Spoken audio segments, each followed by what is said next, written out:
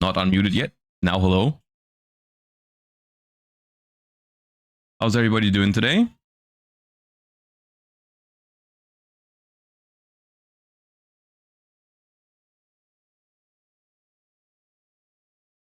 Hope everyone's weekend was great.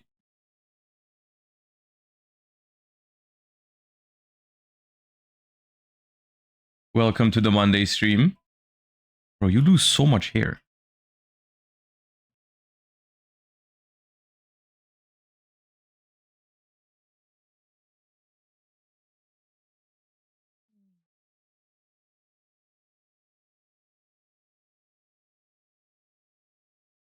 All right, well, I guess I'm not gonna reach my keyboard for card guesser, but that's okay. Hi, Chessy Cat, dude. No, I think no one has ever insulted him like that. You should be ashamed. Yesterday I was 3-1 at locals with Vanquish Soul. I also played some Vanquish Soul this weekend. I didn't it wasn't locals or anything, but I had some friends over and we played some we just played some new stuff. And Vanquish Soul felt pretty good.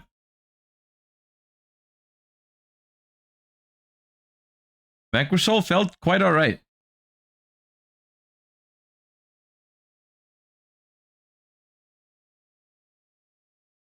Sky Striker, I also tried some Sky Striker, but it was only okay, I would say. Like Sky Striker, there was some games where the new support really came in clutch and felt super strong, but then there was also a couple of other games where it just was not, I mean, quote unquote, unfair enough. I would argue the power level of the Sky Striker cards are fine, but the rest of the game is just a little bit more. What are you twerking for?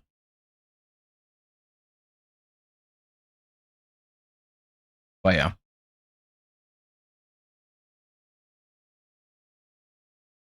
Have you seen the Oceanics top cut yet? I feel like I saw one graph for it, but I didn't pay that much attention to it over the course of the weekend. We can take a look at it in a second. Let me open it up on yugioh Pro Deck, and then we can take a look at it in a second. Yeah.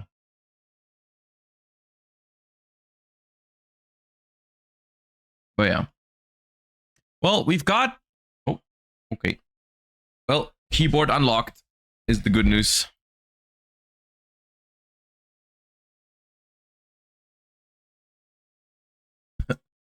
No, this literally always happens when we start streaming because it's like he notices that I'm not talking to him and I'm talking way more than usual, and then he'll just leave because it's not quiet anymore.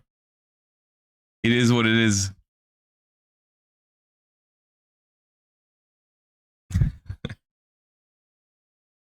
All right. That means we can do the warm up regularly. All right, let's do some warm up. Let's guess some cards.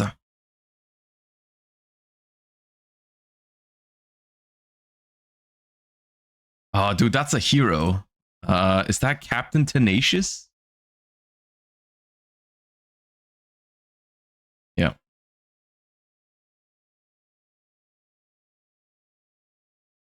Ooh, that is Crystal Bond, I think. Yeah.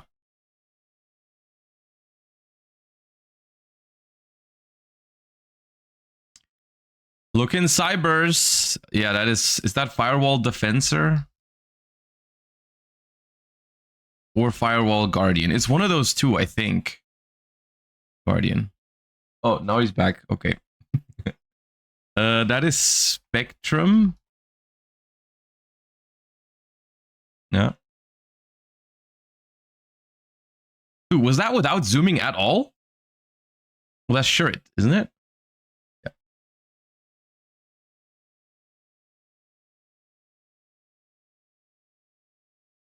Of course, Josh knows Cybers cards. Yeah, dude. You know what they say? Be close to your friends, but be closer to your enemies, or something like that. I've seen this card before. Something yo-yo. Yo-yo. Double yo-yo.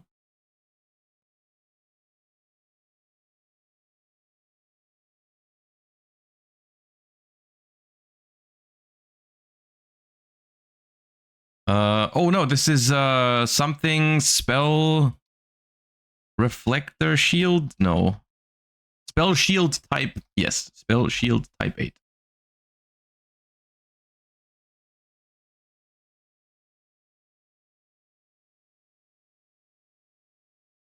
This is a spell card. It's not instant contact, miracle contact. Yeah.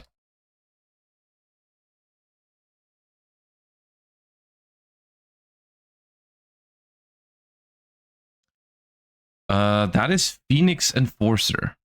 Elemental hero. Yeah.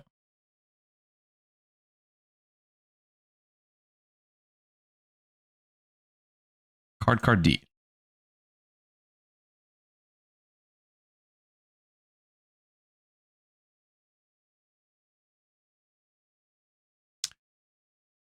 This might be the first one I don't know, because I'm pretty sure it's a ZW, but there's like a bunch. Twin Saber. Pegasus Twin Saber? Sure. Yeah.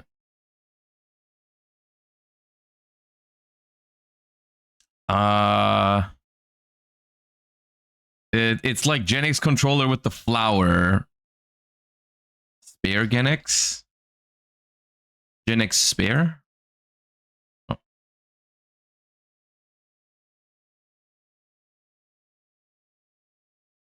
Black Tyranno.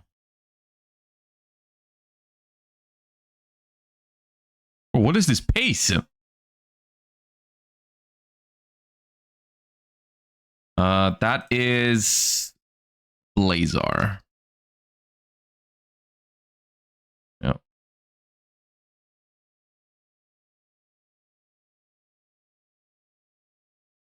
Ooh. Radiant Mirror Force? No, Blazing. Yeah, it is Blazing. Yeah.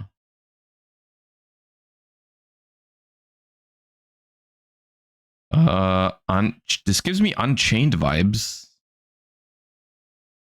Oh yeah, this is Soul of... No, not Soul of Rage. Unchained Soul of Anguish.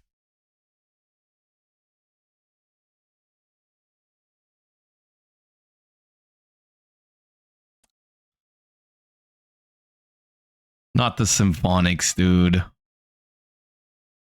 Is this the band played on? Please be that. No, I don't know what it is then.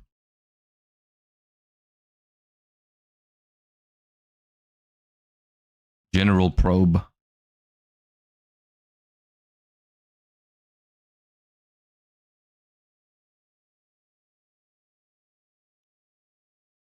I feel like I've seen this. Is that... That's Royal Oppression. Yeah. Yeah.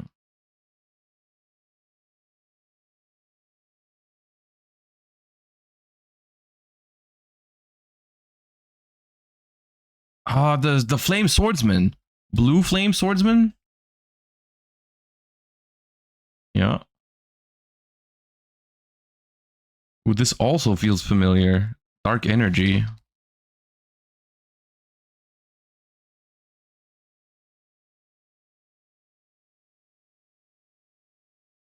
Bujin. Bujin. Oh, dude, what is that? Bujin. Bujingi fox? It does look a little bit like a fox. Yeah. I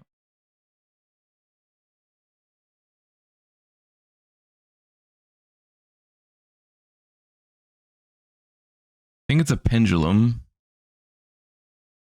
That is a pendulum. It's not Revolution Dragon, is it? Is it Revolution Dragon? It is. Okay.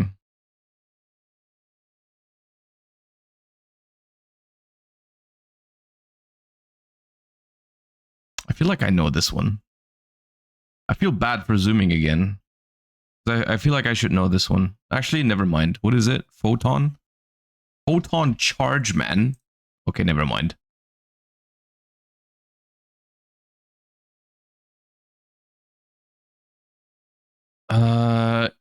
Lib? One of those? No? I feel like it's Ib.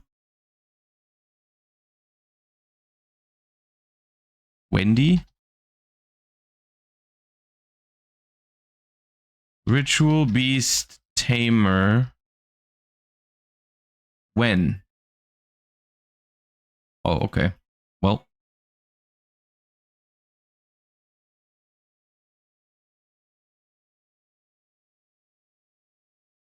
Red Shield, Red Gardener? Is Red Shield a thing? No. Red Armor? Archfiend Shield? Dude. I think it's Red Gardener. Yeah. Should have just stuck with my instinct. Instead I looked at chat. Time Thief. Is that Perpetua? No. Gaga Clerk. Okay, well, this time I was wrong.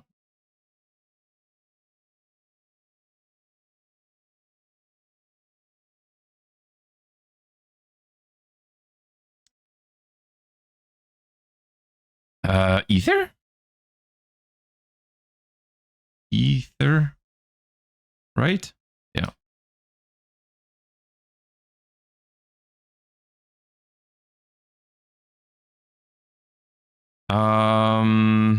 Balance of Judgment. My goat. Yeah.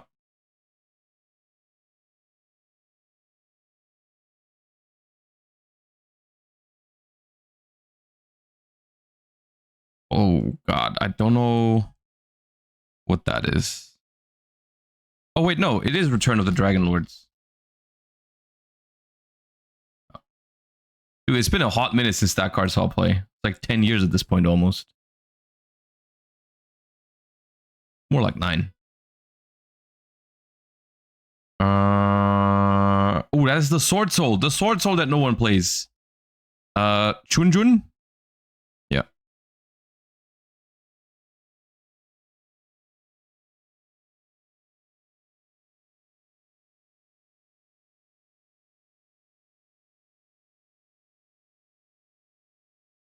Is that an Exo Sister? Is that Vadis? I've never looked at the traps in like detail. I didn't know they were fighting like whatever that is. Probably a demon.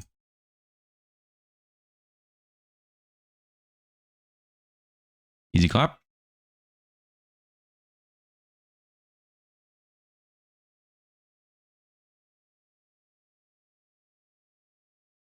It looks like a rocket card. It is a rocket card. Exploder rocket. Okay.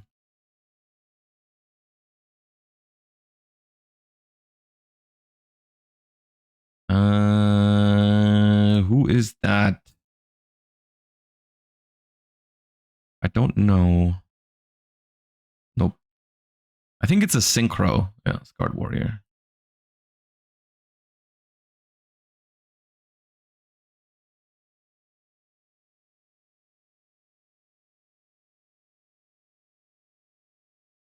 What's that? Oh, something off greed. It's like the... Wait. Jar Turtle? Oh, okay. Pog, 2 points. Let's go. Worth.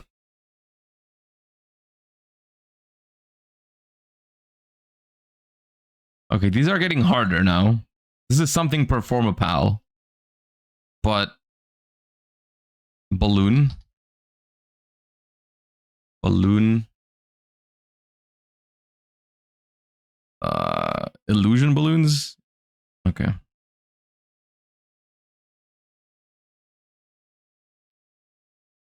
That is Photon Thrasher. Yeah.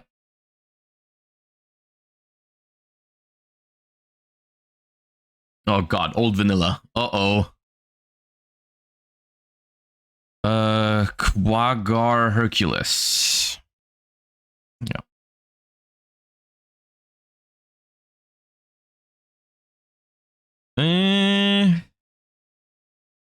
Puzzlomino? Easy clap. I think that's sniper. No. Cannon? Force.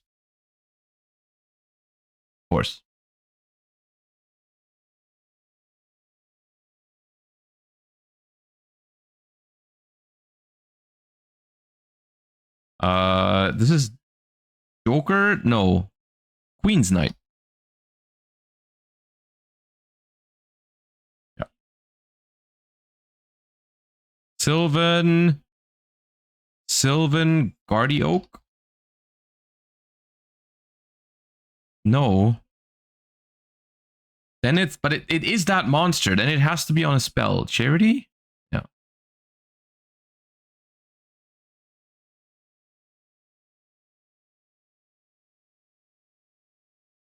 Oh, that's the Sky Striker. The Sky's Aileron?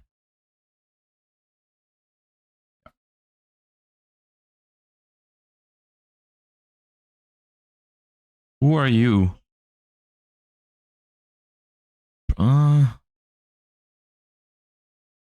Oh no, it's a Raid Raptor. I'm skipping the Raid Raptor. Skull Eagle.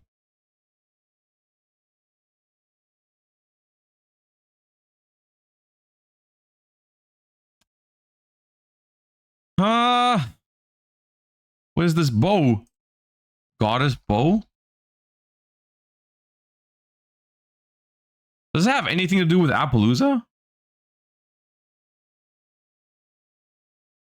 That's Karma Cut. If I could spell it.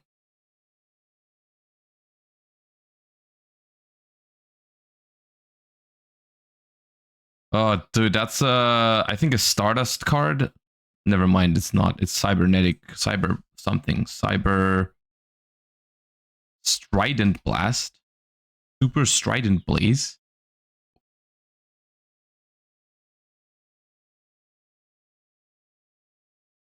This feels familiar. Is that an evil hero by any chance? Oh yeah, it is. It is Sinister Necrom.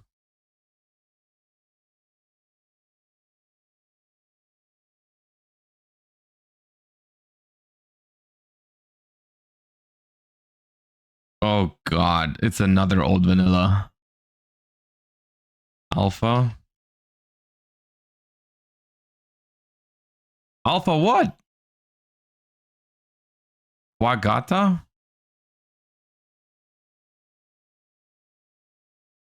This one. Okay. Well, it's a shame we weren't able to get 1,000. I thought we were. Oh, that's a Rika. That is Rika.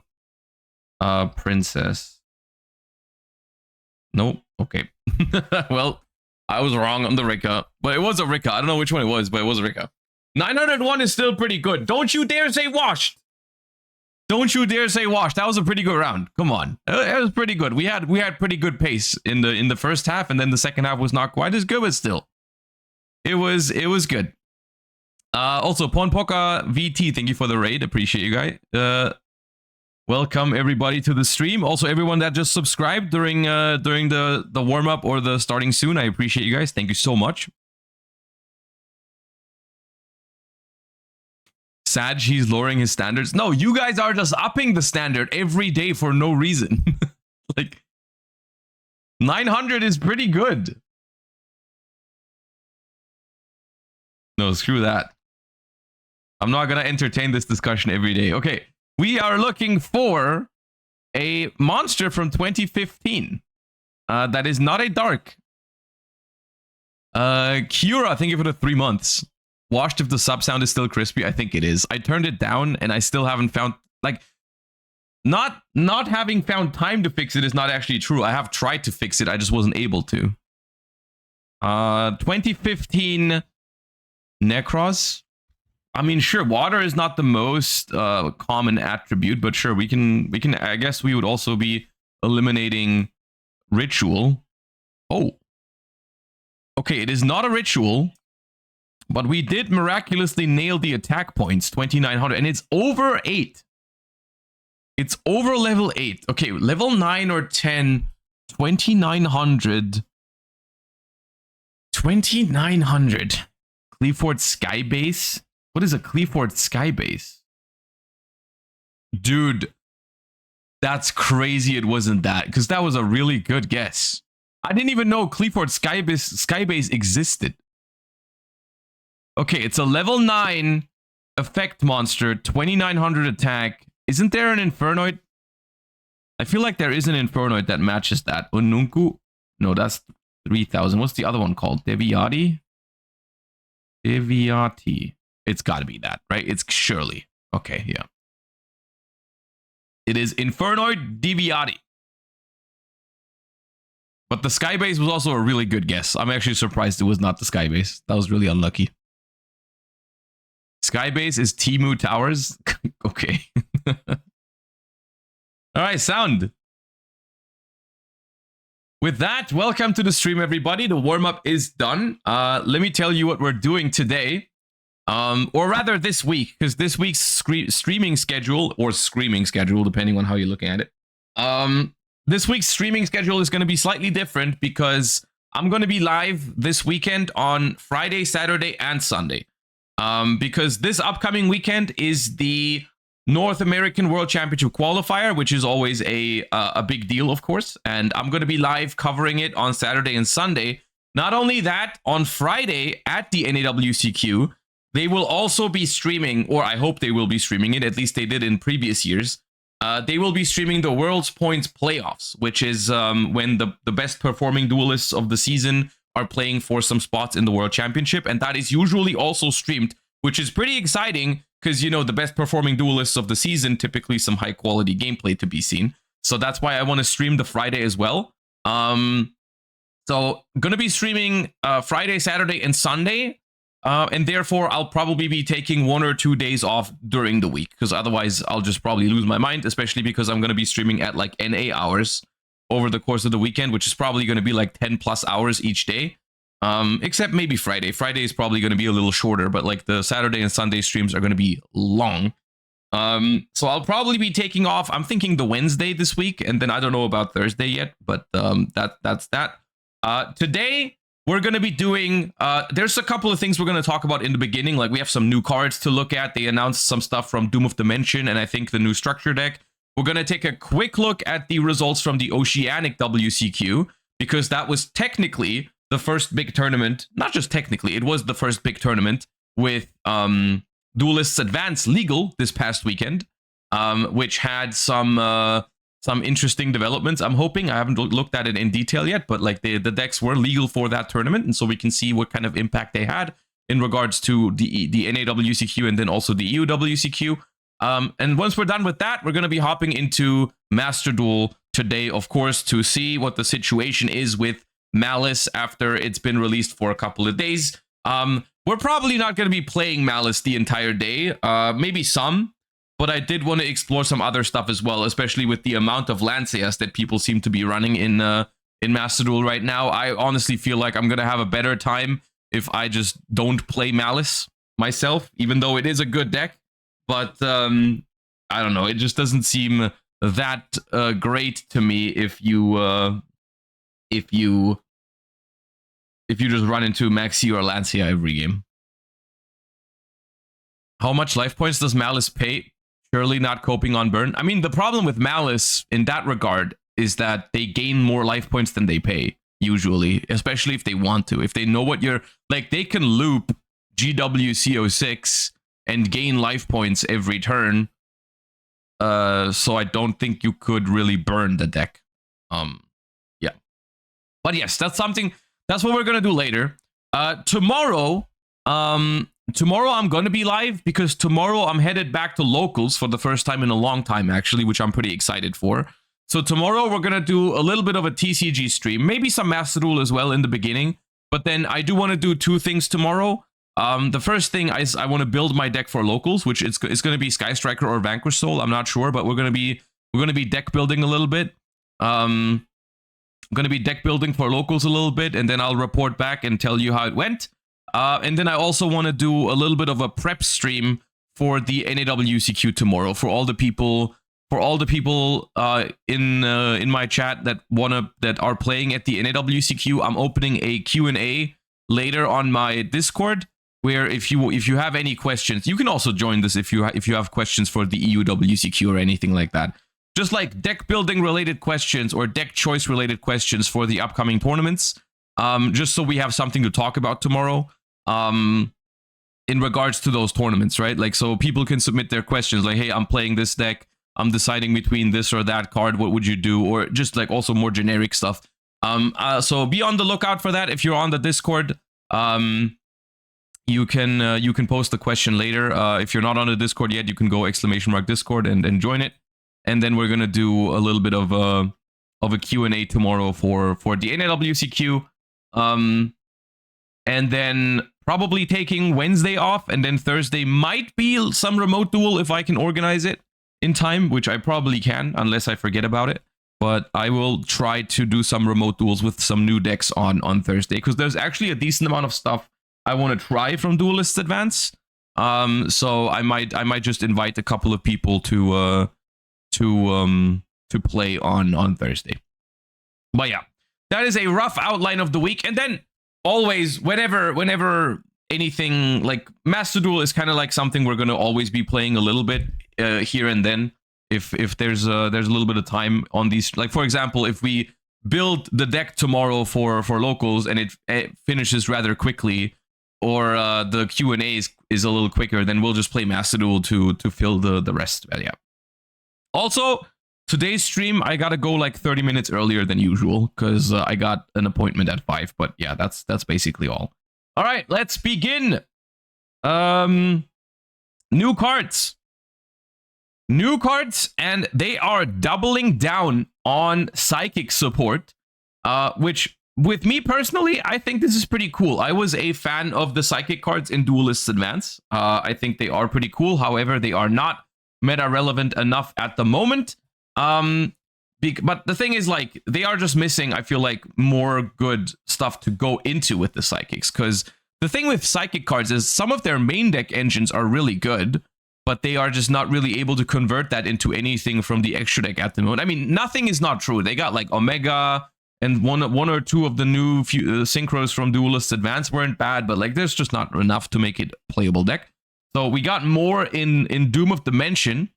And it seems to be another fusion monster, which has, of course, always been a theme with the Psychics, that they are trying to make like the Axon Kicker, I believe was the name of the card originally. Like, I think Ultimate Axon Kicker or something. So there's more of that. Let's see if they can make it work. And another Synchro 6. We have Axon Kicker Oracle here. So another Axon Kicker fusion monster, a level 10 Earth Psychic fusion.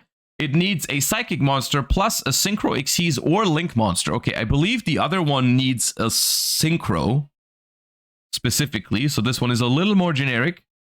You can only use the second and third effects of this card. Second and third effects of this card's name once per turn.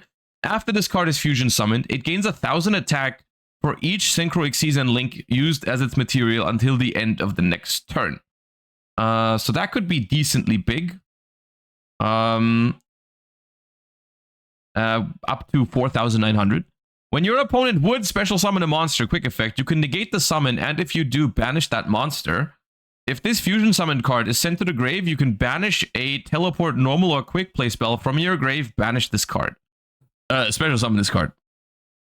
Okay. Well, that is a powerful endboard piece, which is what I was saying they were missing, a little bit of that. The problem is this one is the fusion monster, right? And it does not have an alternate summoning condition. You are just forced to summon this with a fusion spell. So I don't know how good it really... It is not a bad... It's genuinely... You guys are saying it. I mean, of course, it's funny that it's not the first thing I'm thinking of. But yes, this is not a bad super poly target. It's relatively generic, right? Like a Psychic monster plus any basically extra deck monster. Yeah, no, that's not bad.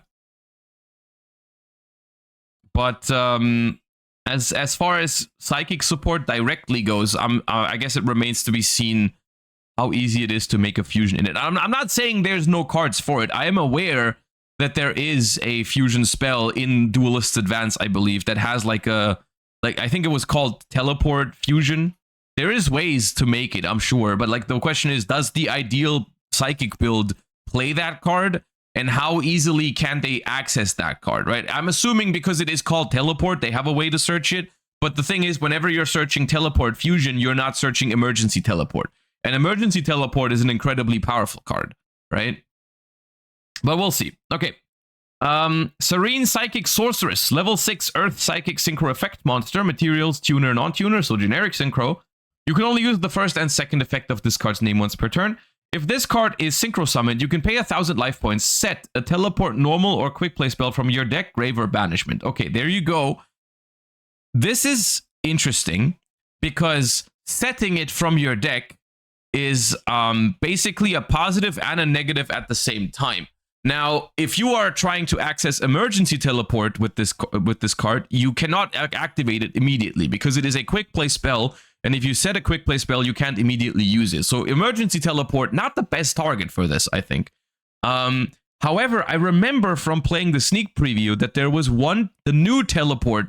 I guess there's multiple, but like, I forgot, I think parallel teleport or something. The super rare from Duelist's Advance is a normal spell card. I'm pretty sure. The one that's like, you tribute a psychic to summon a psychic from deck or extra deck. Oh, is that also a quick play? Oh, okay, that's unfortunate. I swear there was a normal spell. Hold up, let me check. They are all quick plays? Really? Let me just double check real quick. Duelist's Advance. The one I was referring to is... It is a quick play spell. Yeah, I was thinking of parallel teleport. No, it is a quick play spell. Okay. Well, okay. That does kind of reduce the use cases for this card. The only normal spell is the assault mode one. Okay, well, I don't think that's going to be the case that you're going to do this. But in combination with this one over here, the fusion monster, right? The fact that let's look at the other one, Miracle Teleport, I believe is what it's called. This one, Teleport Fusion. During the main phase, fusion summon a psychic fusion from your extra deck by banishing psychics from field or grave as material. If a face-up psychic you control that was special summoned from the extra deck is destroyed by battle or card effect, you can banish this card, target one of your banished psychics, special summon it. So this is not a bad set off of this, right? Because you don't care that it's a quick play and you're setting it and you can only activate it on the next turn because you're summoning an interruption with it anyways. So that's neat, actually. That is a neat card to get. Also, if this synchro summon card is sent to the graveyard, you can target a card your opponent controls, or up to 2 if you control a psychic fusion or synchro, return that card to the hand. That's a neat bonus effect as well. If you manage to if you're going second and you synchro it off, or if you use it, this probably banishes it, right? By banish, yeah, okay, you can't fuse with it on the opponent's turn. That would have actually been very cool if it said if this synchro summon card is sent to the grave or banished. That would have been really nice. The parallel is the play. You can also, yeah, I guess that would send it to the graveyard, right? If you set parallel teleport, this one is tribute a psychic with a level, special level 7 or lower psychic from deck or extra deck, and then you can bounce, right? This one is very cool. The Synchro 6 is very neat because it does a couple of things for psychics, I feel like, that it was missing. Because it kind of makes it, it does give you more endboard pieces, right? Whether you're setting parallel teleport with it or whether you're setting teleport fusion with it, doesn't really matter. Both of those are going to be interruptions on your opponent's turn, right? Like this one is going to fusion summon one of the fusions, and that's disruption. Or you can go parallel teleport, tribute the Serene Psychic Sorceress, and then you can even get a bounce 2. And summon something else that's also a disruption, like a Kashtira or Cyframe Lord Zeta. That's neat. Also, this makes the psychic endboard more layered, because I was wondering about this, right? Like psychics, you can like spam a bunch of stuff, but like at the end, it probably all goes down to Nibiru or something. So having a quick play spell that's set on your board that is a disruption is very good. So I'm actually a fan of these cards. I think the new psychics are getting more interesting with these. Still, I don't think it strikes me as something that is like unfair enough to be like the best deck in the game or anything like that. But it does make it more playable, and I think that's what I want from it. Like, I don't want decks like this to just be more like to be tier 0 material or anything like that. I just want them to be like solid options. Because I kind of don't want to like power creep combo decks even further. And this is for the most part, this deck is relatively combo-y. So I think it being like a tier 2 strategy would be the ideal outcome. And this gets it closer to that, so that's cool. I like those cards. And that's not all. We have Tactical Tri support. The new Tactical Tri decks in the OCG. I don't know if they're out yet or if they are soon to be released, but it's going to be, I think there's going to be an Exo Sister one, and there's going to be a Rescue Ace one. And so they are making quote-unquote independent support cards for those archetypes. Like this is not a Rescue Ace card, this is not an Exo Sister card, but they are they are supposed to support those archetypes. So let's see what they got. We have a Link 2 here, which is called Levitin the Burning Blade. It's a Fire Warrior Link 2. It needs 2 fire monsters. You can only use the first and second effect of this card's name each once per turn. During the main phase quick effect, you contribute 1 other fire monster.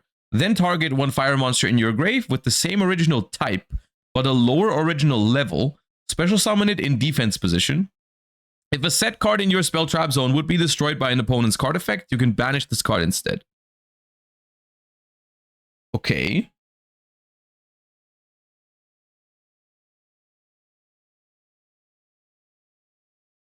Is that even good in Rescue Ace?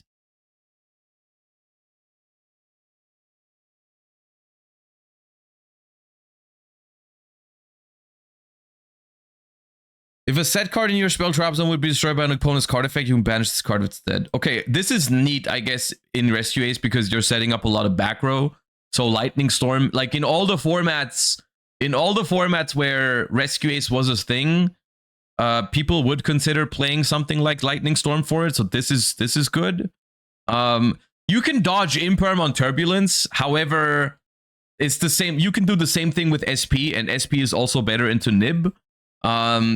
Also, you can like if you make this, then they can just imperm the Turbulence on summon, and you still need another. Then you still have to make like Promethean Princess with it. But like, yeah, I guess this. I mean, it works, right? It works. I'm just not sure if this is like perfect for Rescue Ace. I feel like hear me out. It's not bad in Rescue Ace, but if you asked a Rescue Ace player to design one like generic support card for Rescue Ace, I think they probably come up with a better thing. Like if you are really worried about making a card that's good for Rescue Ace without being completely broken, right? Like let's say a normal generic card that's just solid for Rescue Ace or really good for Rescue Ace. This is kind of that, but you could have also come up with other stuff. Like I mean, I guess what is Rescue? What does Rescue Ace need? I feel like Rescue Ace is like super. It's not super weak going second, but Rescue Ace, because of the traps, sometimes maybe it would have to be like, maybe it would have to do something with like you can shuffle a trap from your hand into the deck to draw a card or something like that. In case you draw the traps, you can put them back and draw a card, something like that. More like that, or more consistency as well. Because without original Sinful Spoils, I think Rescue Ace is kind of struggling for consistency. But I guess that doesn't apply to the OCG, which is where those cards are designed, because in the OCG they do have original Sinful Spoils, right? So this is not the consistency is not a concern for OCG Rescue Ace players. Okay, but not a bad card. And here we have a Spirit Monster, Ichiki Sayori Hime. Light Fairy Spirit, 800 attack, 800 defense, level 4, of course, makes sense for Exo Sisters. Cannot be special summoned. You can only use the first and second effect of this card's name each once per turn. If this card is in your hand and you control a monster with 800 attack or defense, you can immediately normal summon this card.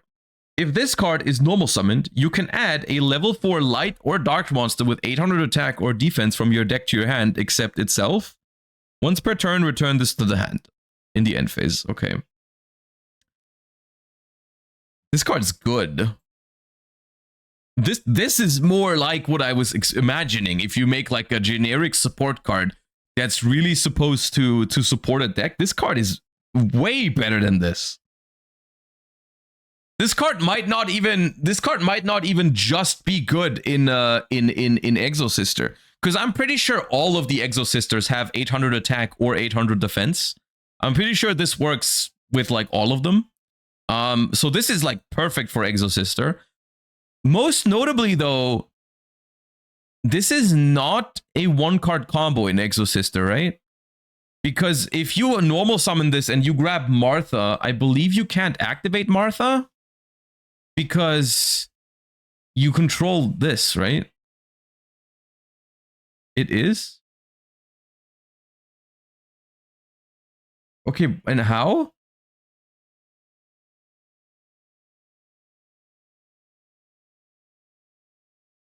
It can search the other spirit? Because like, oh, you mean Sakitama? No, you can't search that.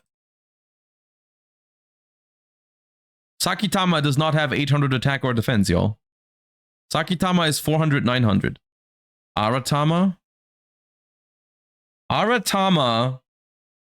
Yeah, but you don't have a normal summon, y'all. This is not a one card combo for a few reasons. So if you have only this, it's not combo because you can't extra normal it. Because in order to extra normal it, you need to already have a monster with 800 attack or defense on the field. Like when you normal summon this and you search Martha, you cannot activate Martha because it says if you control no monsters or only Xyz monsters. So you can't do that. You cannot search Sakitama, which would be a free normal summon and rank 4 then, but Sakitama does not have 800 attack or defense. You can search Aratama, but Aratama has to be normal summoned. And you don't have a normal summon anymore if you start with this. So this is not a one card combo for Exosister specifically, but it is like probably the best extender imaginable, right? It's like the best possible extender you could have thought of for Exosister.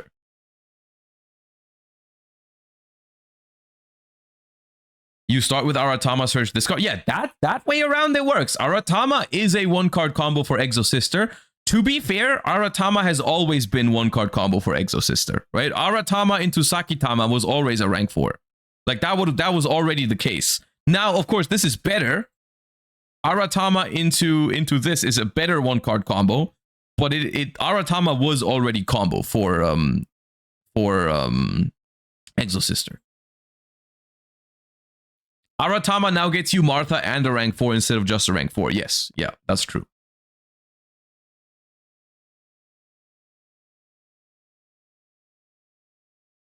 Yeah. So Aratama into Sakitama was already a rank 4.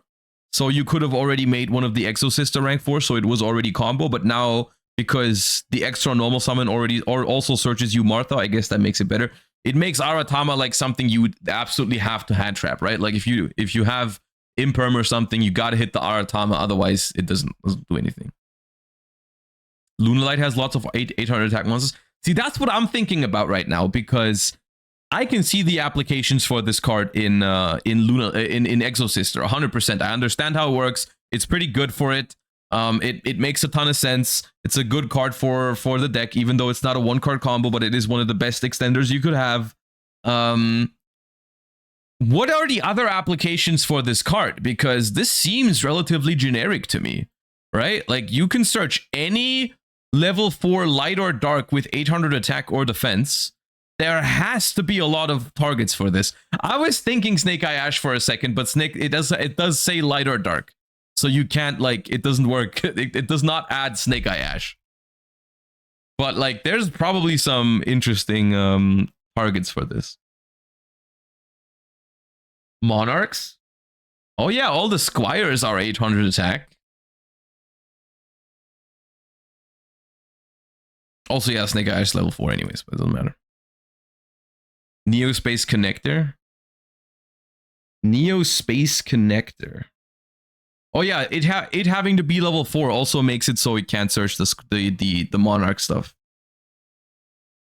Yeah, okay. Summoner Monk. Summoner Monk. I mean, yeah, okay. Well, you know what? Let's just leave it at this card is very good. It is definitely made for Exosister, but there might also be other applications for it because it's a pretty good card. Most cards this searches need the normal summon. Yeah, that's the thing, right? You would want to play this in a deck that can facilitate this effect as well, right? Like you wanted to play this in a deck where it's a free extra normal summon because you play like a lot of 800s, right? Like you want to, or maybe, you know, here's the thing, right? You could just make like a Link 2 with 800 attack, like IP Masquerena, right? Like IP Masquerena is 800 attack, and then this is just a free normal summon on top of that, just as an example, right? Like in any deck. Which is somewhat interesting, I guess. Okay. I feel like, you know, what are we feeling like? Which deck got away better here with the support card? I feel like Exosister. I feel like Exosister gets the better end here out of those two. I think the Exosister card is way stronger. The Rescue Ace is not bad, I don't think, however. And I mean, if you look at the historic performances of those two decks, I would say it's fair that Exosister gets the better card, right? Because Rescue Ace has been the stronger deck in the past. So Exosister getting the better card here does not really surprise me. It does make sense, I think. Yeah. All right. We have news on another upcoming set. We don't have much yet, except for the name of the upcoming core set after Doom of Dimension. However, since people love to guess what kind of cards it'll have based on the name, I mean, for example, Doom of Dimensions had DDD support, which was kind of hinted at by the name. I felt like I wanted to bring it up real quick. Burst Protocol. So what are we thinking, chat? What are we thinking? What this means? What is Burst Protocol? The first thing I thought about when I read it was I thought of Altergeist Protocol. That was like the only card called Protocol that I could think of. I mean, surely there's Elemental Burst Paleo support in here, right? Right, guys? Right? Elemental Burst support? Anybody? Burst Tinatrix? Burst Stream of Destruction? It means blue eyes? Yeah, dude. There's an annoying part of me that thinks Protocol has something to do with Cybers. Hopefully not. Hopefully not. This pack includes powerful new themes, new cards that power up popular past themes, and cards connected to the promotional animated short series Yu-Gi-Oh! Card Game Chronicles. What does that mean? Is that new? Are we really talking new branded support?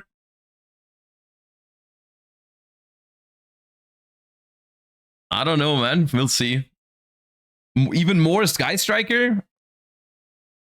I mean, that's the other thing, right? I feel like the legacy support for those decks kind of released around the same time as the animated short series happened, right? So this comes out in October this year in the OCG in 3 months. I suppose we're still in the branded time frame then, right? I guess that would hint at branded. I don't know, man. We'll just wait and see. I just wanted to bring it up because I thought it was interesting. But now we have more new cards. A new structure deck. And It is a synchro-themed structure deck, which I think we've read an announcement for this already. I feel like this is not a surprise that this is synchro-themed. I think that was already announced. These cards were revealed on July 7th, Yusei Fudo's birthday. Oh, that's today. Happy birthday, Yusei Fudo. So it is synchron-themed. And I think I said this before. Synchron's kind of scary with Junk Speeder in the game.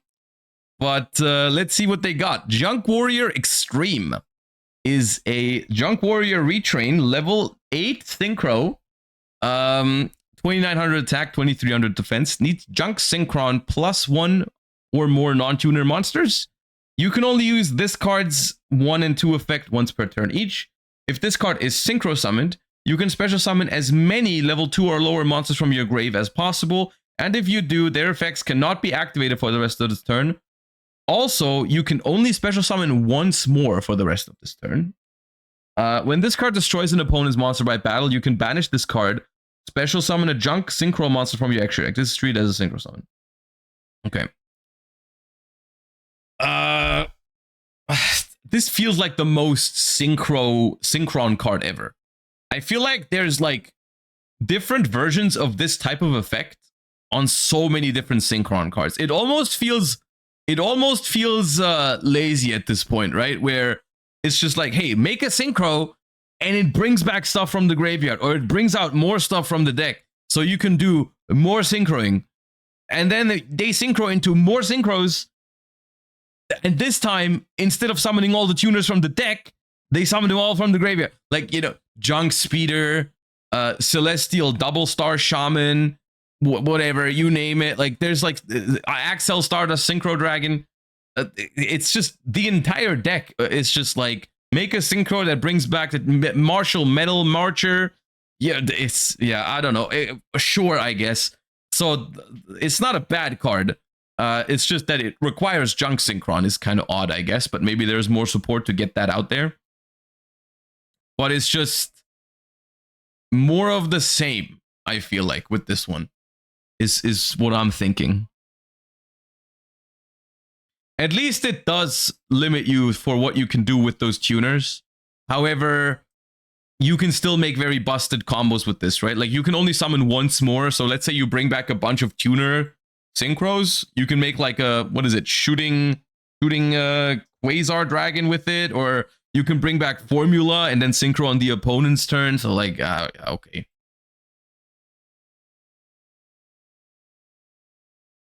Full Speed Warrior. It is a Wind Warrior level 2 900 400. You can only use this card's first effect once per turn. If this card is normal or special, you can add a Junk Synchron or spell trap that mentions Junk Warrior from your deck to your hand. The following monsters you control gain 900 attack during your battle phase. Monsters that mention Junk Warrior are synchro monsters with Warrior in their original name. Is it just me? Or does this card feel a little weak? You normal summon this and add Junk Synchron, and that's it. I don't know what spell traps there are that mention the Junk Warrior, to be fair. Maybe there's new spells that are powerful. I can't think of one right now that mentions Junk Warrior, but yeah, this does not seem that good. Ooh, they made a retrain on Quillbolt Hedgehog. Anchor Bolt Hedgehog, level 2 Earth Machine. You can only use this card's name effect once per turn. If this card's in your grave and you control Junk Warrior or a monster that mentions it, except Anchor Bolt Hedgehog quick effect, special summon this card in defense position. Also, you can't special from the extra deck except synchros. This is like...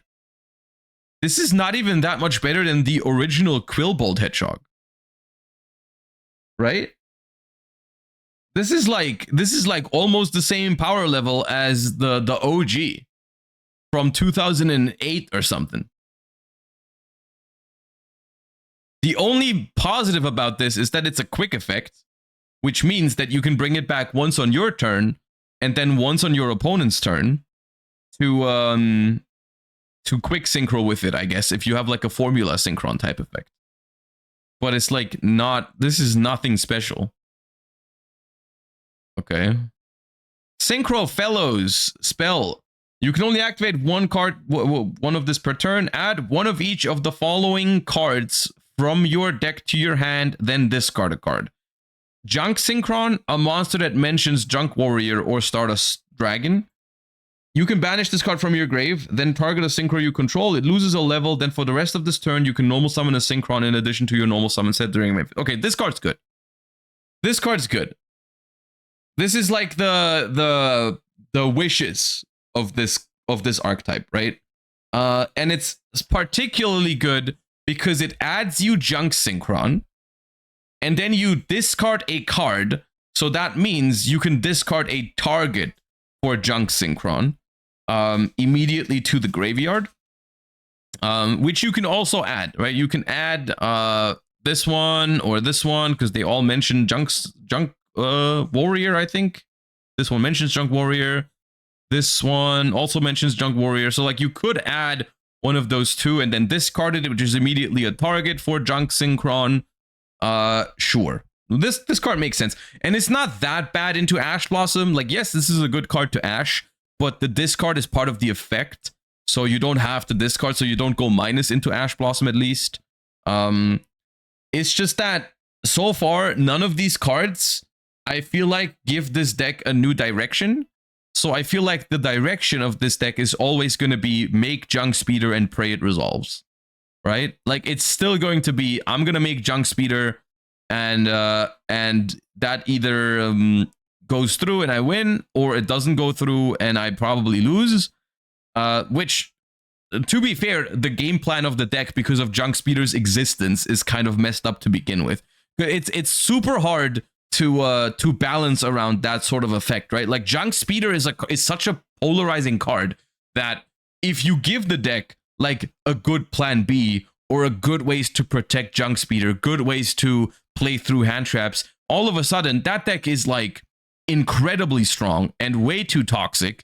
But if you just print more of the same, then it's always stuck in the same spot, which I don't think any of this changes, you know, the way this deck is being played, which is kind of awkward, which is probably why you shouldn't design cards like Junk Speeder in the first place, that are so so polarizing, basically, so hit or miss, right? Like, you should probably aim for more balanced card design for an archetype like this. Because Synchro, I feel like Synchro is an archetype that's very fun to play if it is not so centralized on one card, because Synchro is really like Synchro decks are fun because you can it's like a toolbox thingy where you make stuff up along the way and you see how it goes. And but like when your deck is Junk Speeder Turbo, then you're always gonna tunnel vision into the Junk Speeder. Like, there's no toolbox to be had. It's always just like make Junk Speeder and then hope it goes through. And this, I don't think this changes anything. I guess maybe the spell card gives you a way to extend after the Junk Speeder. Like, you make Junk Speeder and then if they negate it, you can extra normal summon the Junk Synchron from your hand, which I guess gives you at least a resemblance of an end board, depending on how you go after that, but sure. But yeah, I'm not particularly fond of Junk Speeder deck, so I don't particularly care for these cards. I don't hate them either, because I don't think they're like incredibly busted or anything like that. So I don't really have anything against it. It's also just nothing I'm super interested in this thingy. No Maxi reprint. Okay, now that's a stretch. Now that's a stretch. Are you implying that because they don't put Maxi into the structure deck, it's getting banned? Dude, the copium is crazy. I mean, sure, maybe. I don't know, dude. It's kind of funny, actually, that they're not putting Maxi into this particular structure deck, because this is arguably one of the few structure decks where Maxi has synergy, because it's a Junk Synchron target, right? Like, it's like, and it's the perfect level for Junk Synchron as well. Like, it's a level 2 that you can bring back to make your level 5 Synchro instantly, and they're not putting it in here, which is kind of weird, but I still think that's a little bit, it's a stretch. I mean, I would like to see it. I hope you're right, but I don't know if that's true. Okay. We have one last thing before we're moving on, and I don't think this one is too crazy because it is a V-Jump card, and V-Jump cards have historically or like recently not been super relevant, I think, but let's see. We have our Arecus, the Shining Mars Saint, level 5 Light Pyro, 2000 attack, 1800 defense. You can only special summon with the way in this card's name's effect once per turn. First effect. You can only use the second and third effect once per turn each. If you have a face-up card in your spell trap zone, you can special summon this card from your hand. You can target a face-up spell trap you control, destroy it and this card, then draw a card. If this card is destroyed, you can target an Xyz monster you control, attach this card to it. Okay. This feels like worse Magician Souls.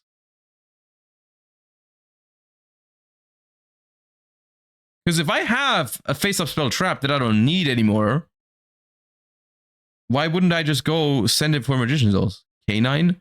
There's no way K9 needs this though, right? Like, there's no way this kind of level of a card makes its way into K9. This is not good enough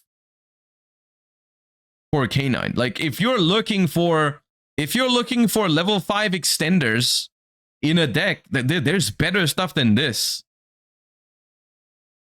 It's made for K9? Sure. I was looking at the artwork for a second and I was thinking about whether it was made for Ascend, but I don't think it has great synergy with Ascend either.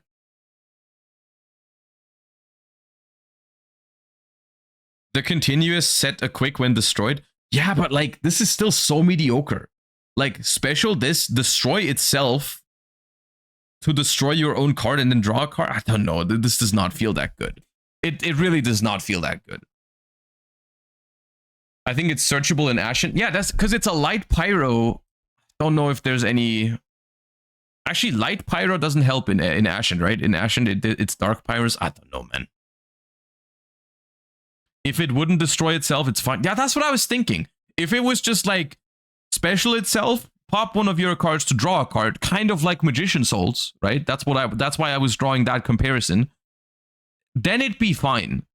In like a deck that has a lot of continuous spells that they don't need, like I don't know, your deck is playing like cards like Tenki or something like that, and you just like get to those cards very consistently, and then you can just special this, pop the Tenki, draw a card. Like sure, I could see that being reasonable, but it just destroys itself. It's Upstart Goblin. I don't know. I don't think this card is gonna see play, to be fair. I can see some uses, but I don't know. I think the third effect is weak that made it bad. I mean, yeah, if the whole purpose is destroy a spell trap you control to destroy it and draw a card, and then the graveyard effect is nice, sure, I could see it. If the graveyard effect was sick for this card, then sure. But the graveyard effect is like as almost as irrelevant of an effect as you can get, right? But yeah, not much to say about this card, I think.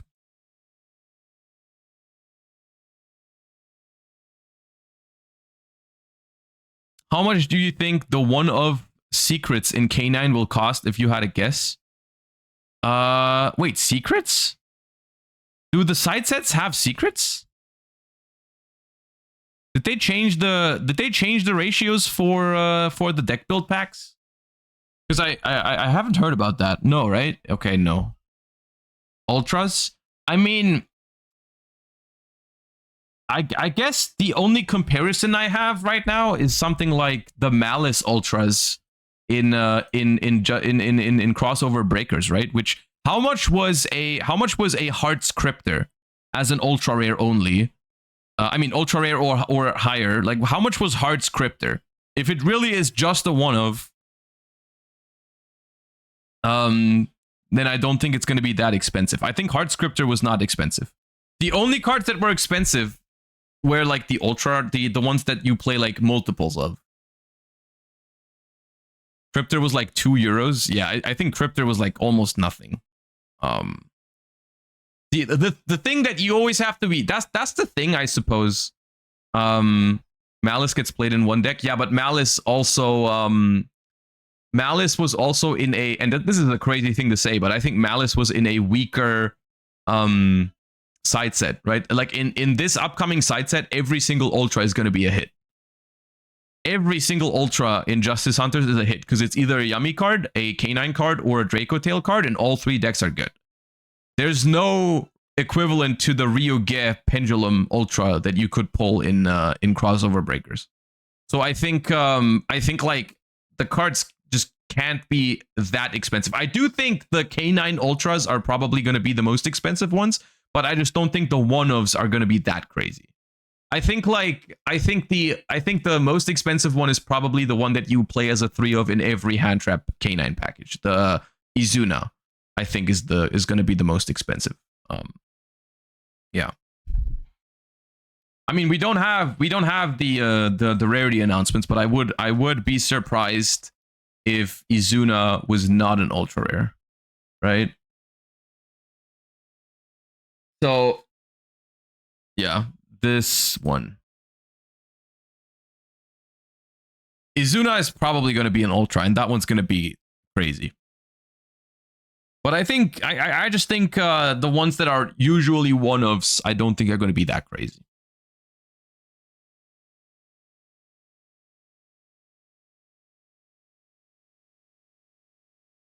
Is Justice Hunters going to be the set with ultras as highest rarities?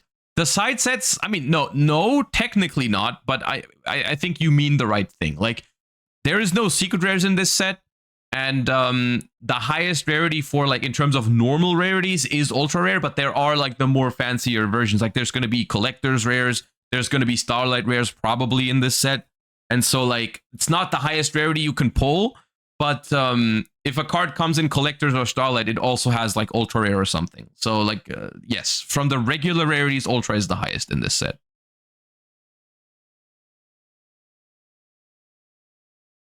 But yeah, that remains to be seen. For now, before we take a closer look at Justice Hunters soon, let us take a look at the immediate impact of Duelist Advance on the Oceanic WCQ, which was the first big tournament. It had 300 players, and it was the one that qualified people from the Oceania region for the World Championship. The first 2 actually went to Worlds, and we are going to take a quick look at what happened at this tournament, because it is obviously basically the same format as everyone is playing for NAWCQ and EUWCQ. Actually, I don't know if it's exactly the same, because is Oceania... what's the Battles of Legends situation in Oceania? Is it legal or not? I would assume not, because I think it falls under EU distribution for like the packs. Same as EU. Okay, yeah. So they don't have Battles of Legends, so no surprise that we're not seeing any Orchist here or something like that. That is not because the deck is bad, that's because they don't have the cards. Noted. Okay, the story, I feel like, for Oceanics is that the format is starting to shift in a direction where Mitsurugi / Ryziel are taking over Maliss in a quite significant portion. I feel like when we looked at the graphs for the European Nationals, very often it was Maliss and Mitsurugi / Ryziel stuff was like kind of the same proportions usually. In this one, it is way more Mitsurugi and way more Ryziel than Maliss. It's unfortunate because I don't think I don't know exactly how to read this graph, because it says 29 Mitsurugi, but nowhere does it say which version of Mitsurugi, right? Like, I'm assuming the 10 Ryziel decks over here are the ones that are no Mitsurugi cards. So like these 10 Ryziels are probably like Dododo Ryziels and Heraldic Ryziels, which actually ended up winning the tournament. Heraldic Ryziel. Lampy had a better breakdown. Okay, let me check that real quick. Lampy the GOAT. Lampy.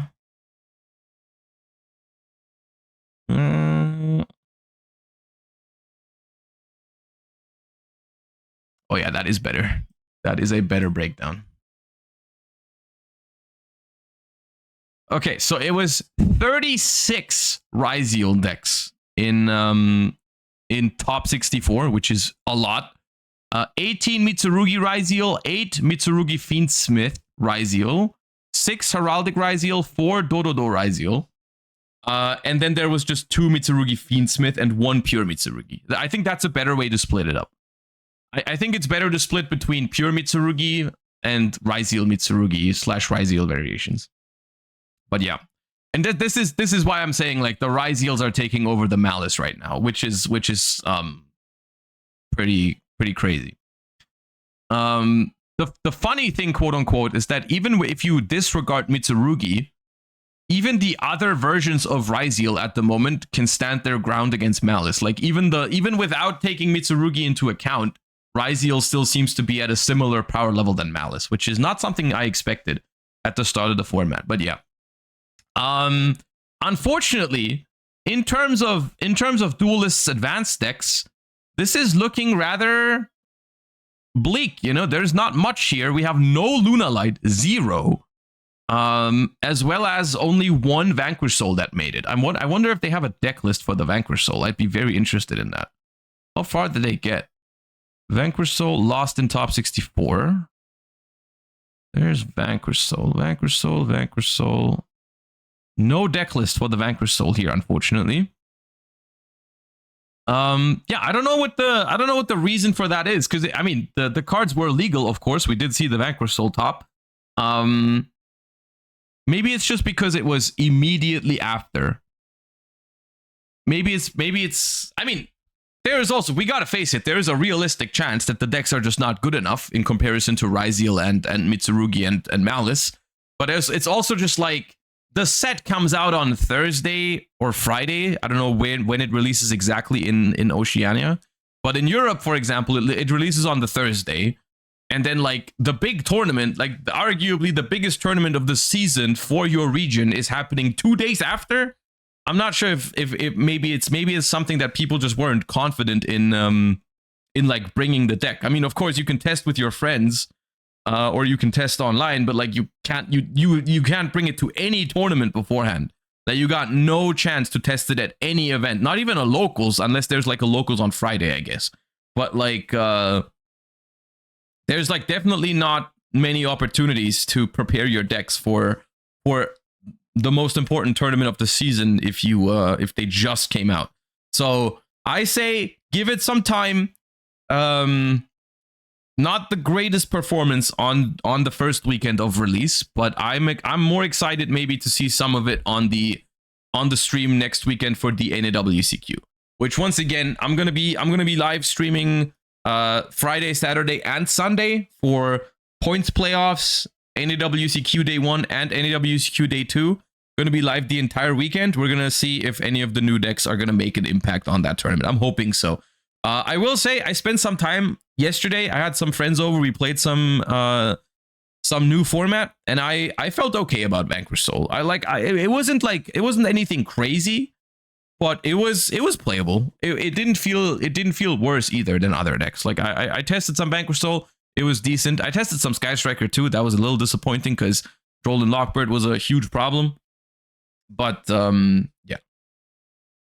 Did you match up against Lunalight in those games? No one had Lunalight. I mostly played against Mitsurugi, like pure Mitsurugi and Mitsurugi Ryzeal. But yeah, the Vanquish Soul I think has some potential. And I mean, this format is also it's kind of interesting because this format is not very long, because it's basically just the month of July until we get Justice Hunters, which is gonna like basically throw everything in like basically a huge refresh, I suppose. But in that 1 month of July, all of the most important tournaments of each respective regions are happening, right? Like it's all the important tournaments that are happening, like EU WCQ, NAWCQ, Oceanics. Like it's all happening in this short time frame, which is interesting. Anyways, the winning deck for this entire thing actually surprised me because it was Heraldic Ryzeal, which once again, I did feel like, I mean, I'm not surprised that this deck won in general. I'm more surprised that more players have topped with Heraldic Ryzeal than have topped with Onomat Ryzeal, because I feel like Onomat Ryzeal, there's some valid reasons to consider that deck just a better version of Heraldic Ryzeal. I don't know. Heraldic facilitates Protoss a lot better than Onomat. Okay, yeah, maybe that's the reason. We talked about that. I think on the Duelist Advanced stream. And that was one of the arguments that someone brought up as well. Maybe that's that. Maybe it's literally just that.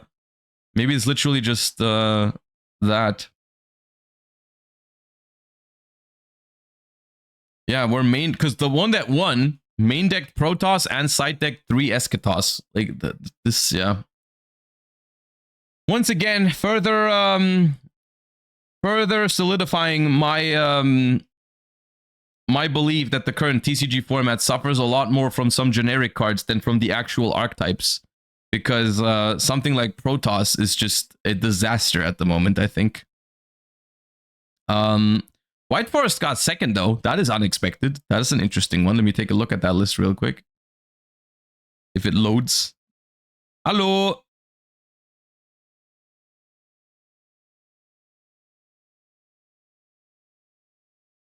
All right, I guess we'll look at it in mini form because it was here. 3LZ, 2 Stellar.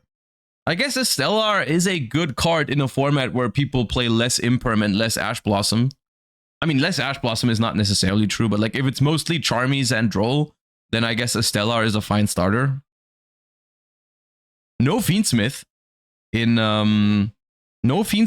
White Forest is also interesting. We're playing Saint Azamina with Mo Regina. Cool. I wish this, now that I'm seeing the results, you know, I wish I could have watched it, because there's unfortunately, I believe, no coverage for this at all, which is definitely a shame.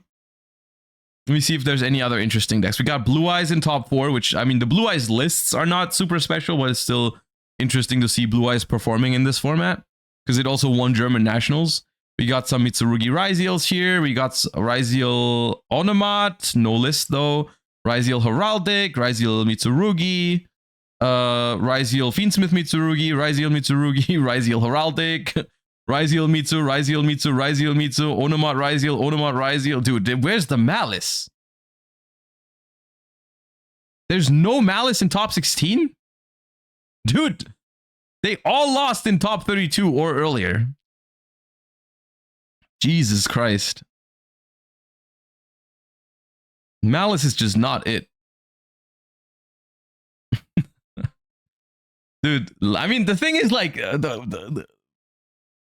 it's weird, because Maliss is a good deck, but then everyone is playing Lancia. I'm making the exact same experience in Master Duel right now. Like, playing this deck is just like, when it doesn't get Lancia'd, or Maxed, I guess, in Master Duel, it's a crazy deck. But then everyone plays all those silver bullets for it, and then all of a sudden it's not fun anymore to play with that deck. Like, I don't know. I mean, look at this side deck from first place. 3 Lancia that destroy you. 3 Meowls, which, I mean, they don't destroy you, but they're pretty good against your deck. And then they play Eschatos and Protoss, which also just, like, FTK you, right? It's just, yeah. I don't know. Yeah, there's some Maliss in top 32.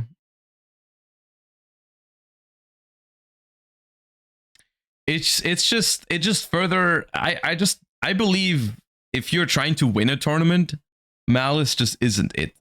Like, of course it can, but it just feels like at some point in Top Cut, you're just gonna get Lancia and that's it. That just feels so, it feels so much more, because in order to go from top 64 all the way until the finals and then win the finals, so much has to go right when you're playing Maliss and everyone has Lancias in their side deck. Like, of course, if enough people play Maliss, it can work for somebody.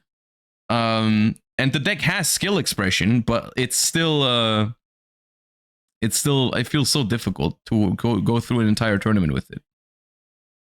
All right, well, speaking of Maliss,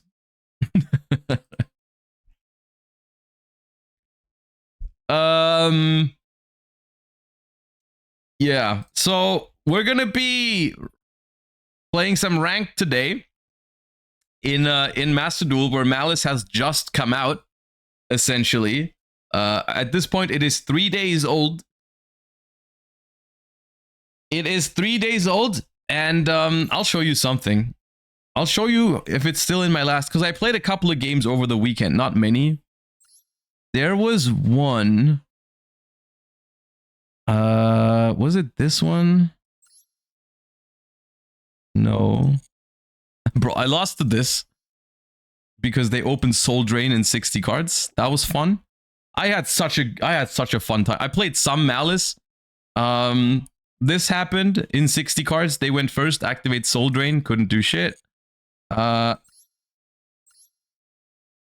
is this. I lost to this.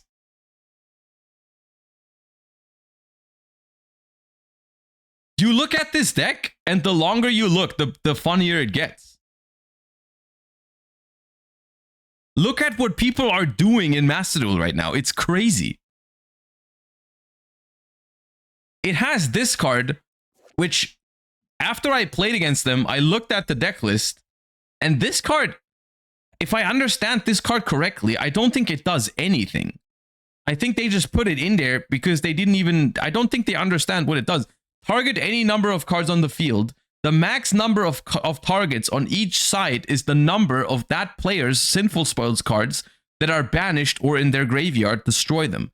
If you are playing a Sinful Spoils deck, you can only pop your own cards. If this does not even pop, I'm pretty sure they thought they could destroy my cards for the number of Sinful Spoils they have. No, this just only destroys your own cards if you're playing Sinful Spoils.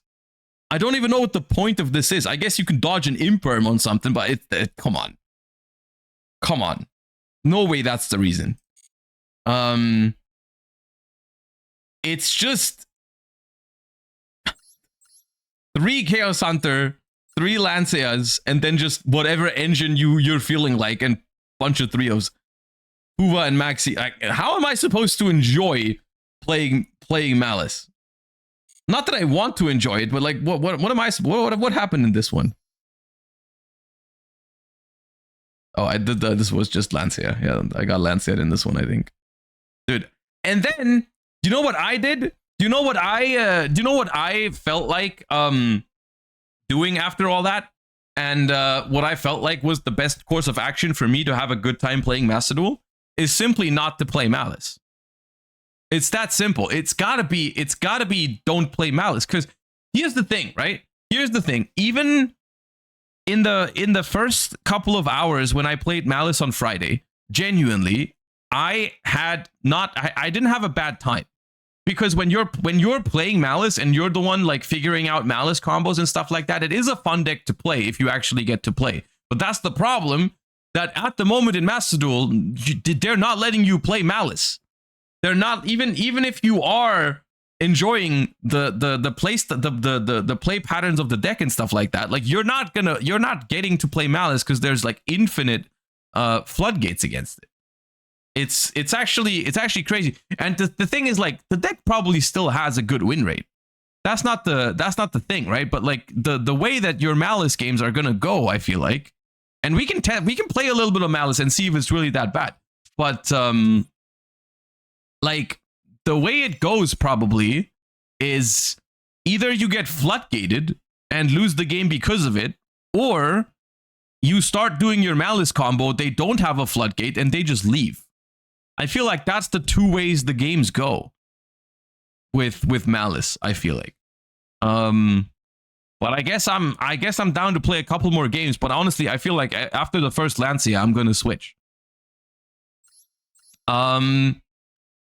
I have been trying some different stuff with this list. I actually want to cut one Nibiru. I don't think it's that good. I have one for Krasa. Let's play another Imperm. I'm trying something a little more experimental right now. I'm trying to only play the MTP07, which is something they did in TCG sometimes.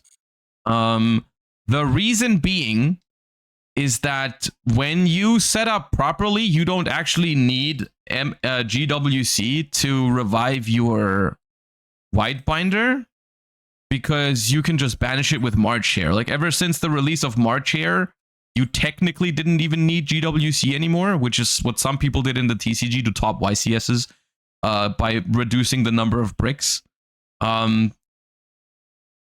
yeah, I've been trying. So far it's been when I was able to play the game. It wasn't. I didn't actually miss these two a lot.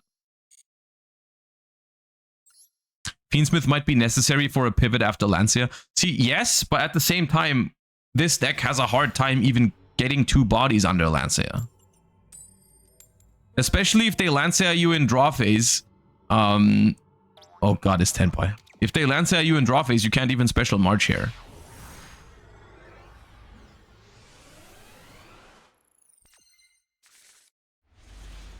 Great Lancias.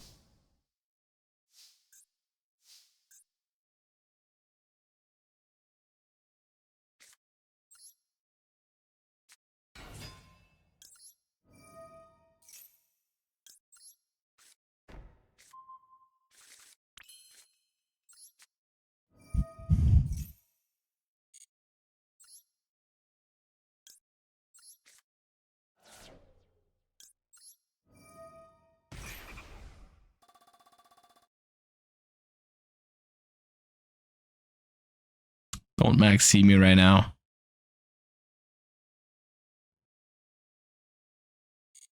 Oh, I think it's Dominus Impulse.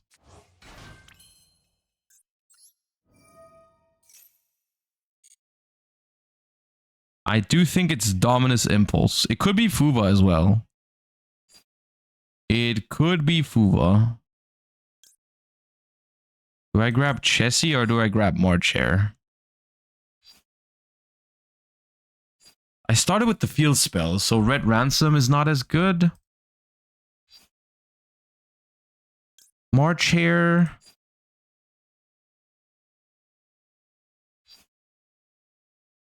Marchair, add back Marchair.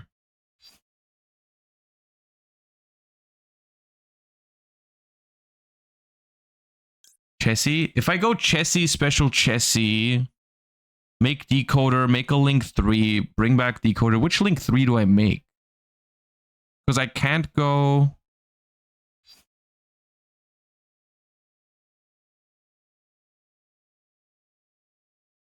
You got a Chainlock Whitebinder? I mean, I can't, right?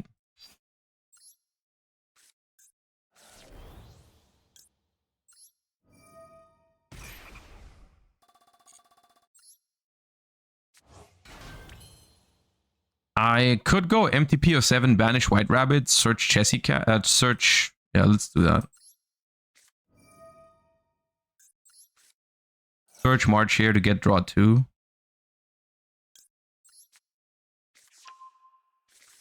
Didn't study the spreadsheet. No, I'm still freestyling a little bit. That's honestly, that's the only way this deck is fun to me. If like I don't like decks where if I have to study a spreadsheet for 2 hours before I can even play a game, I'll just play. If I make mistakes because of it, so be it. I don't care.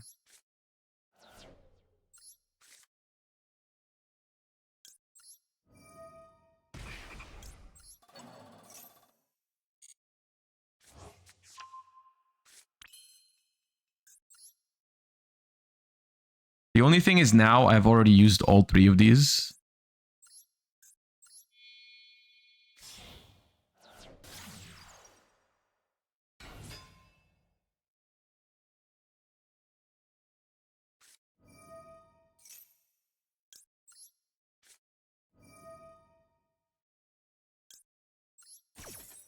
You don't talk about how I drew that cross out with the Chessie Cat. And I didn't know I was gonna have it.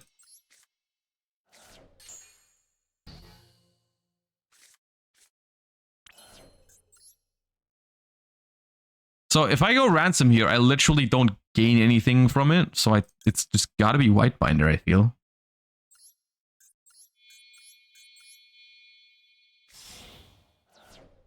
Didn't you summon 5 times before Chessie? No. No need to banish. I guess I could banish 1.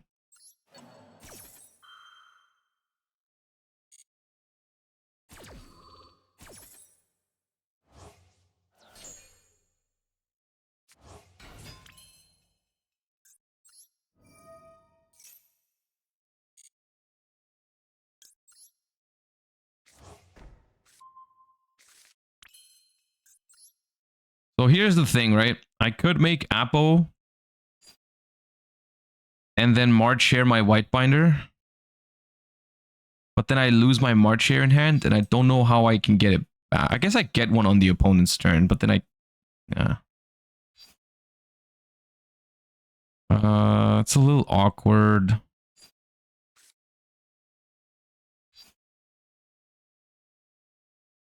It could just be Apo, set, mirror, pass.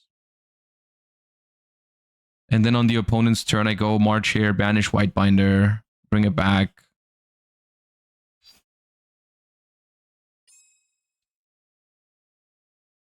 I could also go SP on the White Binder, banish it, draw, bring it back, then make Apo. That gives me the draw at least. That also forces out an impulse on there. Oh wait, no, but if I...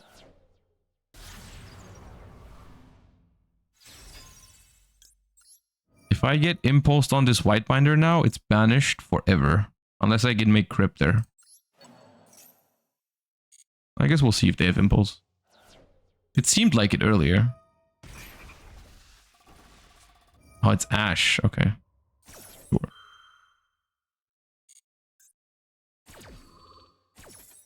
Okay. Here, banish mirror. Oh yeah, you can do that. Here, banish mirror. Add another here. Ransom. I guess I have to here now. Oh, they have impulse too. Okay. Bro.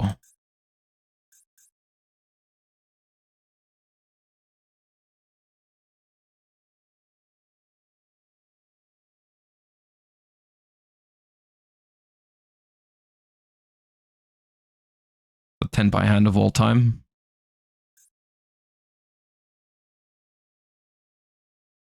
But it's still not looking too bad is the thing, right? I still have 5 cards in hand. If like a regular deck tries to stop you with Impulse, Ash, Nibiru, and you still get to SP pass with follow-up and 5 cards in hand, that's not even... That's pretty damn strong is the thing. Yeah, there's Impulse.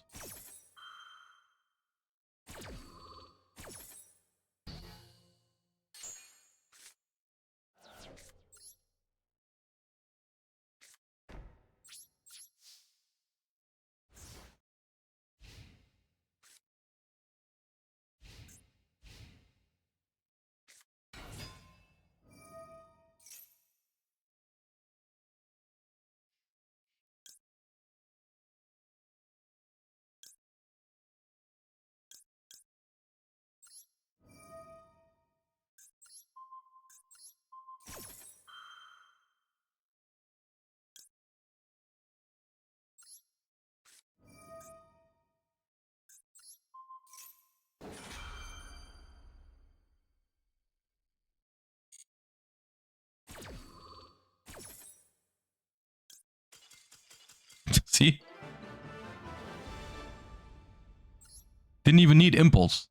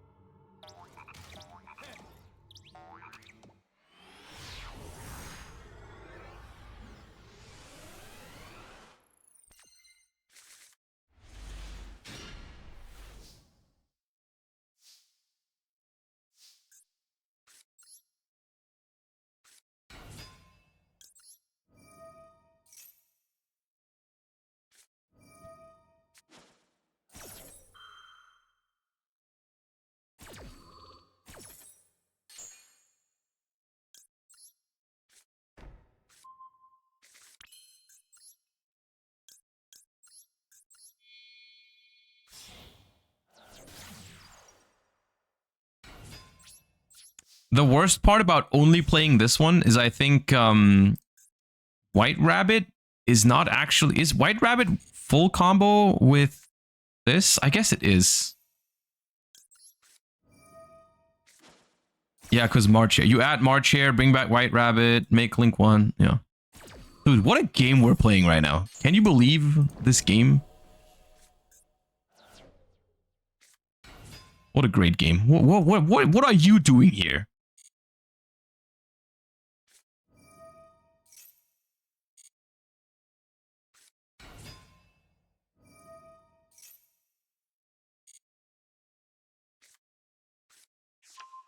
I guess I'd die if they played the full thing.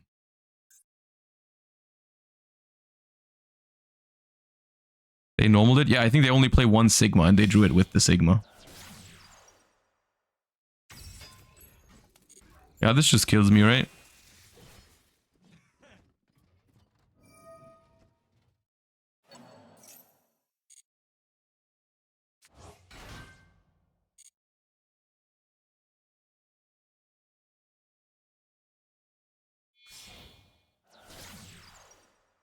I was thinking about ashing the circular, but I just didn't feel like it mattered what they add with it. I don't think they need the extra body to kill me with this if they play the tools.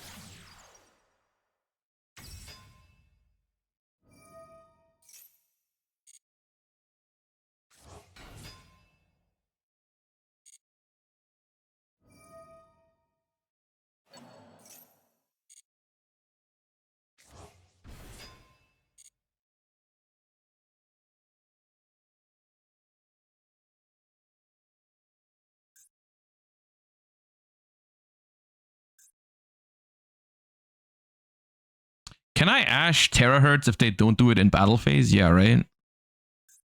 It doesn't send for cost.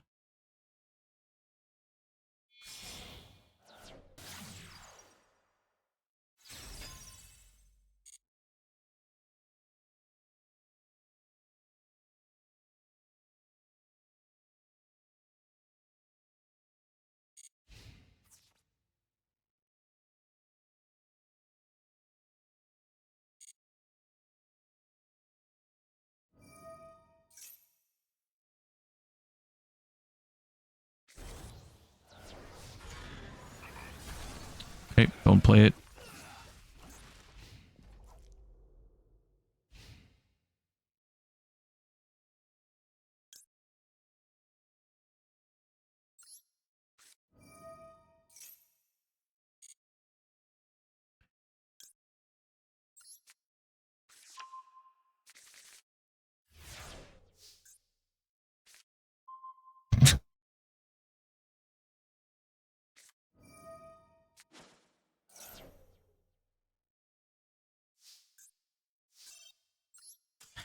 There's no way I'm not doing this to myself. It's not happening. We're playing other decks. There's no shot. I'm not doing it. I'm not doing it.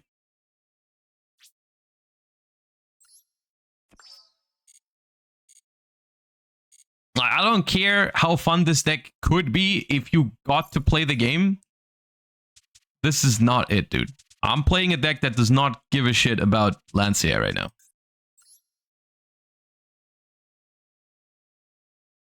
Nibiru seems not very good. I guess if I pair it with a lot of other hand traps, maybe it is.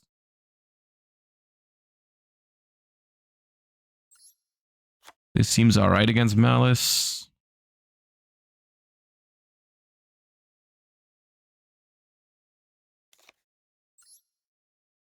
Bell seems okay against Maliss as well. It's not great, though.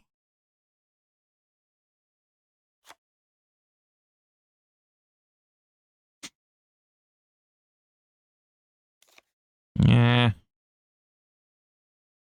These steals aren't great versus Lancia. No, they're fine though. I can just do it on my opponent's turn. That's okay. If I get Lancia after I loop Elion for Magna or something, that's not a problem. That's not a problem.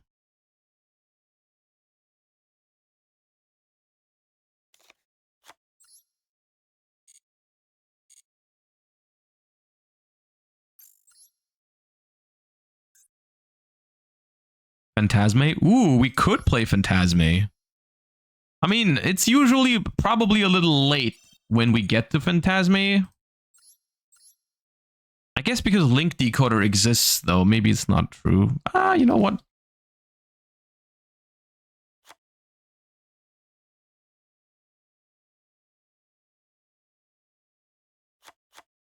Phantasmia I like.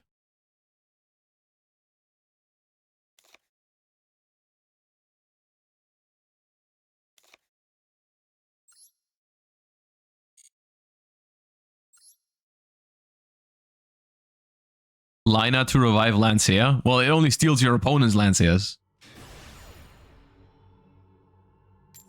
41, let's go. Yeah, number 4. The 41st card is Fiendsmith in Paradise, so we never draw it. It's not part of our core 40, you know?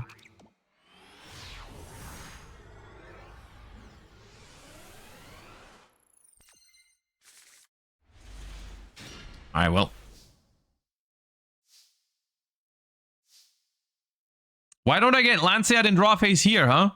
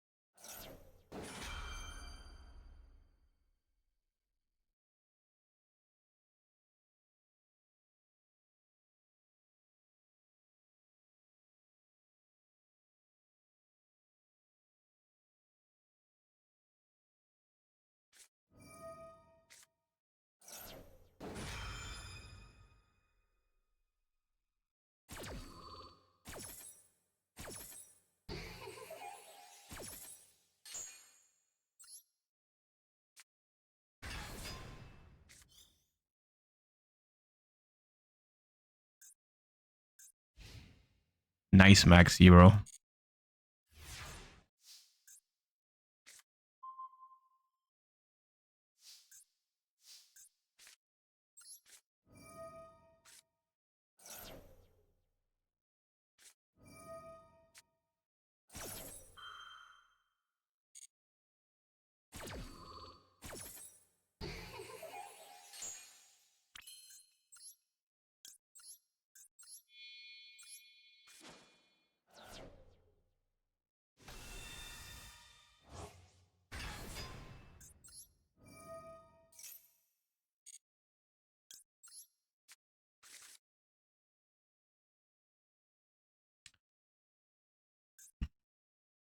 I mean, they're playing 49 cards. They've already drawn Maxi and Ash. Surely I can go Fiendsmith here.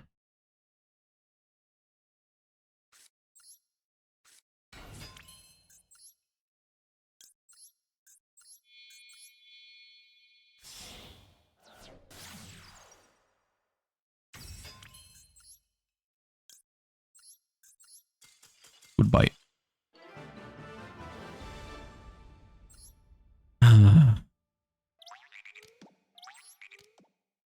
Alright, hold up. Let's do some deceiving tactics. So we get Lancead in draw phase.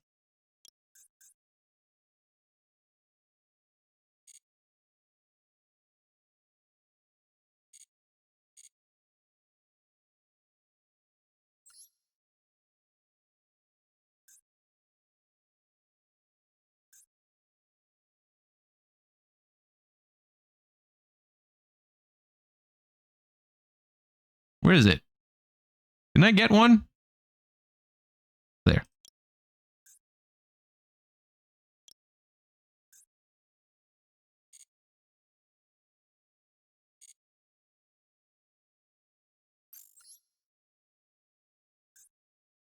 Change name to Maliss, enjoy? Okay, no, we're not going to take it that far.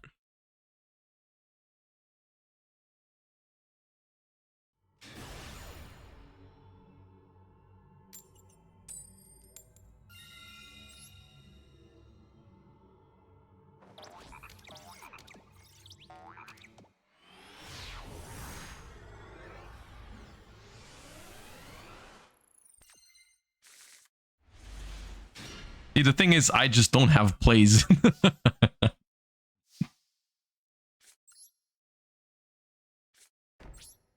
I just draw a Fiendsmith card, please?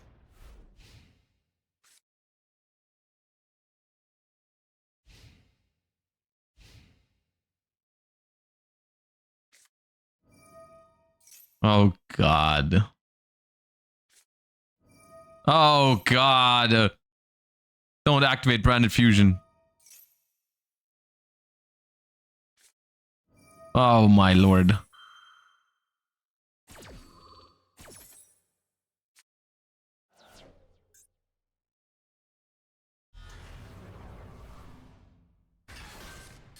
Okay, this is going to be a big gamble because I'm gonna Valor the Aluber. They're gonna chain Cartesia. I'm gonna Ghost Ogre the Cartesia.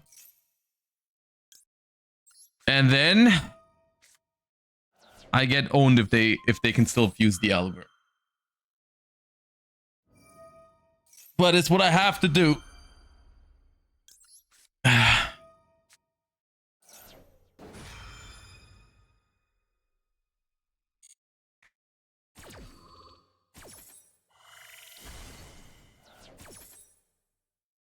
Yes.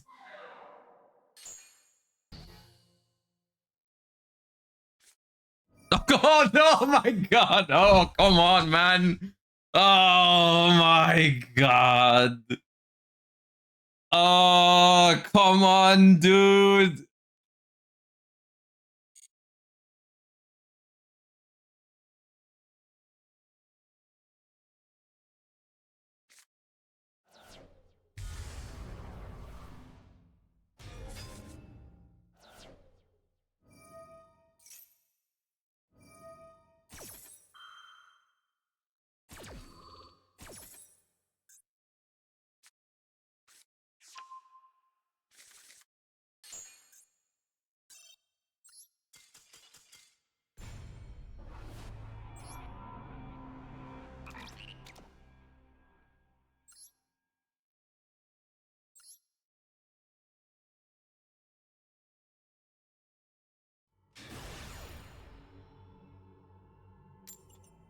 Dude, that was heartbreaking.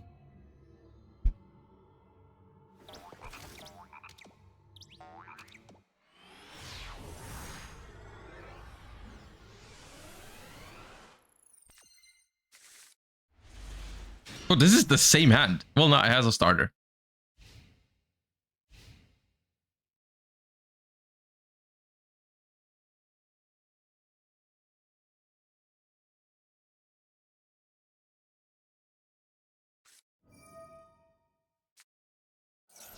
Oh god. Nice Bestials, huh? Nice Bestials.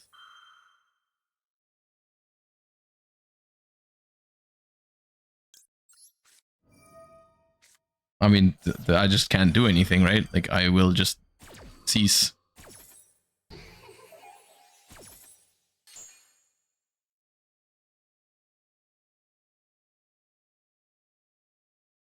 Back to Maliss. I mean, losing coin flip to Mermail can happen to Maliss the same. Like, it doesn't matter.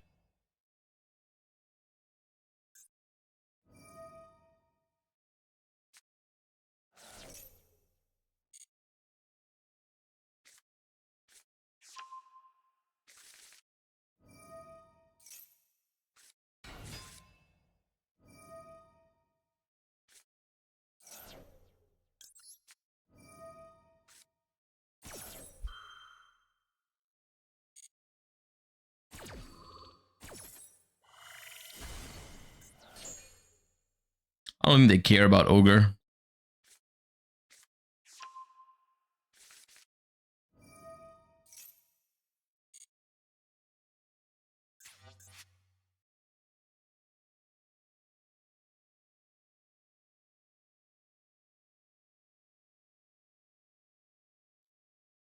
The best time to Ogre is on that Mermail Xyz.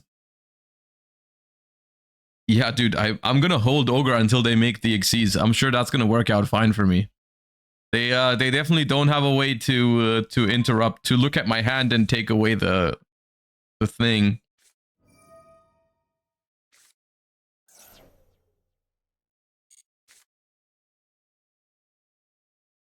So now they have 6 waters in grave, and they added Moulin Glacier to hand. Which is a little weird. It makes me wonder what exactly is going on. Because...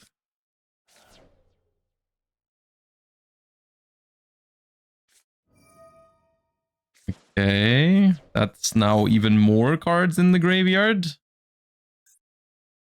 But it's still full combos anyways, it doesn't matter. Now they just discard the Moulin for a Coelacanth or something. It's just not... It's just... They just never get punished, man. You draw Ash Ogre and it doesn't freaking matter, dude. It just doesn't matter.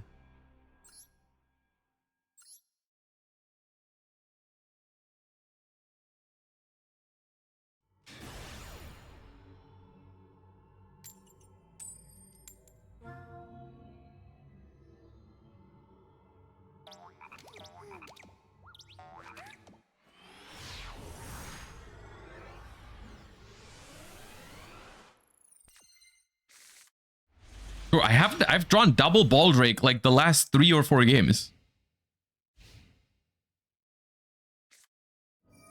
Oh, come.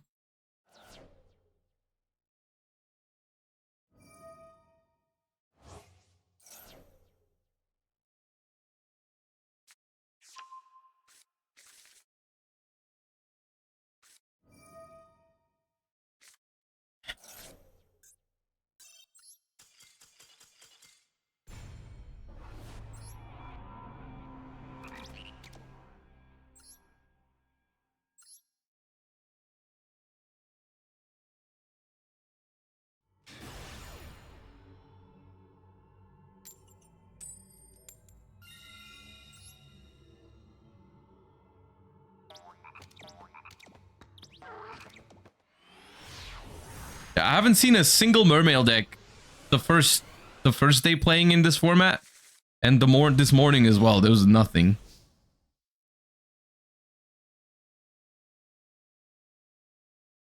Oh, is this the Shotgun Lancia finally?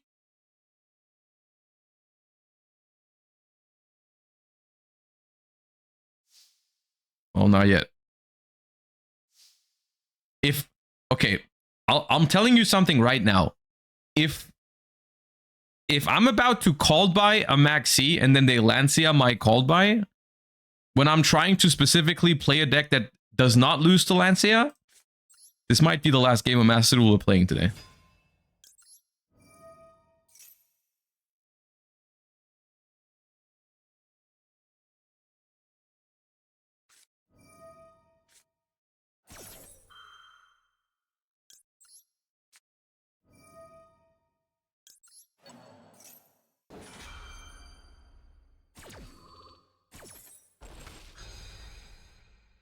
Close one. The stream would have ended. It was over, guys. I'm telling you.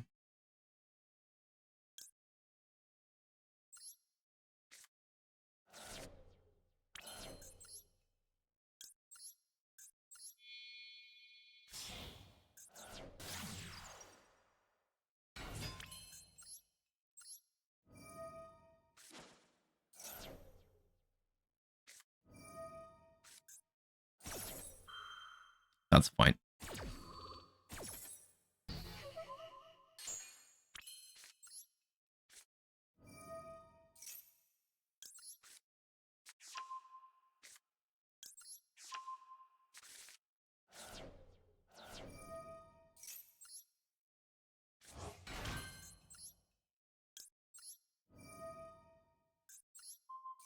The crazy part is my hand is not even that good against... Maybe I should be playing less Bestials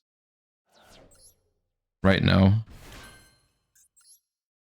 Because Bestials are not great against Maliss. I do kind of need them for my deck to function, but I don't need that many.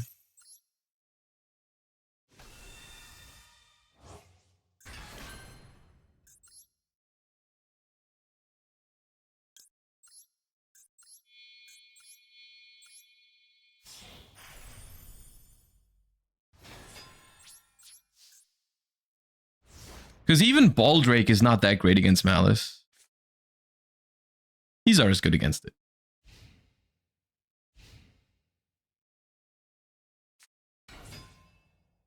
Great. Great! It is Primite.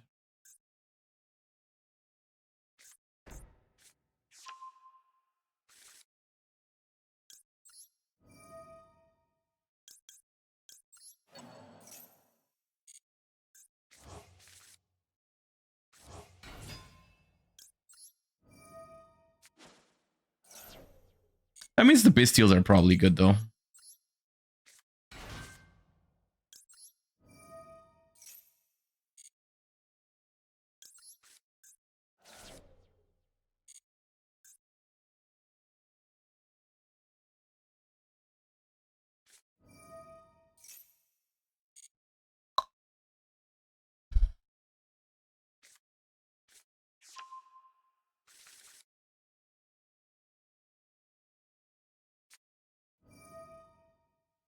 Of course it's live. Why would it not be live?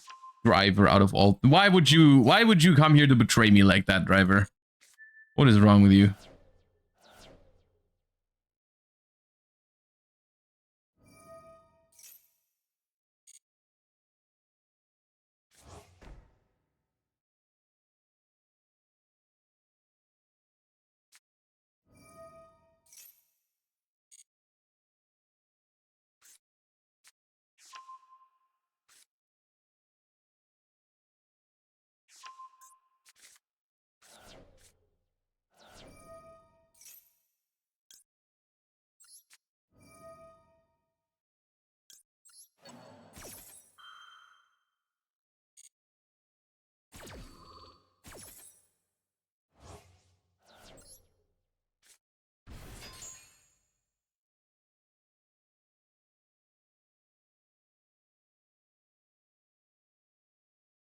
Dacta, Lancia, DPE, pop win. Dude, you could build you could build like the craziest anti-Maliss deck. But I'm not even playing against Maliss right now. Where did the Maliss go? I switched off of Maliss myself because I was tired of the Lancia and mirror matches and stuff like that. And now it's just back to pre... I just went back to the past.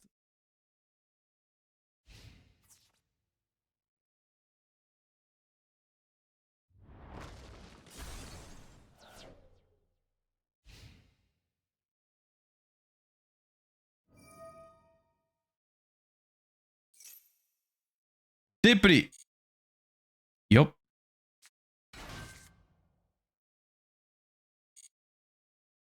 That's fine.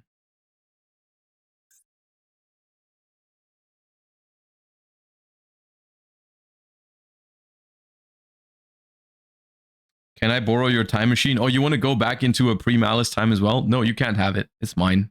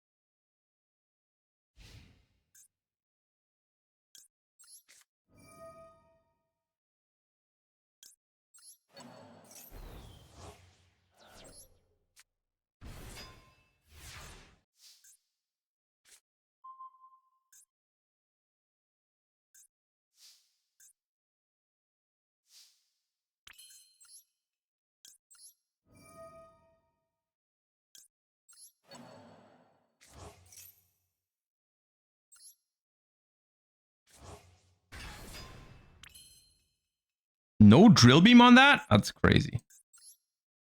That's crazy.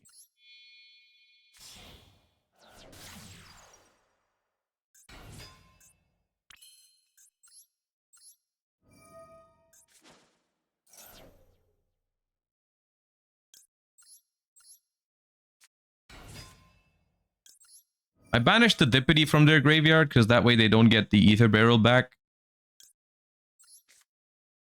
Which I think is good.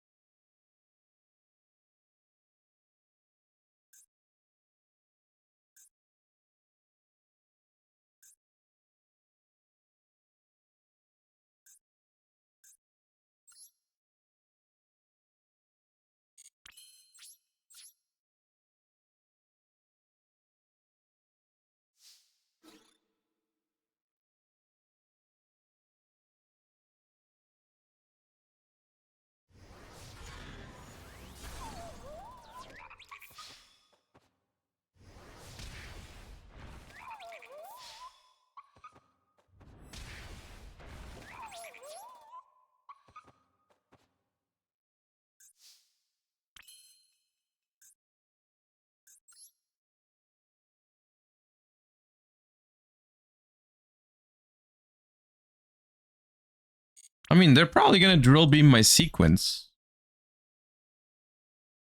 I don't know if I want to let them do that. I could just do this.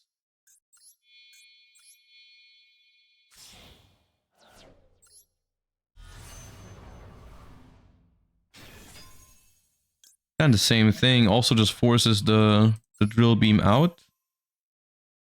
Well, got that out of the way. Look at my driver. Alright, dude, I'll look at it. It's alright. That's okay.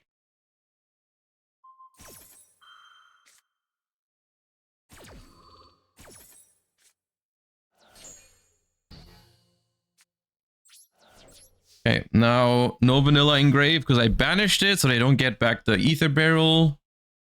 The Dippity's banished.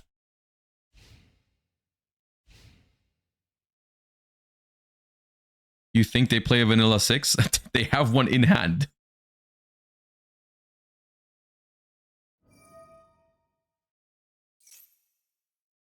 Summon Psyframe Driver from your hand. Okay. In defense mode. Okay.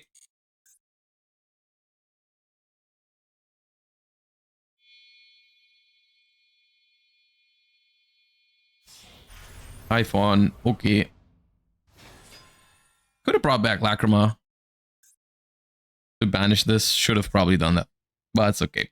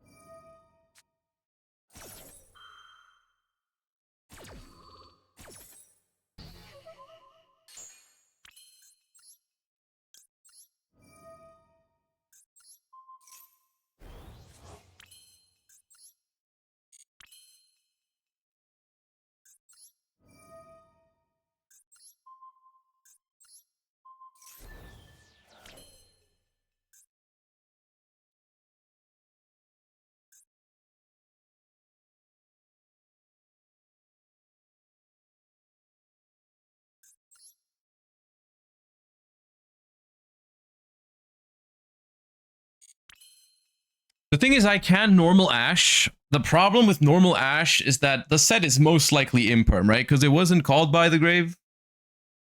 And if I make Sequence into Imperm, it's not actually that good.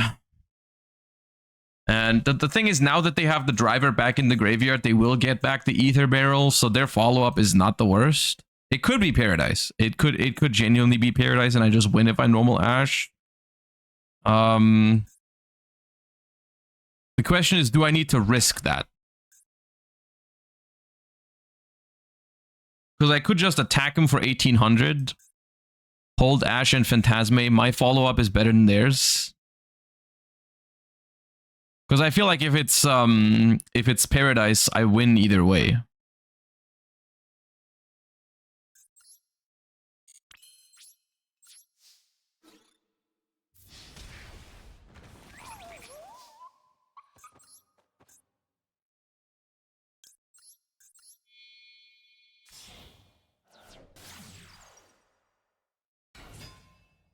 SP Banished Driver isn't the game over? No, it could be Imperm. Yes, if I normal summon Ash and then I banish the driver, it's not bad, but it could be Imperm. And then they Imperm my SP. And that's not great either.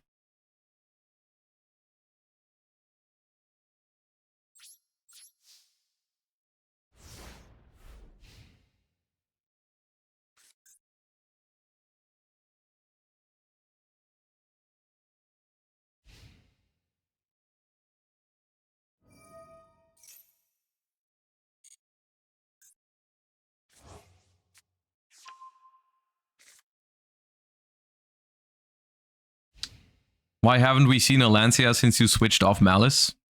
That is a question that you can attempt to solve yourself, because I don't have the answer.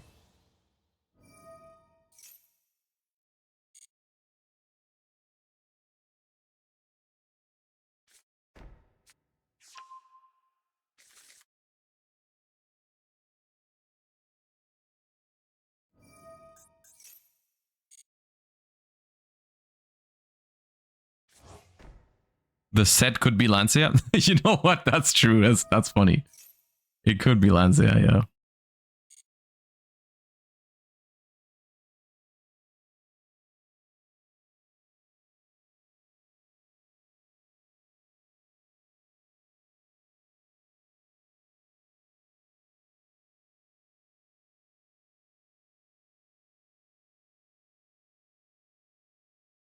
Is this deck good against Maliss? I mean, it's not like a counter to Maliss or anything. It's just, the thing is, any deck that you put 2 Maxis and 3 Lancias in is going to be somewhat fine against Maliss, as long as your deck is capable. So I'm just choosing to play a deck that I enjoy and throw some Lancias in it, rather than playing Maliss myself and get Lancia the entire day.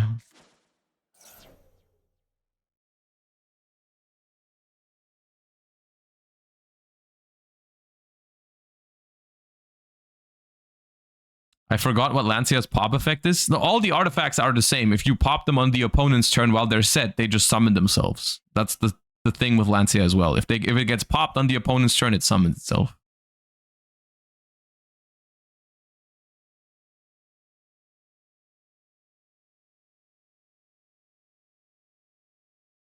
What if I take a bad deck and put 3 Lancia in it? I mean, you can do that as well. I don't know. I mean, I guess that still makes it better into Maliss than before.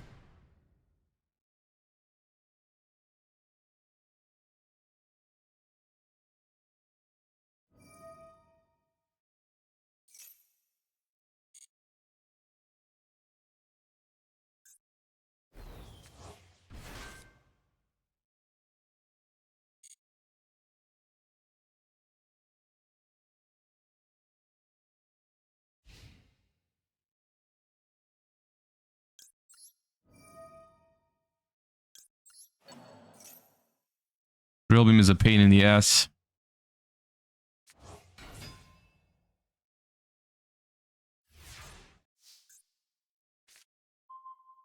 These are not helping.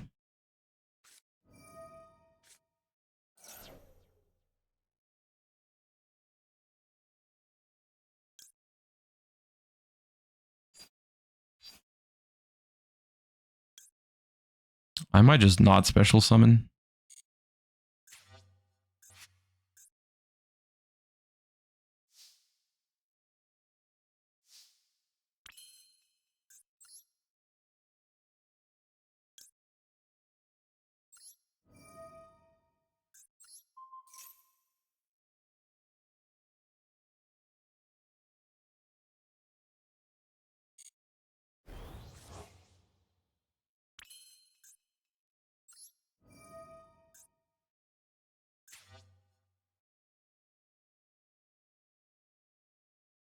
They have another Ether Barrel in hand.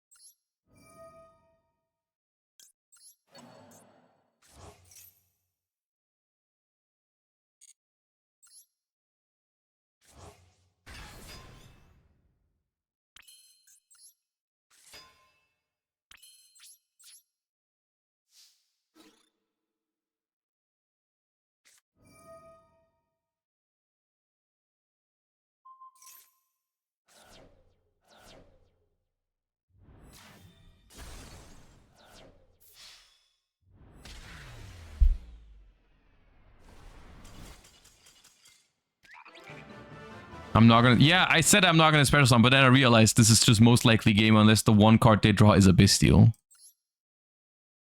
It was like, if that was exactly a Bestial, then I guess I'm giving them one draw. But if it's not, I just win the game.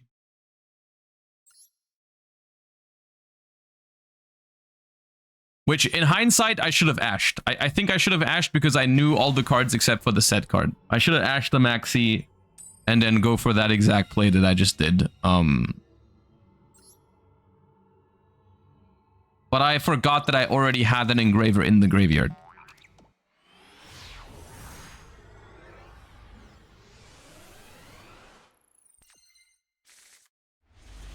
Oh my god, please be Maliss.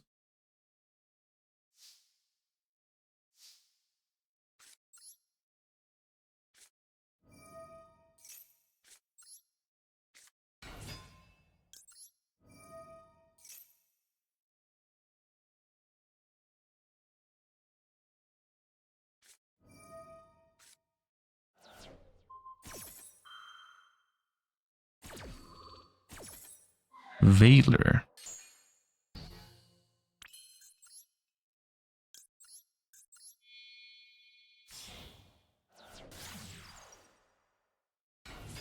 I feel like whenever they Veiler my Lacrima, they gotta have Ash, because it doesn't make sense if you don't have Ash. Guess it didn't make sense.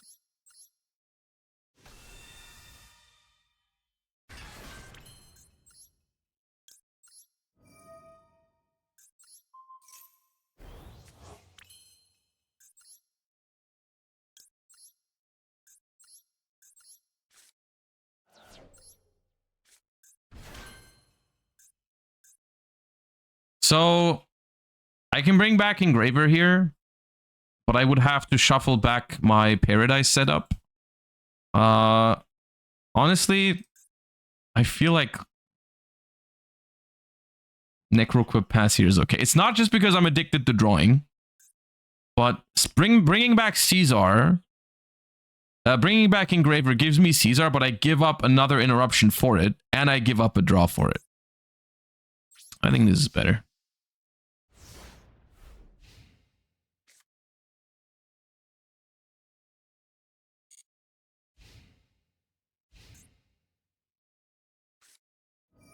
It's never...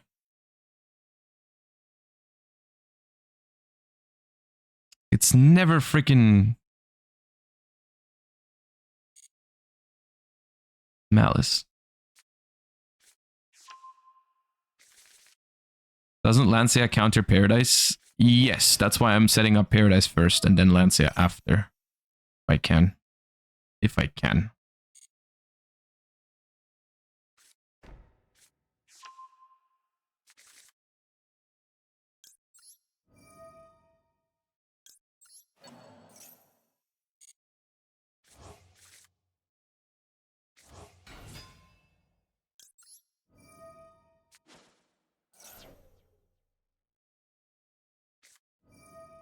Okay, that's fine. I draw a card from that.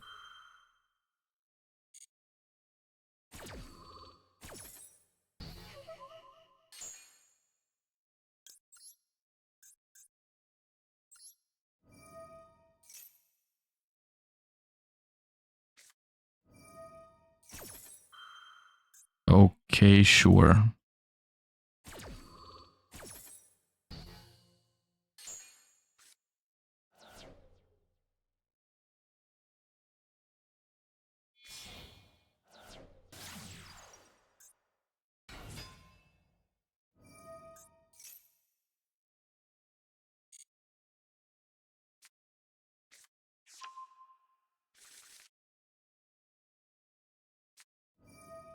Dude. You cannot make up these hands that I'm facing right now.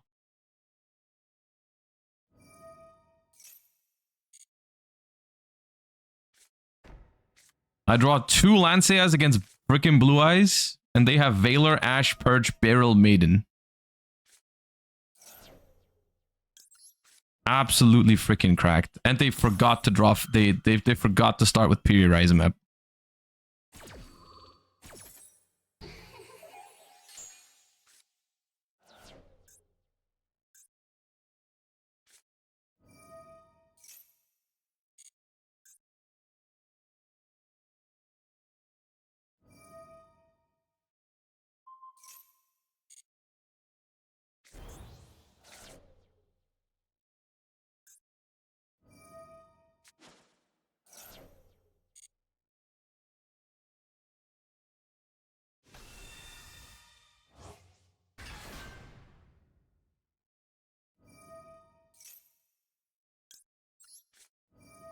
I got a Lancea to stop the wishes from turning this into a thingy, because then it resets Purge.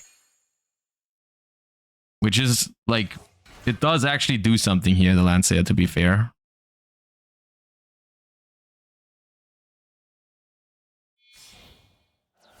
Even if it's just a little bit, it does stop the Purge next turn. It's still not winning, because they're gonna have Drill Beam plus Spirit, so it's probably still death, but...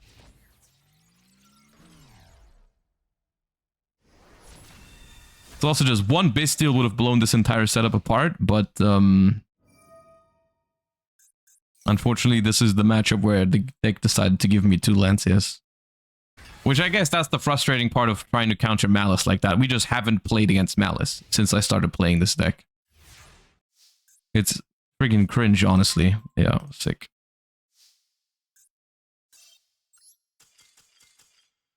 The moment I remove Lancea from this deck, I'm telling you we're queuing into Maliss instantly. Like right now, I'll show you.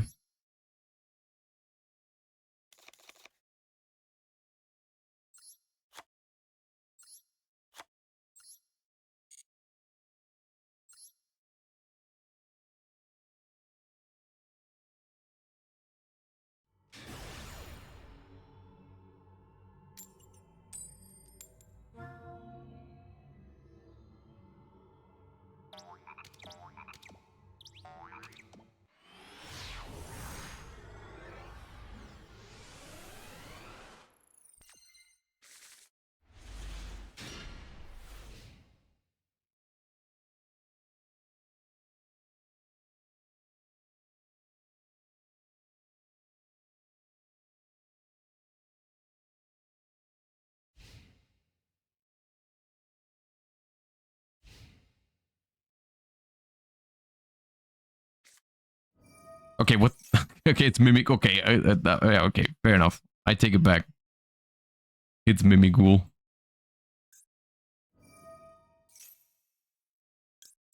Oh, you can bell that. That's neat.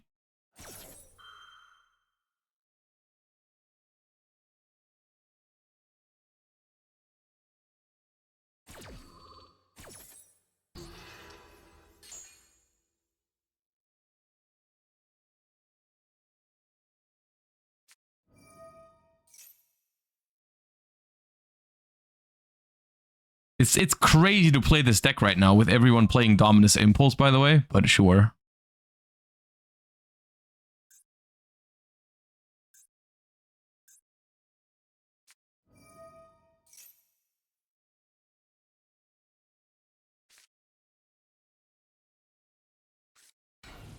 Okay.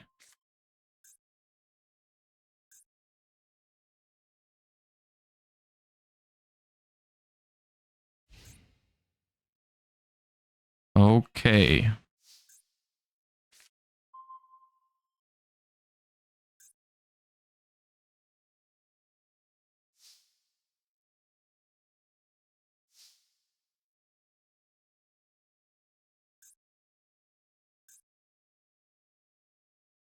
I guess I'll set Phantasme?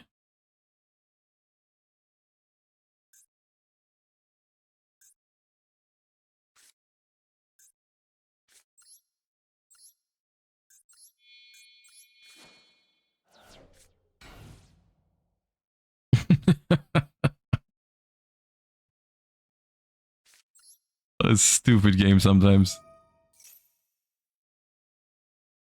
I might still lose because my hand sucks, but... Literally, Phantasme, since I added it, I haven't played against a single Maliss, and it's basically just been a 2 tribute monster with 2400 attack. It's been terrible.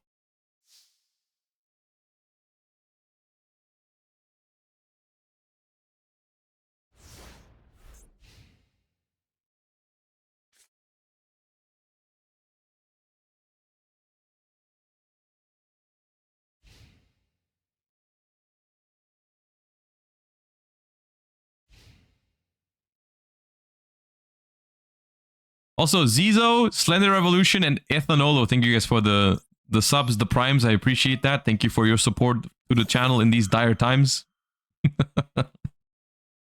Dude, I'll bail this again, but I can't do it for a third time. I need to play next turn. I mean, technically I have a play, but it's not a great one.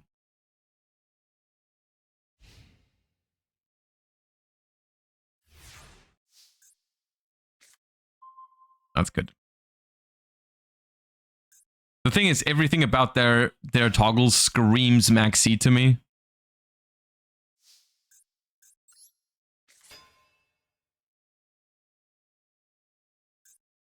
Which is very annoying.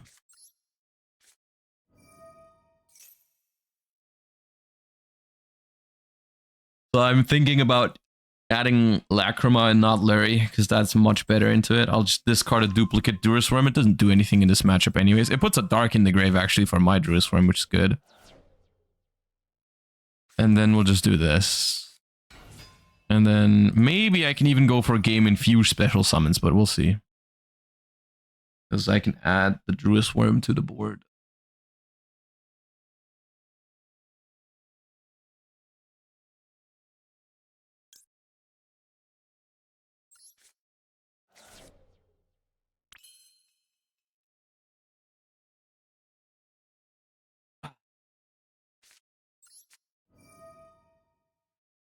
All right, Maximi, do it. I'm ready.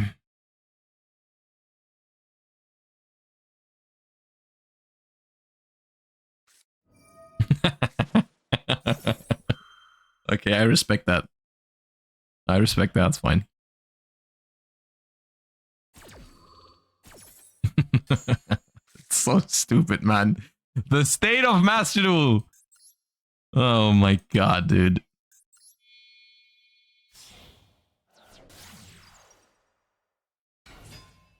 Now I can't even SP the field spell. Christ.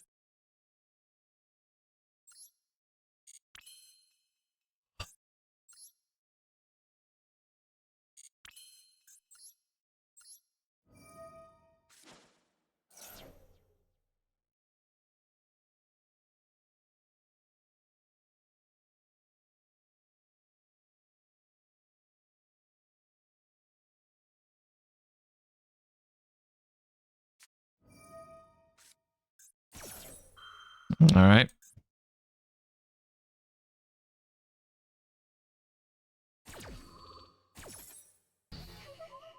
Why didn't you Ash Tract?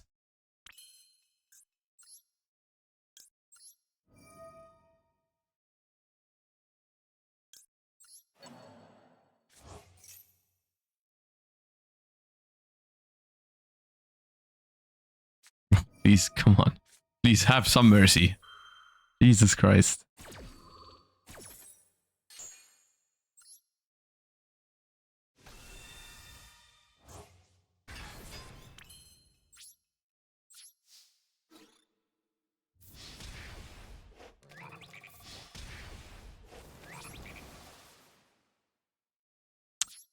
I guess that does explain why they didn't Ash Tract.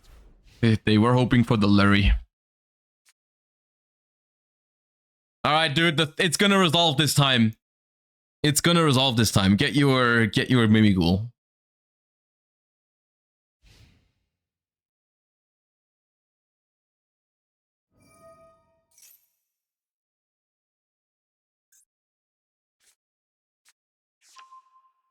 Yeah.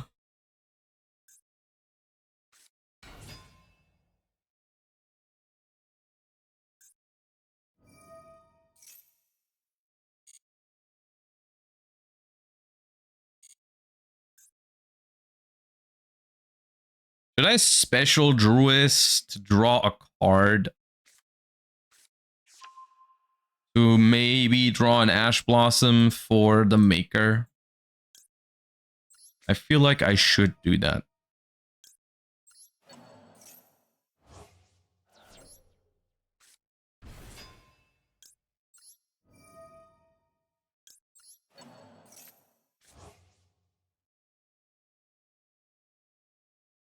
Dude, I can almost clog my entire thingy. If I brought back Druisworm from the graveyard, I could now clog the entire zone.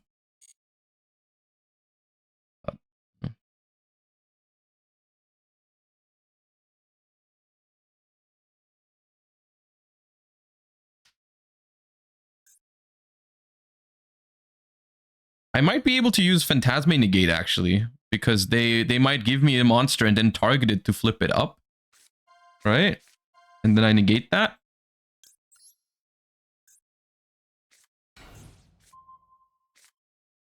So they got Archfiend.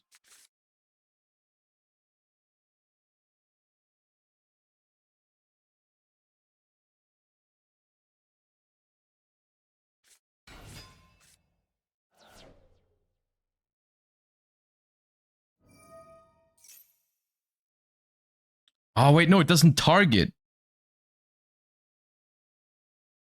It does not target. Okay.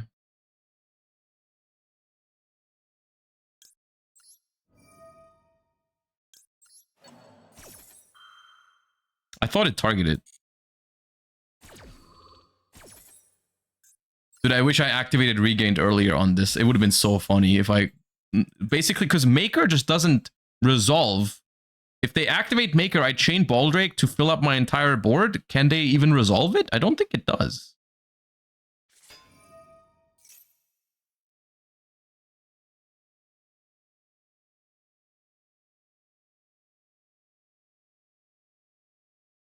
That would have been so sick.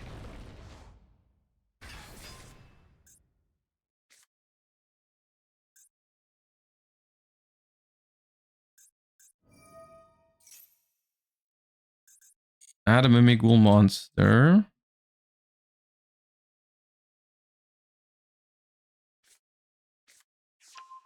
Mimighoul Dwagon.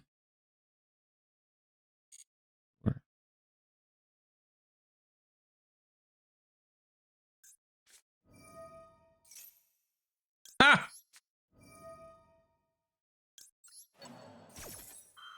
No! Keep that in your hand. I don't want it. Oh, it doesn't even stay in hand. Oh, I didn't know that. That's funny. Dude, get owned. It goes to gray. Oh my god, come on. Dude, whenever I do something cool, I immediately get punished.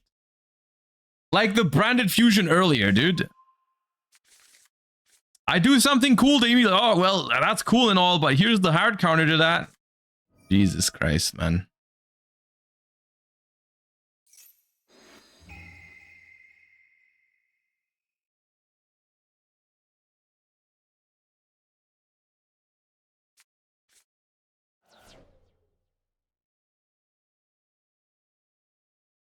I assume that I lose here, unless their Wi-Fi is so bad that they can't do anything in time, because I feel like every step is taking 15 seconds. Maybe there's hope.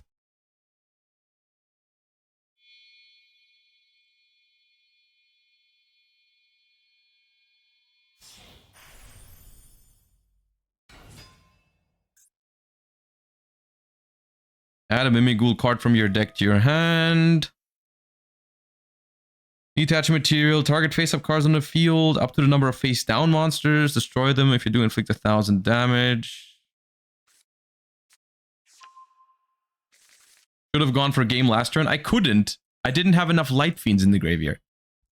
If you're backseating, at least make sure it's not yapping. It wasn't game because I didn't have enough Light Fiends, because they ashed my Requiem and I had to shuffle one back for Engraver to bring it back. I only had 2 Light Fiends in the graveyard. It was not game.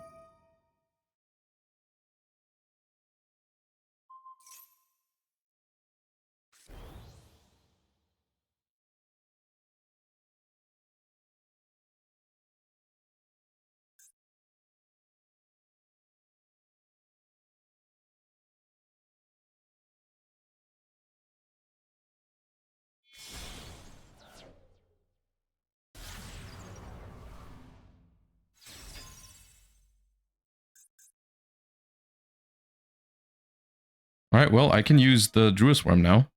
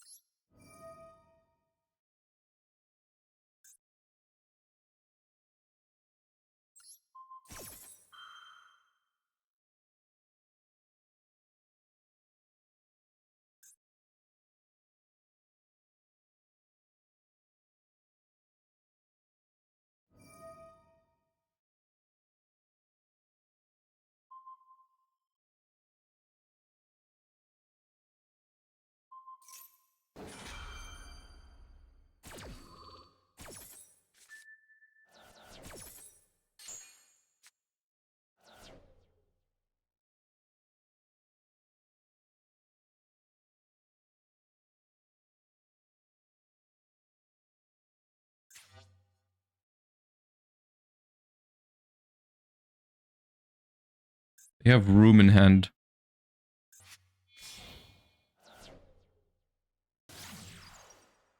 Ooh, Silhouette Rabbit, really?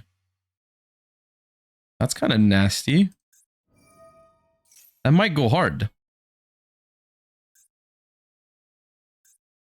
That outs my... It's gonna out my Branded Regained. I hate that for me. So, Mimigul Room... Mimigul Room... Azarune and one unknown, I feel? I think there's one unknown.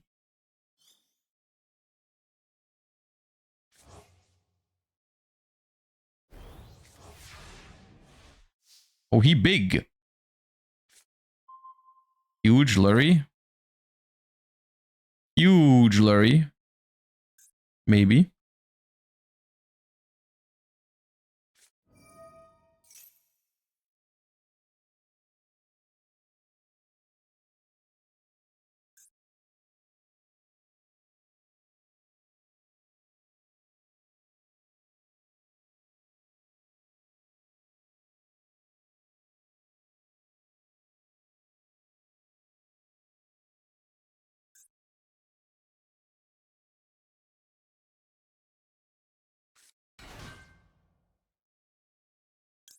I mean, I'll activate it. It's not going to work, but...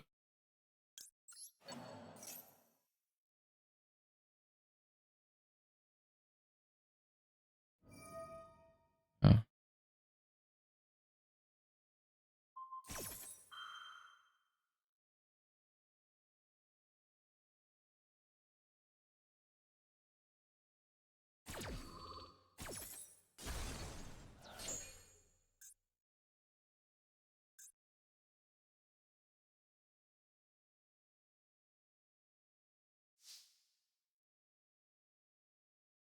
Oh, it's so slow.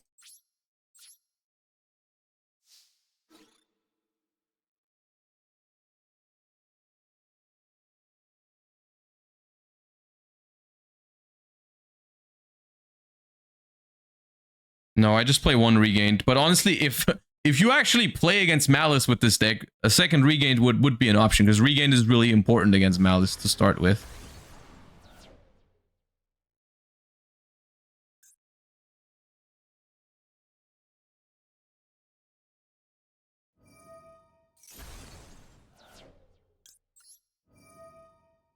Do I actually... I feel like I do care about this thing more than the Silhouette Rabbit. I can't destroy the Silhouette Rabbit in battle, but I also can't destroy this one in battle.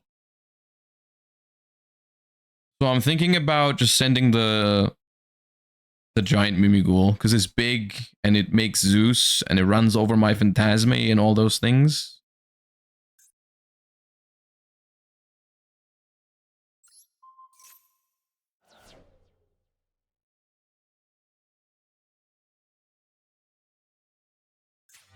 The trap...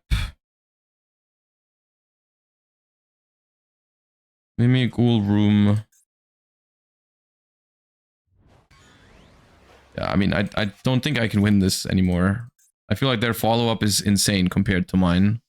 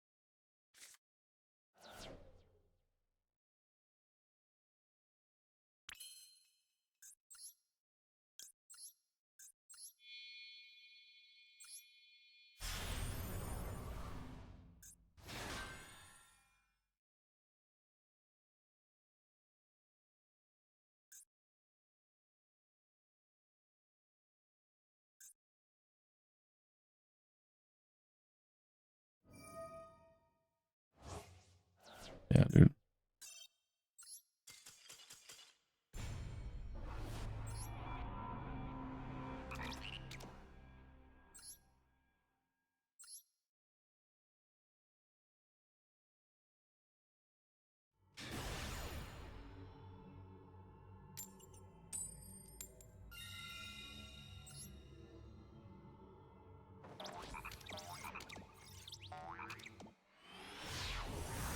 Another Typhon L? Yeah.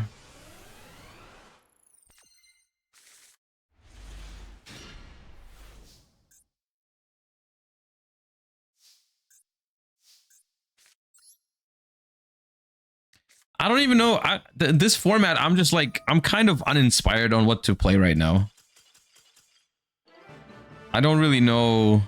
I'm just playing Fiendsmith because it's what I'm comfortable with, but like, I don't really know. Like, I don't feel like there's a deck that's like, that particularly counters Maliss, but I also don't want to play Maliss because of all the Lanceas. And basically the only requirement I have is it just can't lose to Lancea. But I don't know. Fire King, Memento is like surprisingly not that good into Lancea actually, because you can't use the fusion to search, and you can't use the fusion monster to get the field spell. So it's actually annoying, bro. It's every time I open a solid hand, they have Primite. Every single time without exception. Like, specifically when I have Max C, they always have Primite.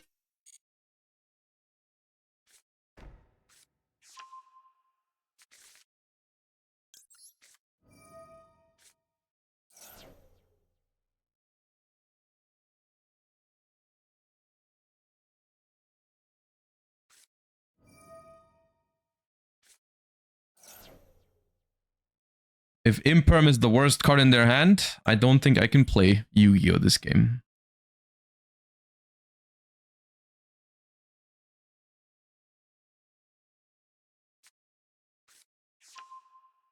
How about Mermail Training Arc?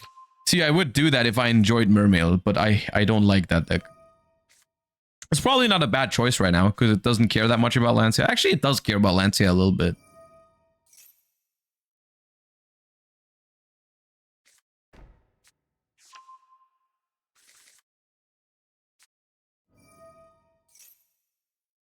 Okay, they have the trap card already, otherwise they wouldn't have gotten it there.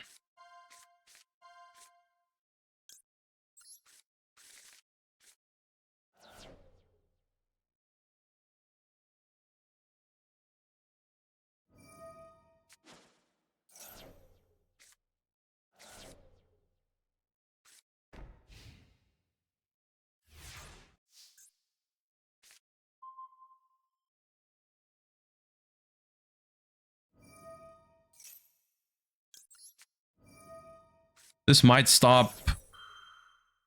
This might stop actually a couple of things. It might make the drill beam not live, as well as the ultimate fusion, if they got it off of the bingo machine, is not live. Problem is, if they got the blue eyes off the bingo machine, then yeah.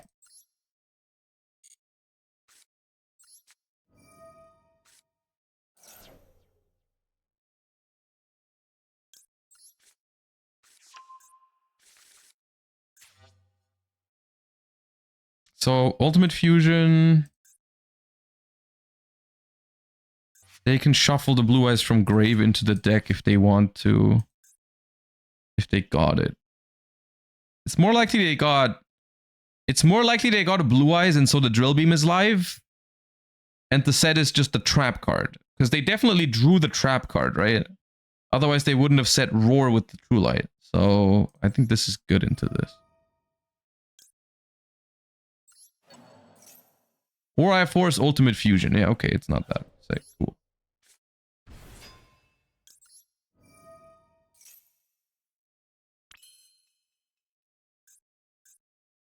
So that means they got a blue eyes off of bingo machine, and that they have the trap and drill beam and they're both live, which is not looking very good.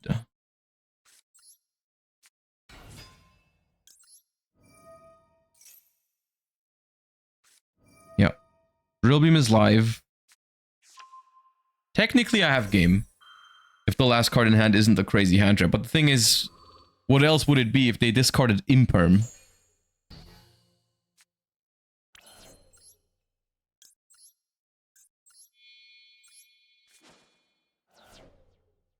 Lancia? I guess if it's Lancia, I win. Because they're gonna use Majesty on this, I'm almost certain. Yeah. And then the set card is the spell. One card in hand is blue eyes. If the last card in hand is not good, then the engraver just kills him here. Okay, it's not Ash. Not Droll. It's not Maxi, right? Because they would have used Maxi on the Magnamut already. I guess Nib is the one thing that it could be. But I can't play around Nib right now.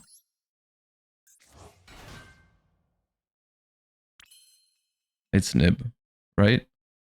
Is it 5 already? 1, 2, 3, 4. No, it's 4. Oh, it's Veiler. It's Veiler. I beat Veiler.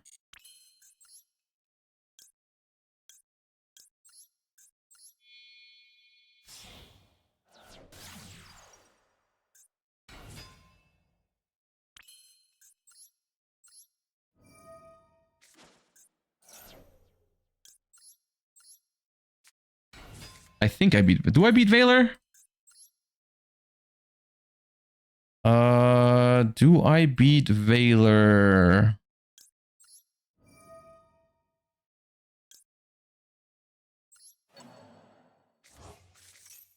No, I don't kill through Veiler. Like, if I make sequence here and they Veiler that... If I make sequence and they Veiler that... I can tract fuse into Lacrima, but that's not quite game. It's good, though. It is good.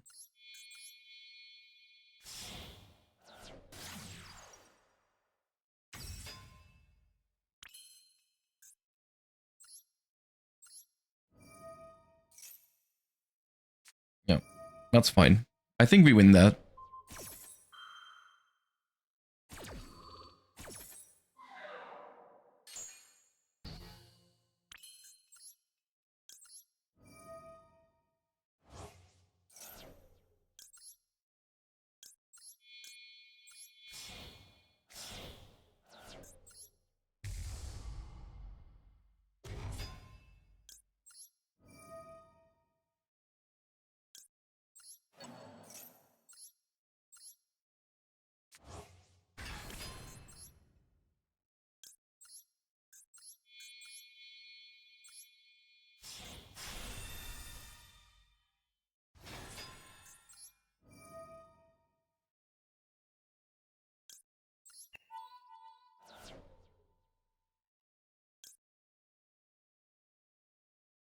The Magna on board resolved, right? They didn't negate it. So I'm getting a Bastille anyways.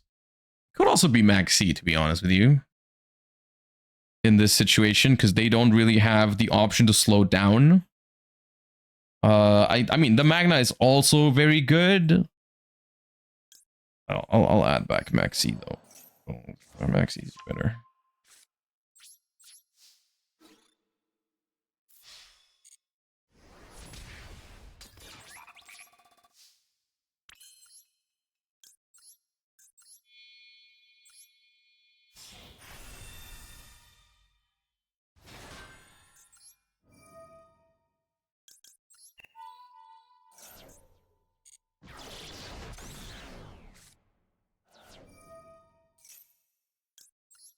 All right, just Blue Eyes in hand.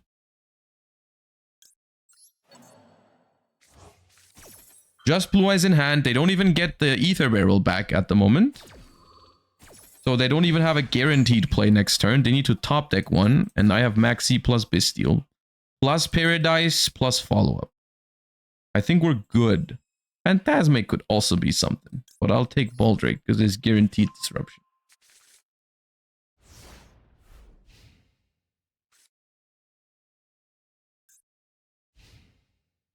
Normal Sage? Yeah. Nope, not this time.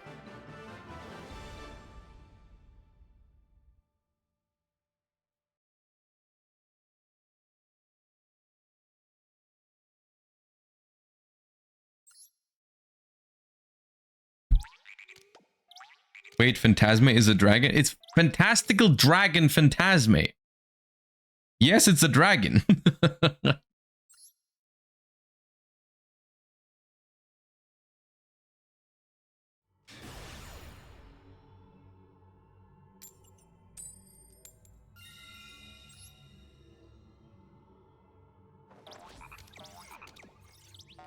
Cyber Dragon, my favorite. Okay, only because there is examples where this doesn't work, where it doesn't make sense. Doesn't mean that, you know. But yes, you're right. There's cards that are called dragon that are not dragons. Oh, I have a Fiendsmith card and 4 hand traps. Surely my hand is crazy. Come on, do it. Shotgun Lancia once, so I can be happy. Come on. Come on, they never do it.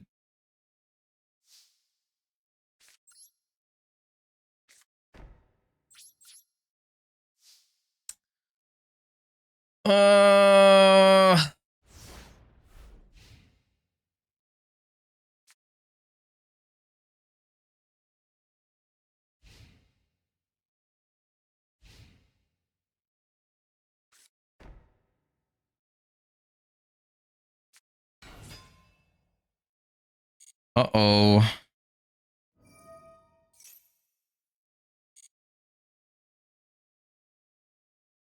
Come on, I have an out for Called by the Grave.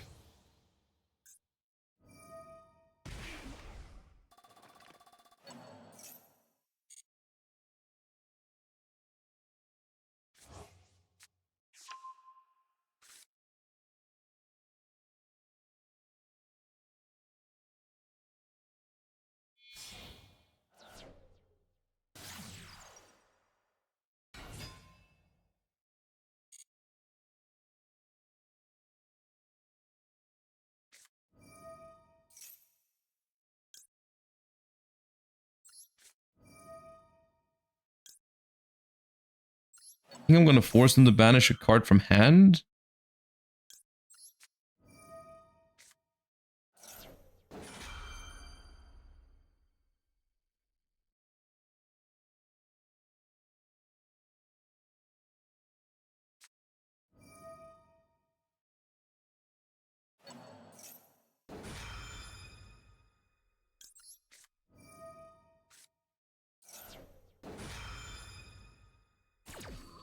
Nice. Great minigame, such skill.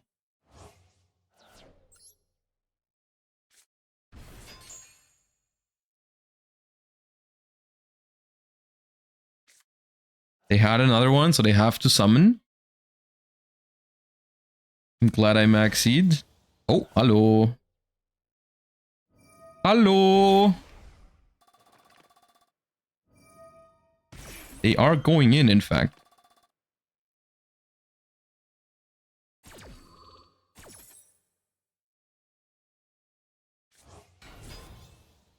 Dude, I still can't play the game next turn.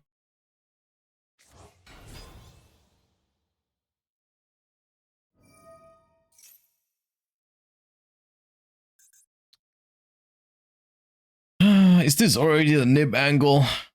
I feel like it is. The thing is, though, I can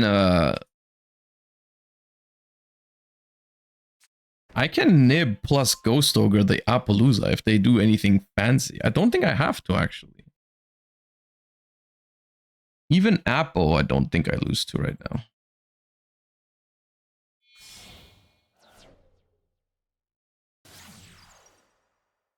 Alright, Red Ransom.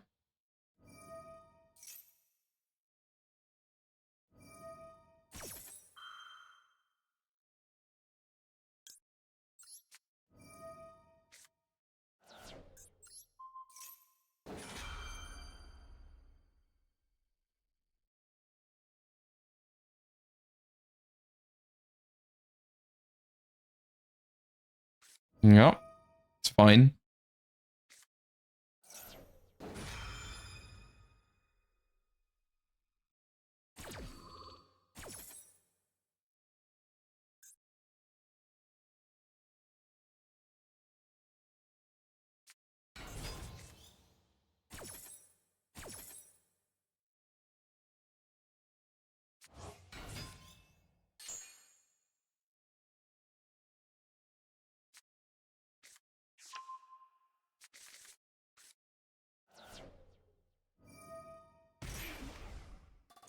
Pay up.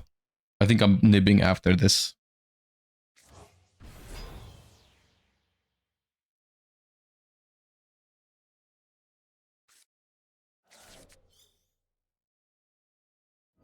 Yeah, I'm nibbing. Oh, yes. Oh, yes.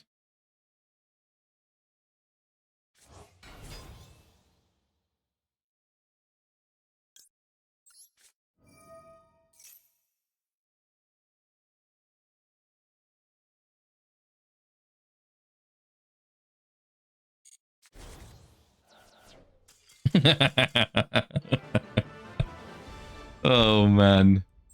See, Maxi is so fun when I resolve it.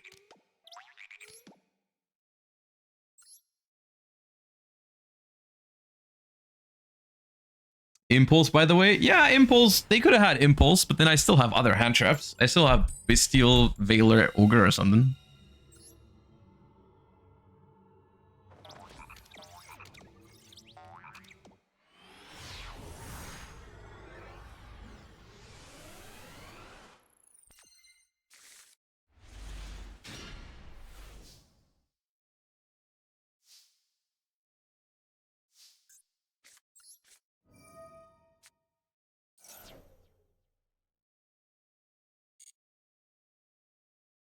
And once again, I have no place. Man. I mean, I could go Fiendsmith, I guess. Because I have a duplicate Ash Blossom. I could go Magna, banish the... I guess that's worth.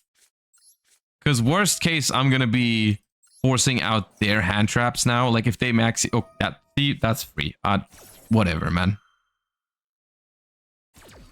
See, we... instead of passing, we just +1.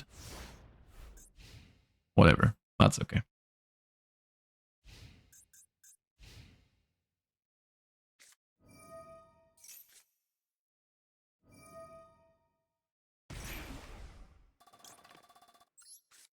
Okay, Ash those. They do way too much damage too quickly.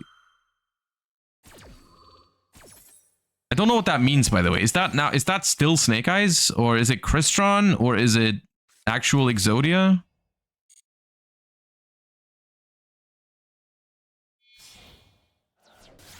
Could still be Maliss, I guess, yeah. Not impossible.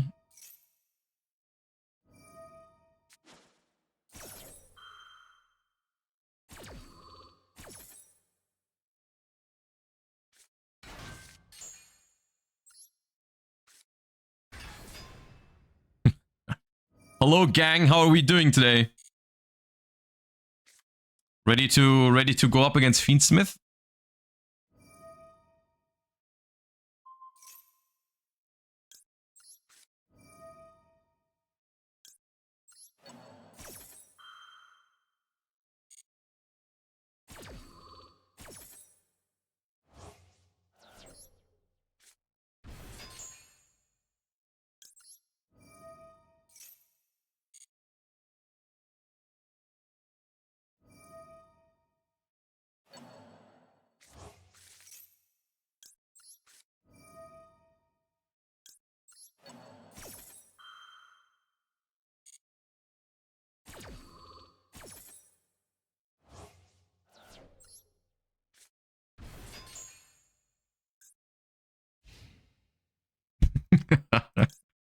Bro.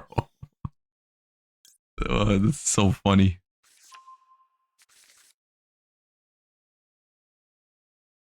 You know what? I'm a Bestial, you're a Lancia as well. Why not? Just because I can. Out of here. Out of here.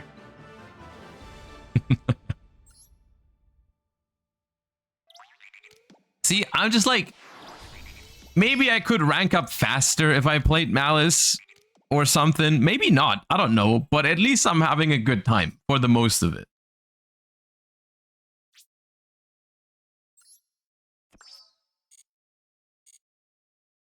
Alright, quick toilet break. I'll be right back.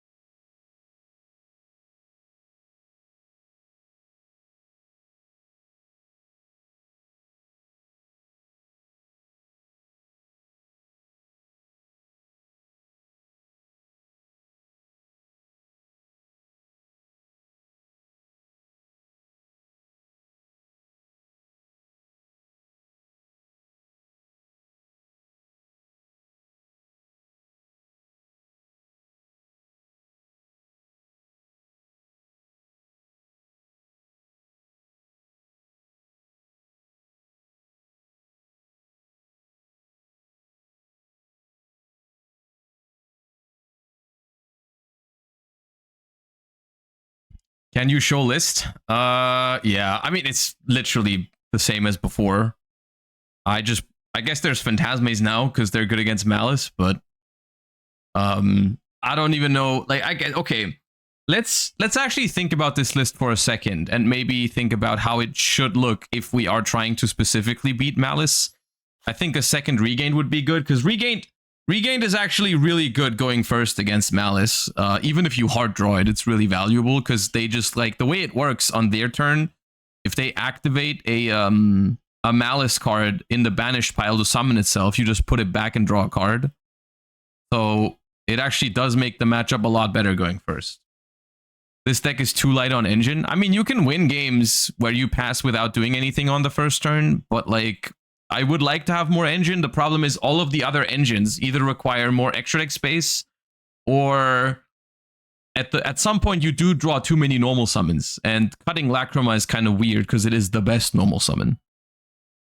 So like you could play like Tour Guide and Sangan. I did that for a while. Yeah. Phantasme seems mid. Bro, that's because we haven't played against Maliss. Phantasme is good against Maliss. But yeah, if we play into a bunch of Mermails, then yeah, Phantasme is mid. But yeah, you can play like less. I think 1 is fine as a Magnamute target as well. Do them like this.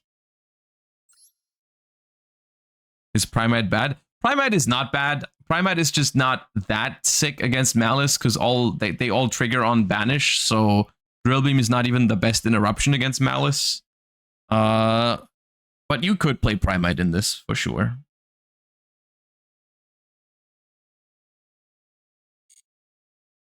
How about Memento? Memento is playable. You can play Memento.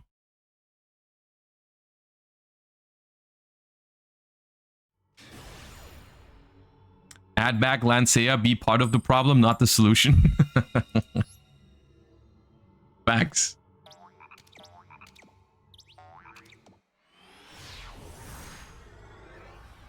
Is Rex even important for this deck? I think so. It doesn't come up very often, but when it does, it's really good. See Broken Hand immediately. Deck is fixed.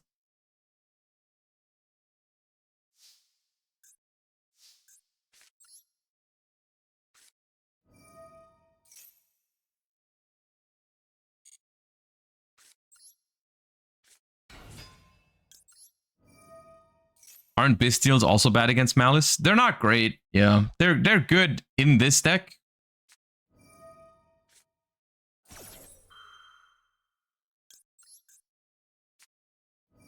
Dude, don't. Do not. Okay.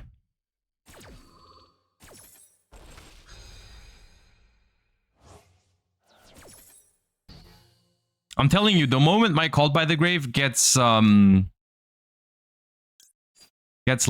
I'm out of here.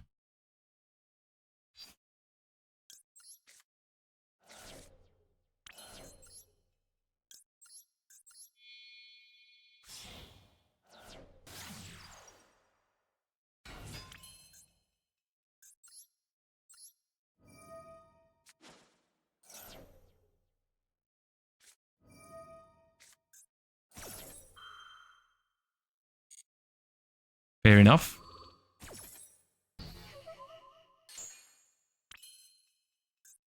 I think that's a pass. Could make Necro Quipped, but then I don't have Paradise, which is probably not worth. Alright. Depending on the matchup, this is actually not a bad spot to be in.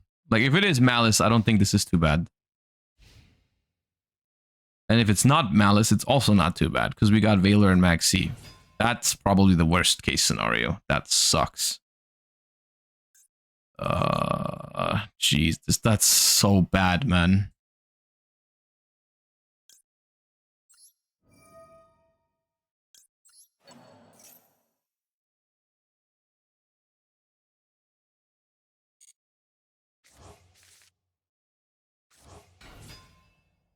Tenpai is like one of the worst matchups for this deck.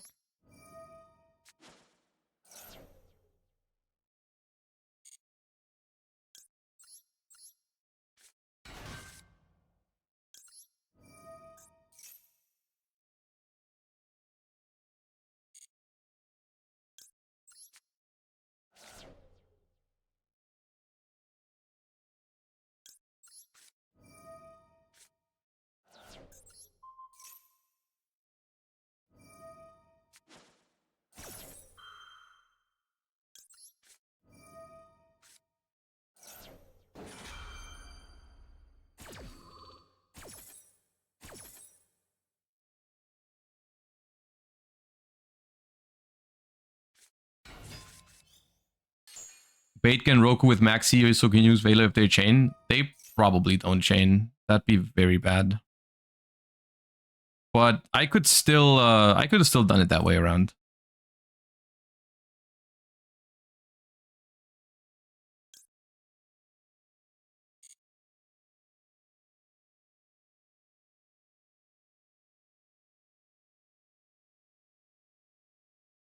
But then I still have to Veiler it in main phase. And then they chain it there.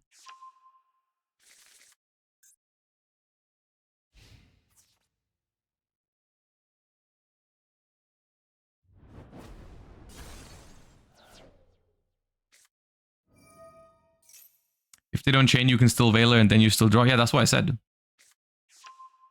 That's why I said I still could have done it this way, but it's the same situation then. Except that they have better knowledge of what I have. I mean, I guess I have to. I don't know what I can draw here. I don't think there is anything that saves me.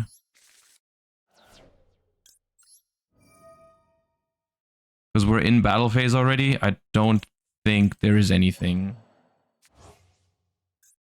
If I drew Ghost Ogre in these two... No, even then it's not good because they can both activate. Can I... No, I don't think I can draw anything. Bell? Oh, Bell. True, Bell works. Not Bell.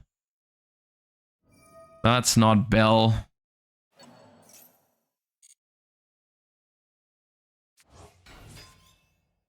Nope. Yeah, too late.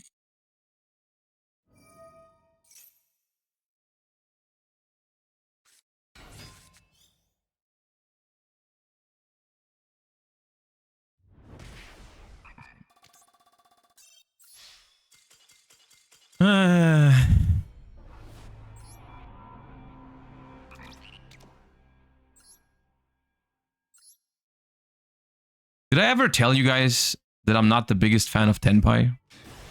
I don't know if I made that clear.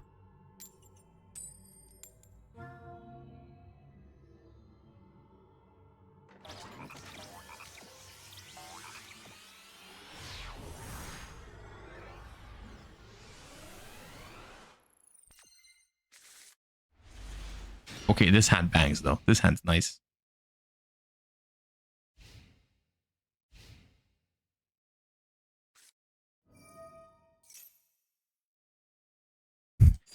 Have you noticed how every time I say this, it's Primate Blue Eyes? Every time I'm like, oh, my hand is cool. I'm happy with this hand.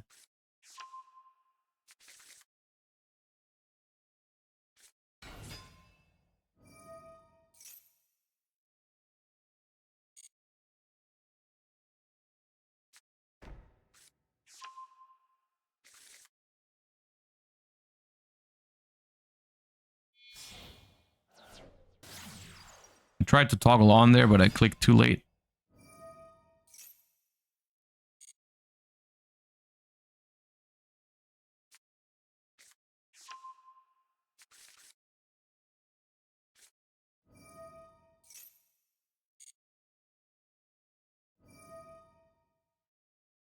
Did they unrelease Maliss or did it already get Lanciat out of ladder? I have no idea. I don't know, like... I don't know why I'm not running into any at the moment. Wait, now? Okay, sure. Oh, okay. I didn't expect it to resolve anyways. I didn't even want to resolve it.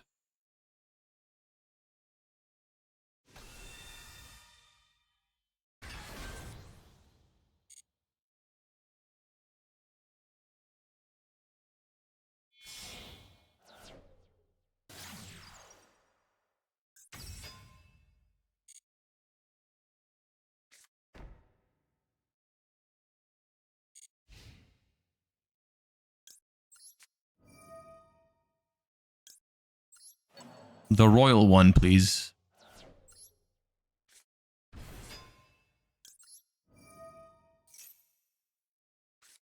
Of course. Why would your hand not be custom every single time? It'd be stupid to not draw a custom hand, wouldn't it? Never mind, I got Lubellion anyways. Get owned.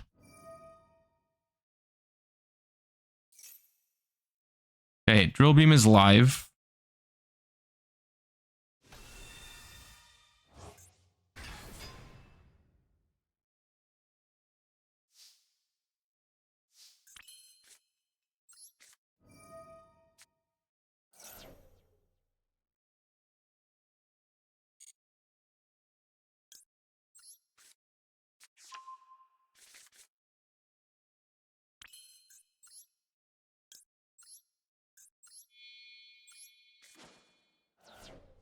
Can't really let me get the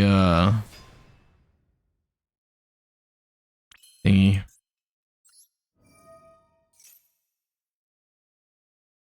Yeah.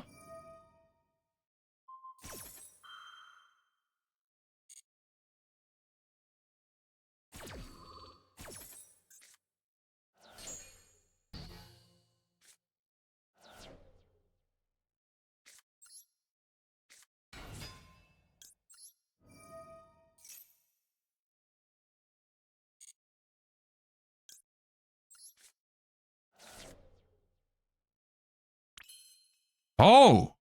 Okay. That is... They need to bounce this Lacrima. It's disaster otherwise, but I guess it's disaster.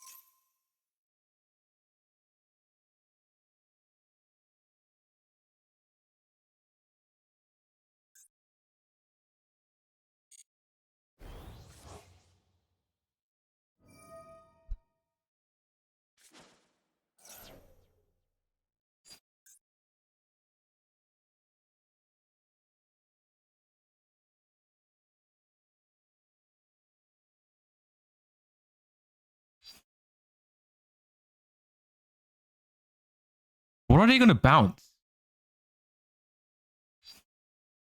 Do I need to worry about... No, I don't think I besteal the seals. Okay.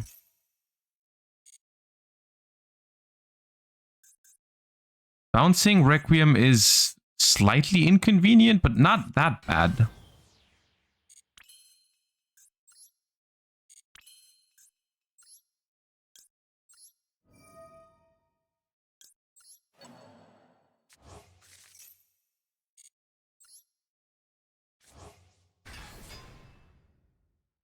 It's Nib as well, dude. You gotta be kidding me, man.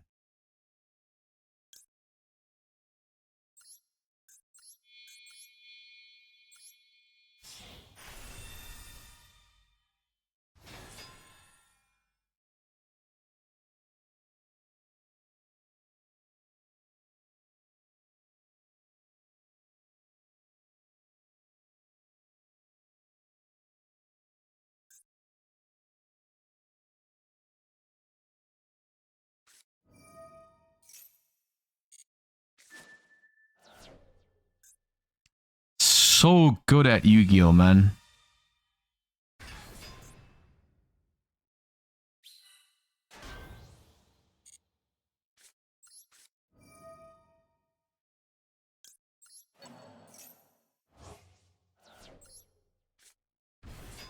Still no more blue eyes left.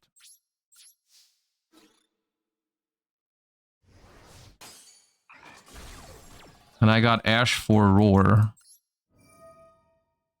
So I think we're chill. Hopefully.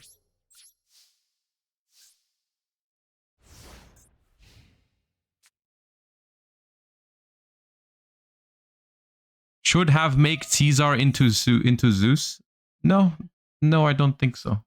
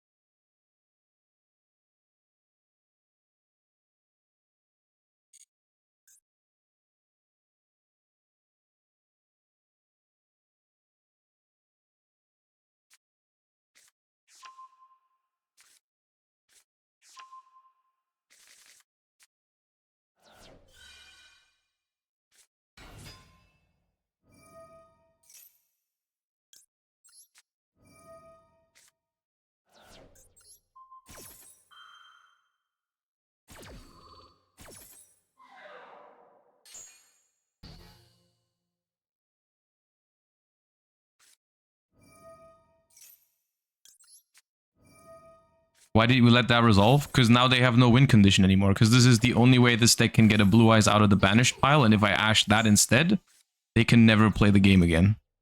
They can like make a Typhon here. I mean, I win either way is the reality. Like I can also Ash it and then just, you know, but I have Fiendsmith Engrave and they can never play the game again. So like I'm at this, whatever.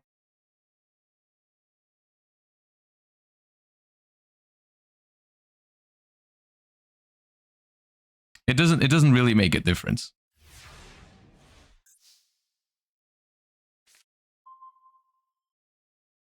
Especially because I just now realized as well they're under a purge, so they can not even out this token with Typhon. Like it just does not make a difference. It's both guaranteed wins. I can also Ash the wishes and they pass and I kill them. But this way is cooler because this way gives them hope, and I like that. I like giving Blue Eyes players hope and then taking it away.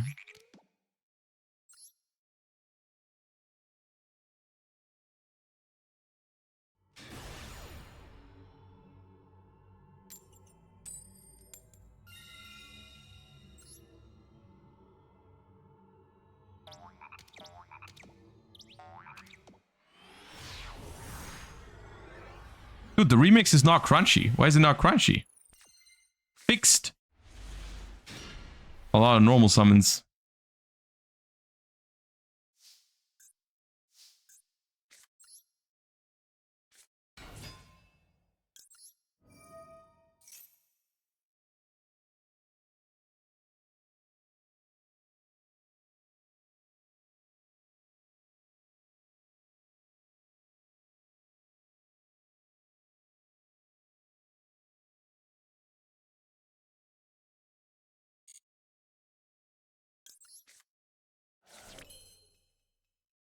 Kind of goes hard. Maybe the remix should be cheaper.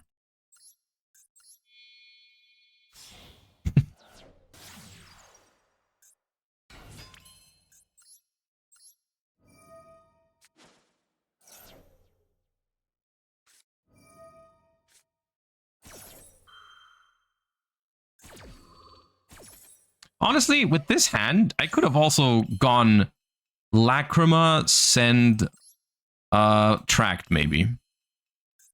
That could have been with 3 Light Fiends in hand. Maybe I could have considered that. Because now I have to decide between Necroquip Pass but no Paradise, or just, I mean, Ash Ogre Paradise is not the worst spot to be in. Yeah, I think I'll take this one.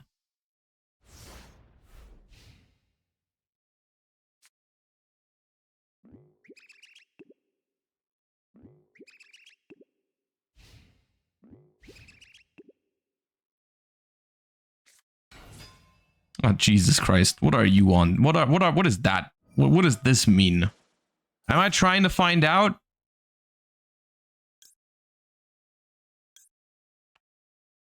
I'll find out.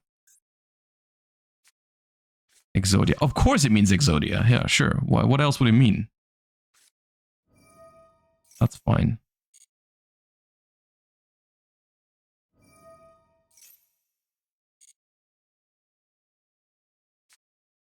Lava Golem.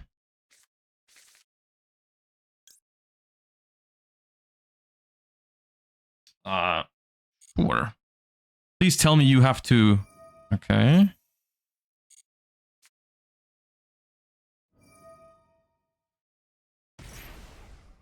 Gotta pay 2,000 for that one. So I'm gonna Ghost Ogre that.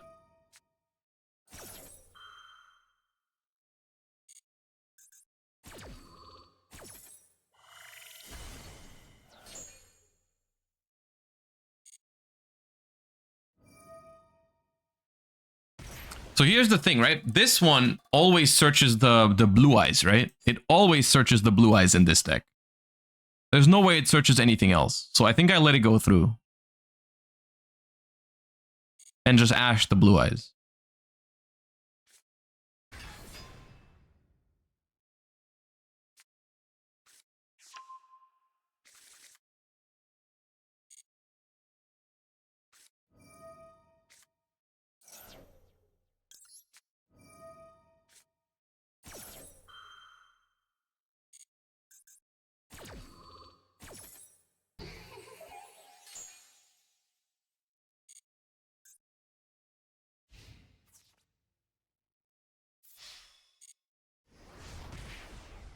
Don't care about that.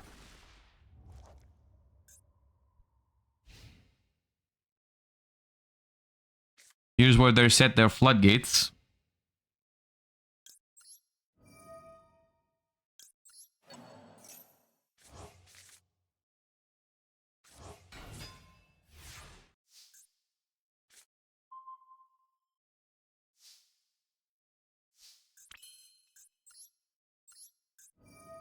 Alright, which floodgate is it?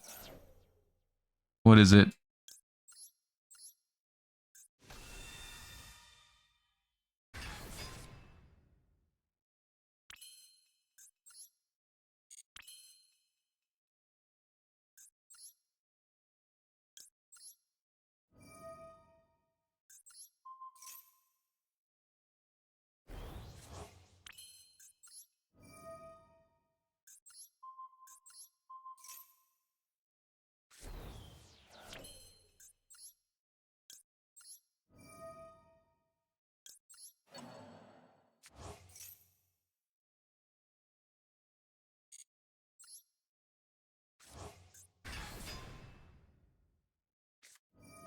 Adds a rune.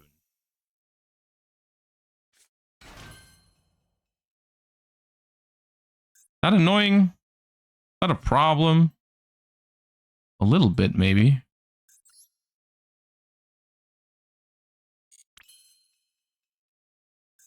Not really.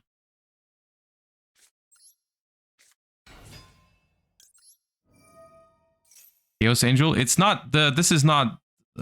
Chaos Angel is not immune from this, guys. It just banished Chaos Angel. There's no point to Chaos Angel this.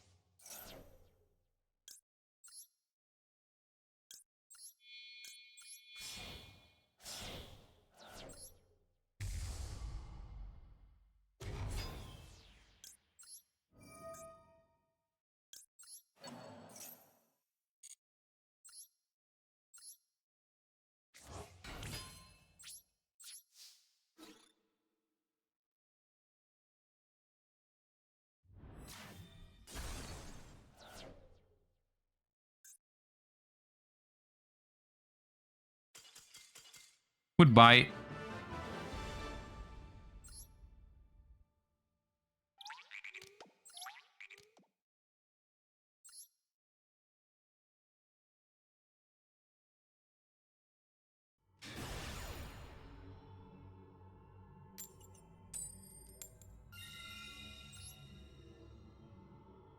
The weird thing is, currently, I feel like with the amount of times we've gotten Lancea, we could have actually been playing Maliss and did well with it. Because at the moment, it's not happening very often. But I don't really want to, you know, risk it.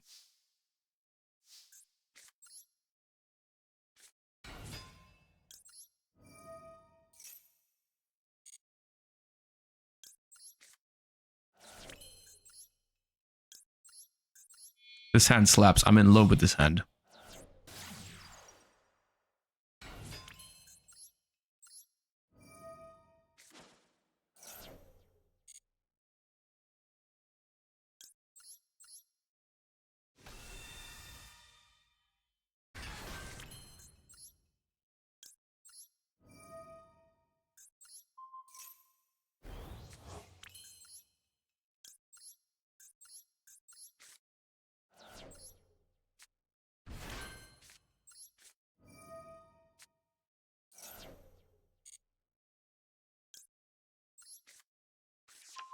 You know what it means, right? If I draw a good hand like this, you know what their normal summon is going to be, right? It's going to be Ether Barrel with the quickness.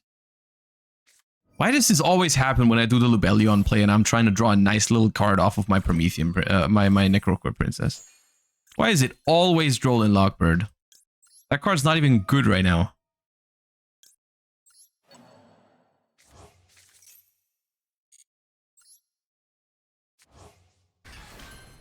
I just can't have nice things.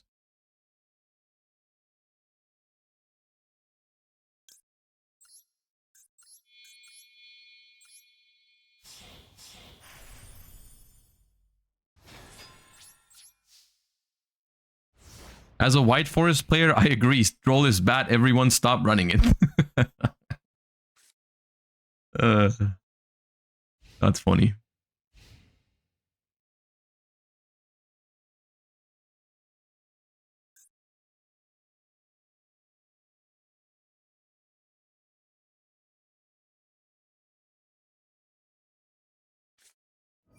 Maliss!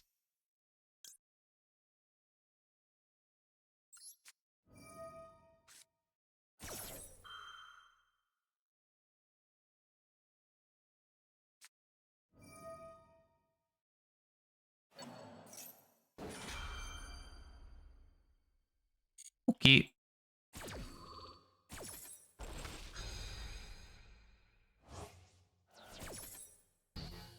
The thing is, they gotta have a way to out Caesar, right? Otherwise, none of this makes sense, because I can just negate this Dormouse. They have to have, like... Do they play Droplet? Really not.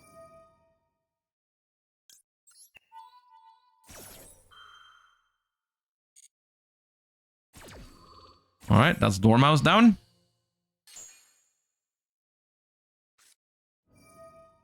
Gold Sarcophagus.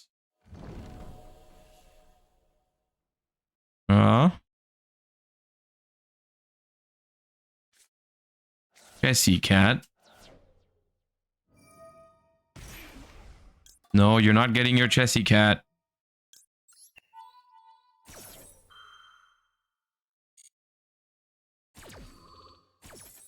Alright, now normal summon White Rabbit, I guess.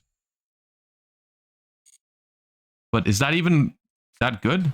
No, normal summon Dormouse again. Oh yeah, right, they haven't used Dormouse effect yet. Let's do the Lacrima then.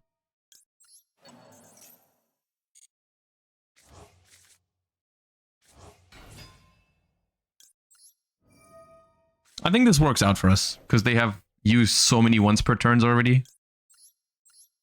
I think that's fine.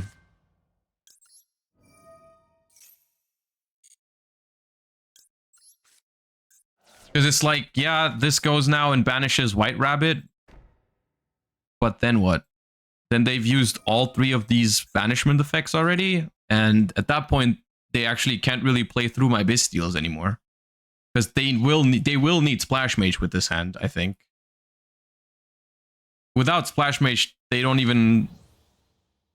Okay, this is a very weird March here. Instead of White Rabbit moment. Don't know why this is there. Okay. Because now you got a Link first, and then I can Paradise. Nah, this is just game. This is just game.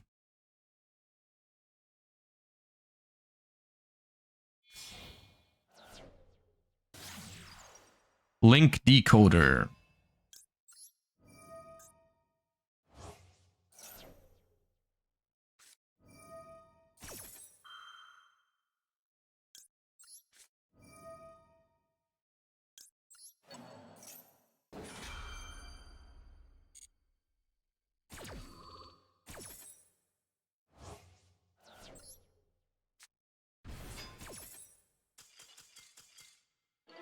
Oh.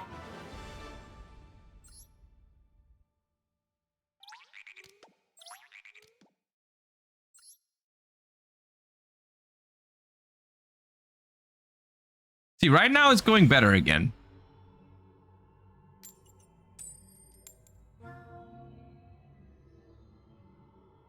Caesar is very strong into Maliss, yeah. Caesar is very good.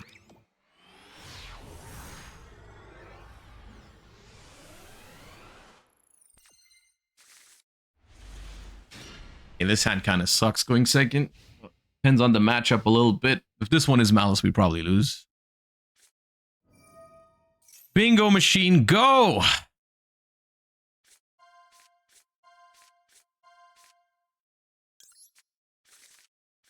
Well, I hope my Ash works. Oh my, if this is the worst card in their hand, I think we are in for a rough time. Unless they have two, which is even that is not good.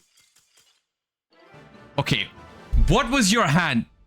If you discard Mag C there and then leave, what the hell was...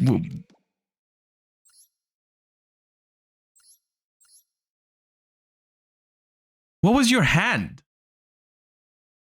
I can't think of 3 cards that are so bad that you don't discard them for wishes. Okay.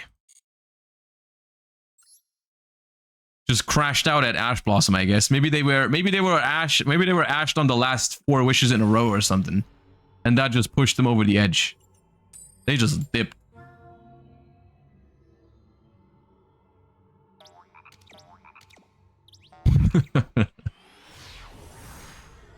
Yo, Captain, what's up?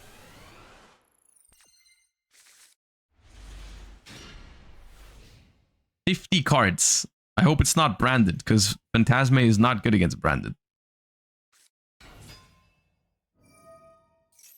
Okay, it's got Fiendsmith, so the Phantasme has use. That's fine. That is good.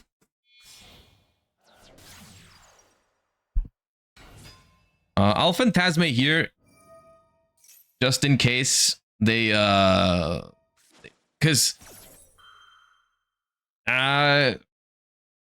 if I don't Phantasme here and wait for sequence, they might just make Caesar instead, so I'm kind of forced to nib, and then there's no guarantee that my Phantasme, that they're gonna link summon again. Great. Great, thank you, Phantasme. How are you doing? I don't see any Cybers cards here. Yeah, I started playing Maliss this morning, and when I got Lanciad in my second game, I believe, I got Lanciad twice on turn 1 and turn 3. I decided to not play Maliss today. And so I'm just hanging out with some other stuff. I don't know. I'm just like, whatever.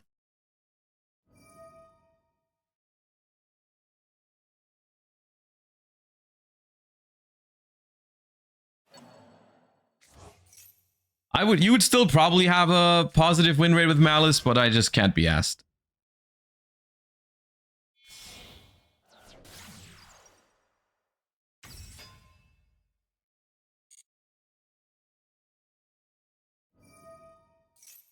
I got Lancia 3 times in one game, multiple times, and one clearly skillish. Yeah, okay, if your opponent only draws Lancia and no engine, then I can win as well.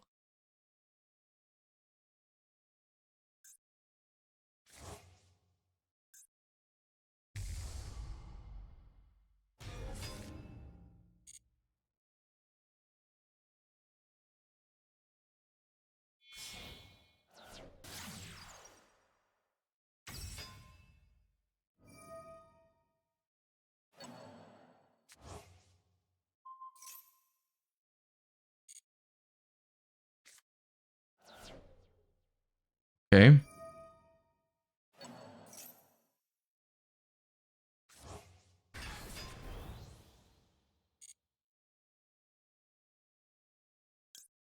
Well, I mean, I guess I'll nib it. It feels like a trap. It feels like it's a trap, but... Original attack, so it is 2800 attack. Let's put attack. It feels like I'm being trapped, but they don't have a normal summon anymore, so... I think it's fine. Okay, interesting line.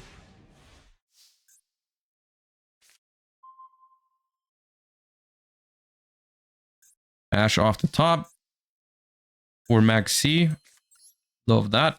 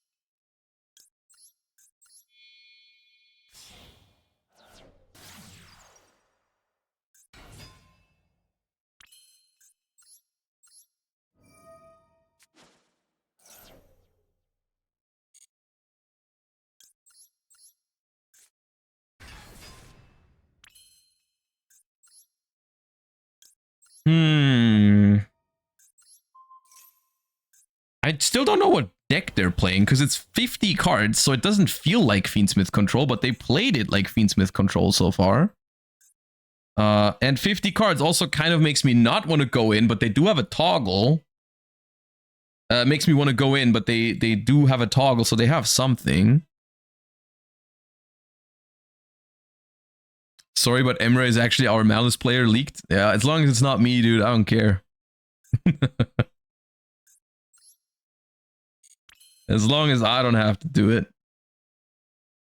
I'm thinking about just doing the damage here.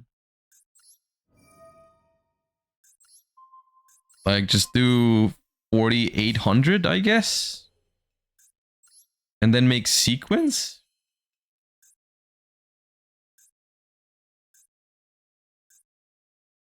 I've summoned Lacrima. I've summoned 1, 2, 3. So sequence is actually summoned 4 here, so I can't get nibbed on it.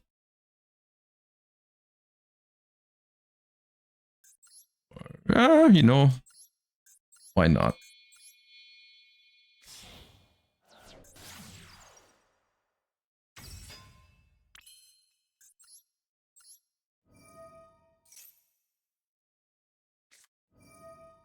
Fuva. I'll Ash Fuva. I don't like the fact that I made that live just now. I probably shouldn't have done that. Okay, the Druid Worm is actually not very good here. I don't think. I have too many Light Fiends for this Druid Worm to matter. They should have waited. They should have waited for my target on the Lacrima. Unless they have double Bastille, but I mean, this also just plays into my regain. This Bastille does effectively nothing.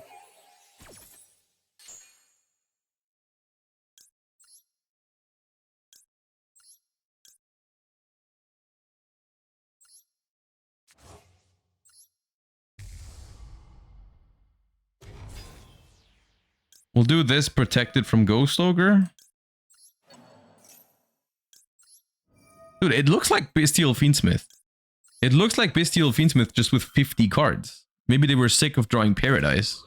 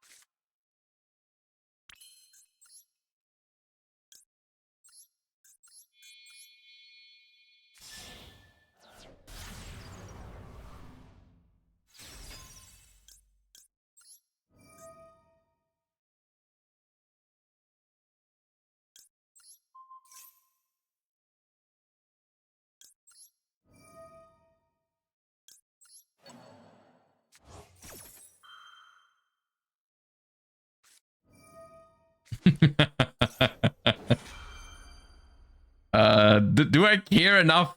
Am I gonna call by the Grave Alancia against the Fiendsmith deck? I think the answer is no. I think I don't care. I mean, it does banish the Druid Worm from the field basically and protects my. You know what? I'll do it. I'll do it. It's so stupid. Well, I'll do it. Oh, don't chain the second one. I'll lose my mind. Okay. Maybe it's 50 cards because they just took their deck list from before and just added 3 Lancia, 3 Chaos Hunter, and whatever else. Haven't brought back Engraver yet, but don't think I want to. I'll save my Light Fiends.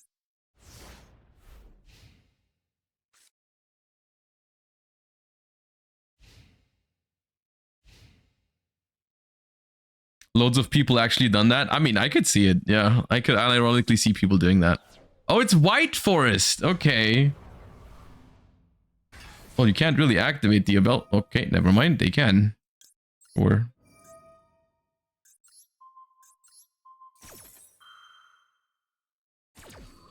They were like, you can't tell me what to do and what not to do. I'll activate my Diabell Star anyways.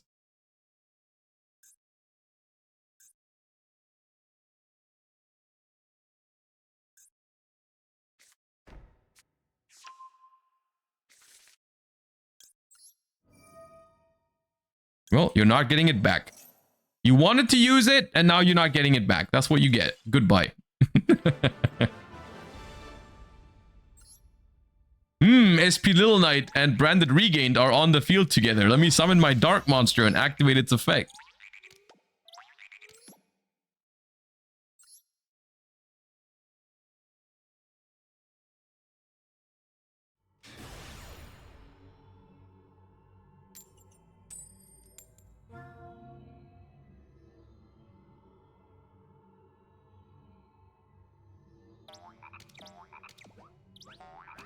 SP plus regain is so cool. It's like my favorite thing. SP plus regain is my favorite thing. To be fair, 95% of that interaction is me just being in love with Branded Regained. But the SP is cool too, yeah. The SP is cool. Oh my god. I hate when they allure. I hate when they allure. It's so cringe. Sure, just discard your hand. Discard your hand, please. No. Okay, just March here. Not an extender, at least. That's not a good sign for them. I feel like if you had any of the other ones, you would banish those instead, right? Oh, okay. Unless you have specifically Gold Sark, I guess. Sure. Fair enough. Sure enough, dude. I'll shut up.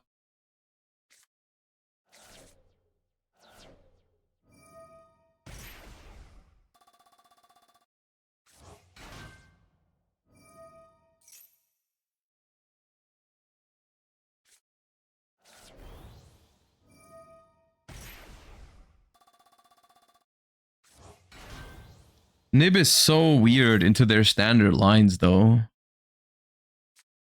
Because Appaloosa is a fair Yu-Gi-Oh card.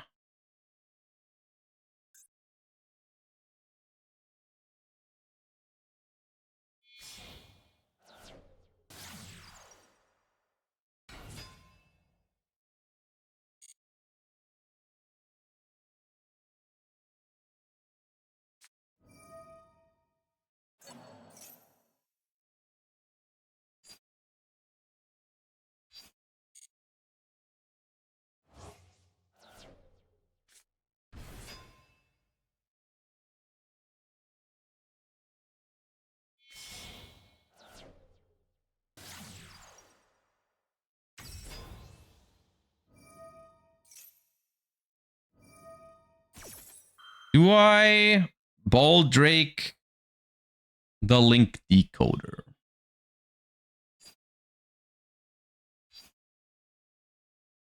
I feel like the answer is no. Because I Ball Drake the Link Decoder, they can just keep playing as if nothing changed. No. Dude, they haven't even normal summoned. They have March here in hand. They can get another body for the Appaloosa. I just nib now is the thing. I just nib now and then Ball Drake later. Because for Ball Drake, I get both effects potentially. Because I can tribute the nib. I can tribute the nib to, you know, at least banish whatever. It's freaking, it's not gonna matter because it's Maliss, but like, what am I supposed to do, man? I feel like chaining this cool. Yeah, dude, it's so I'm such a blast. Such a blast playing against this deck, dude. It's so cool.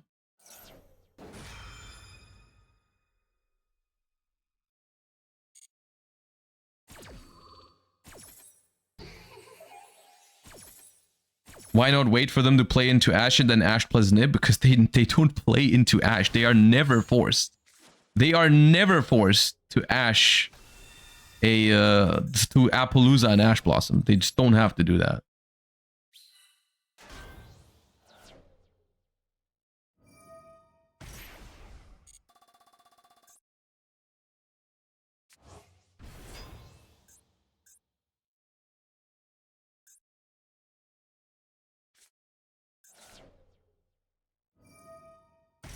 Bros.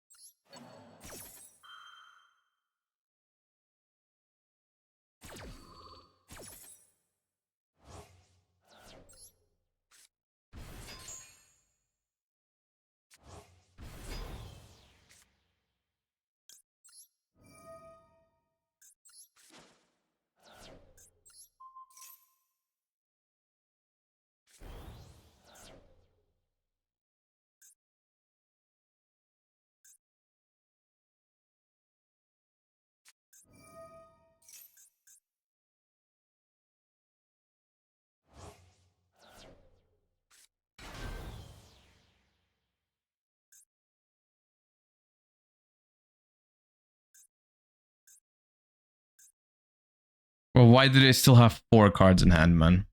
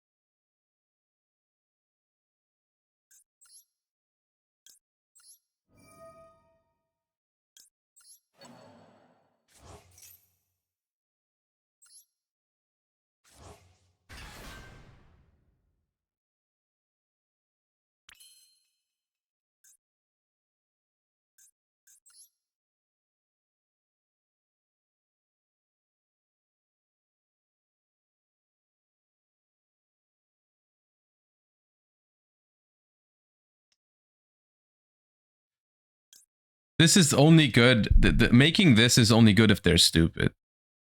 Like I'm trying to bait imperm. That's why I'm also not using the engraver, because like it's possible I make sequence, they imperm, and then I track fuse. But that only works if they like they don't have to imperm the sequence if they just realize that. So maybe it's not the play. Maybe I do just draw a card here of Necroquip. I could also track fuse preemptively to have enough light fiends that kind of forces them to imperm. That's super weird.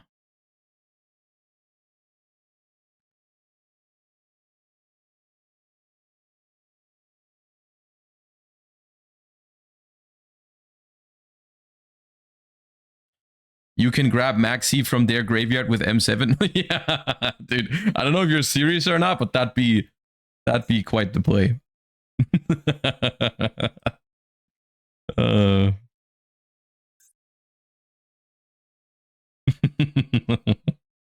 That's definitely how it works, by the way.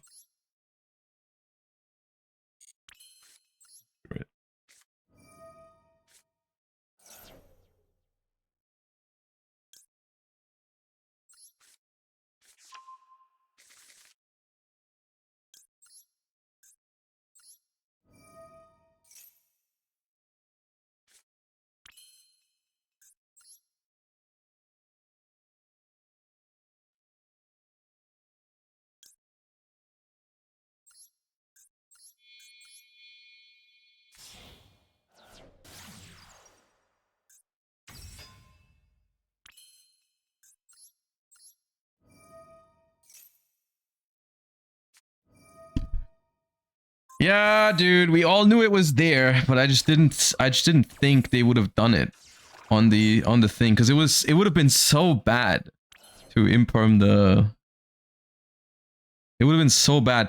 sequence. The thing is, do I know they have follow-up? I guess maybe technically not. Technically, I don't know they have follow-up. So like there is a world.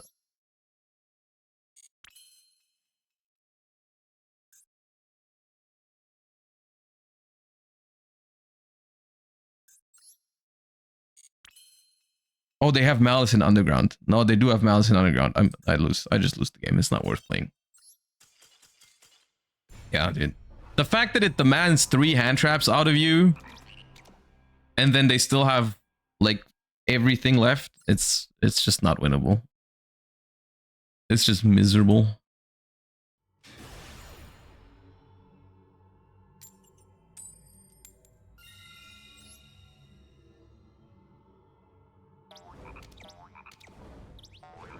Maybe the play was to just hope they are stupid enough to imperm the sequence before I use Engraver. And then just, you know. And then just make Caesar. That was probably more realistic. Because the set was definitely imperm. I knew the set was imperm. Because it could not have been impulse. They would have impulsed Requiem.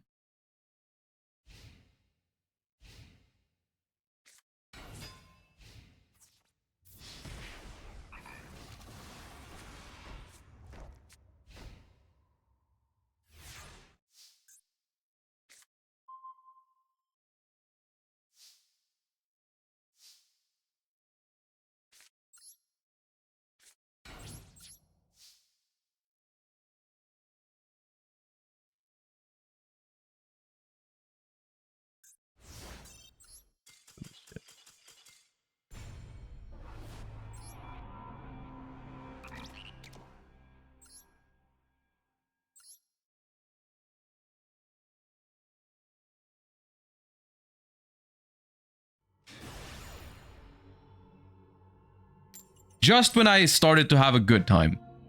Just when I was like, okay, you know what? I'm getting some normal matchups with some normal draws. I'm having some fun. They're like, here's a couple of Malice, and here's a stun deck. And I'm like, oh, right.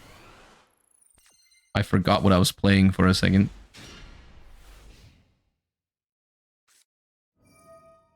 I did.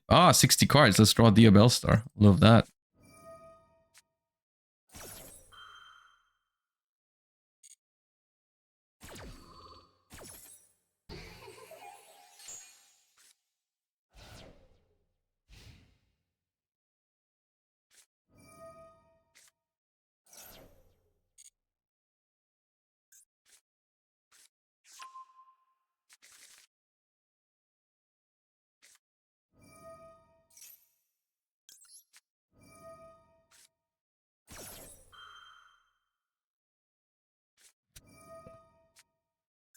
Oh my god, dude. You cannot make this shit up. You literally can't. It's impossible.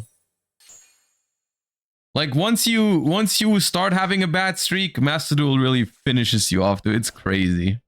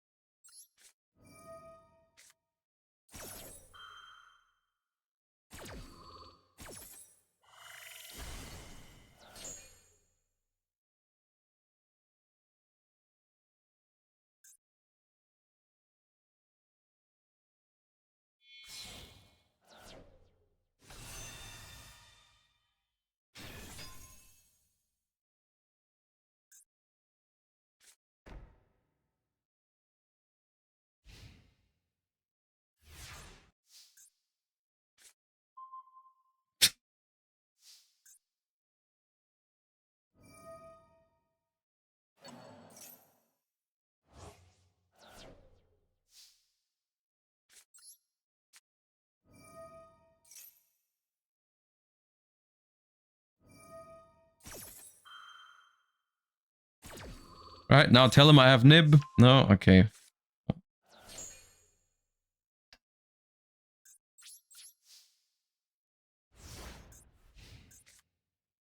I guess one play was too much to ask for.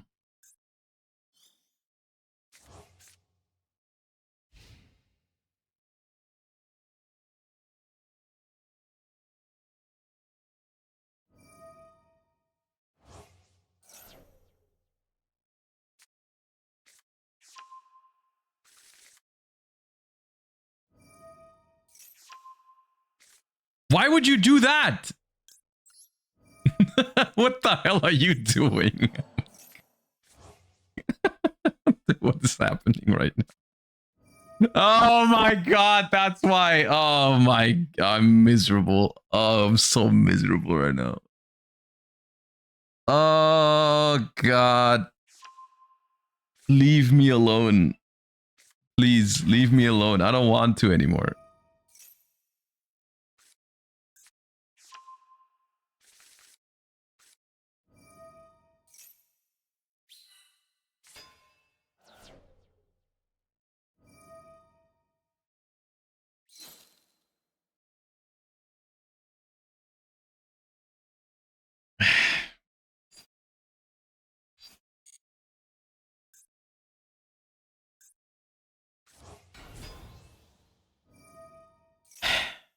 Well, now you have a target? Why didn't you do it last turn? Oh, because of right. I see. I see.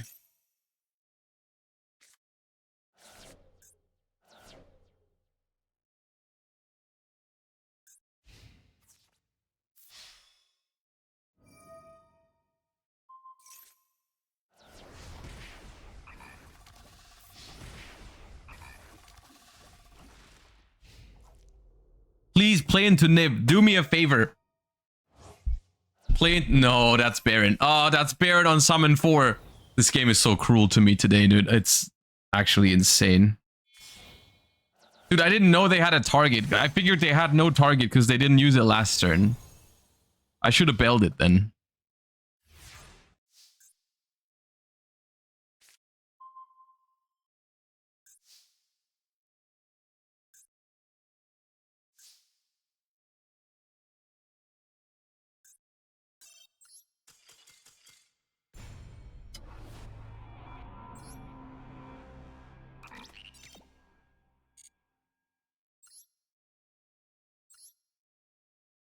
Typhon, are you able to count to the number 2? Is the number 2 something that you can count up towards? Or not?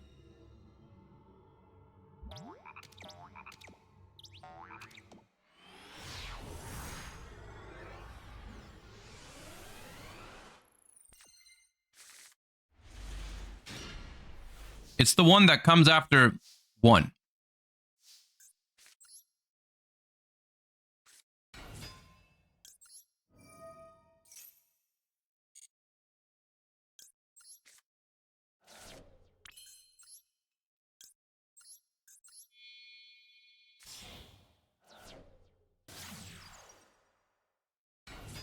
And after the number 2?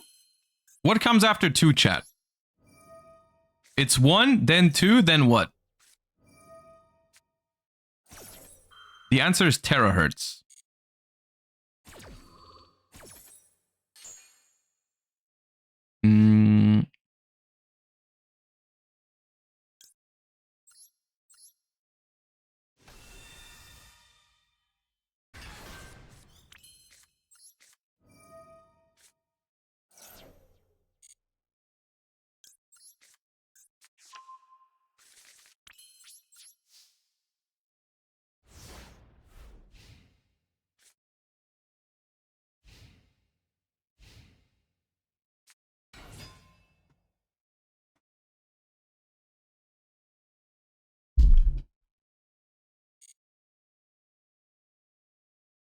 Every freaking time, man.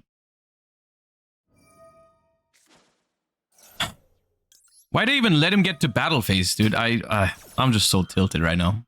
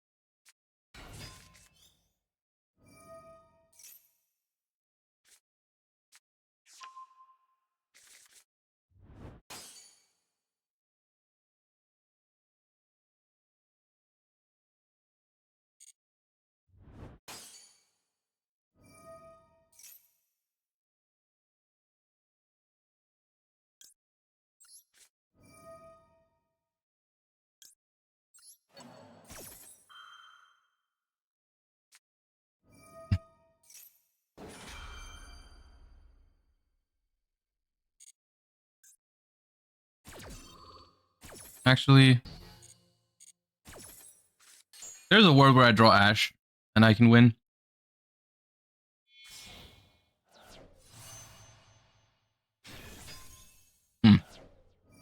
There's also a world where I draw Paradise.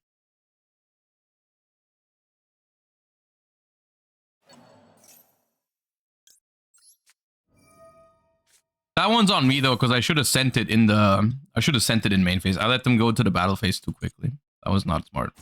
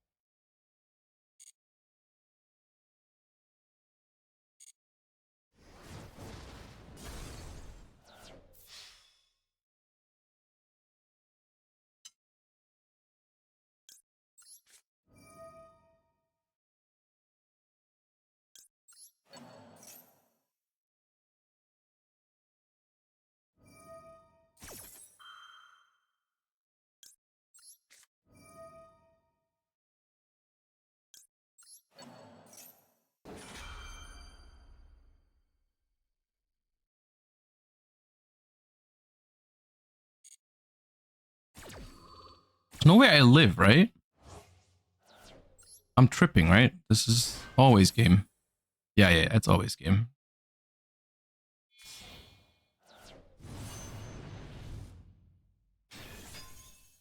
Yeah. Thank you. Enough ball drakes.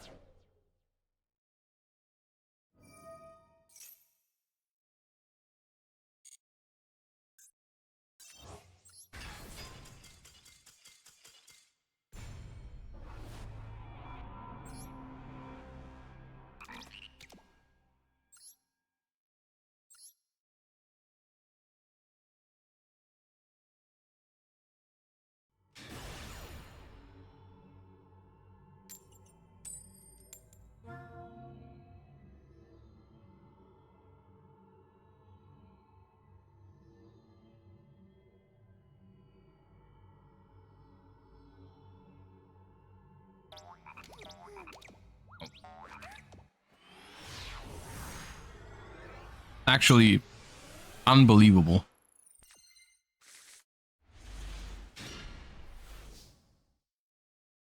Okay, 60 card blind second. What the hell is going on now?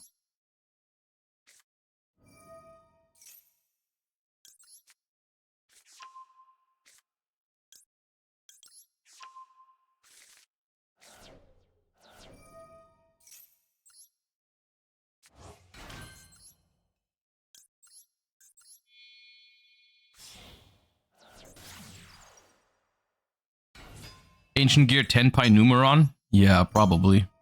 Something like that.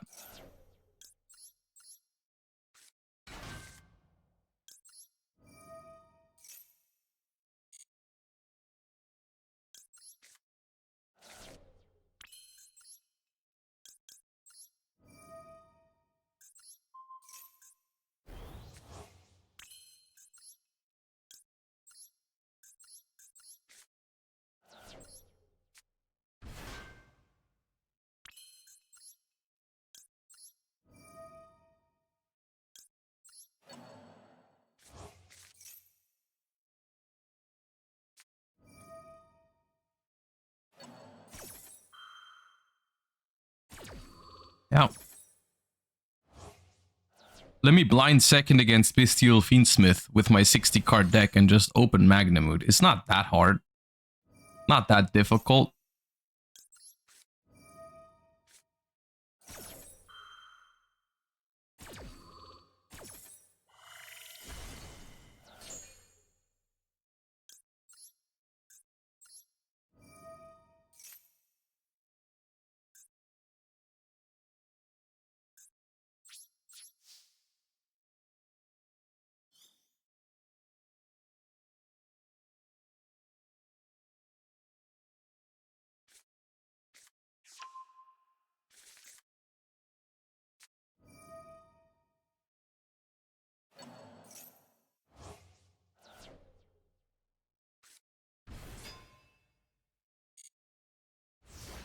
Yeah, it's branded.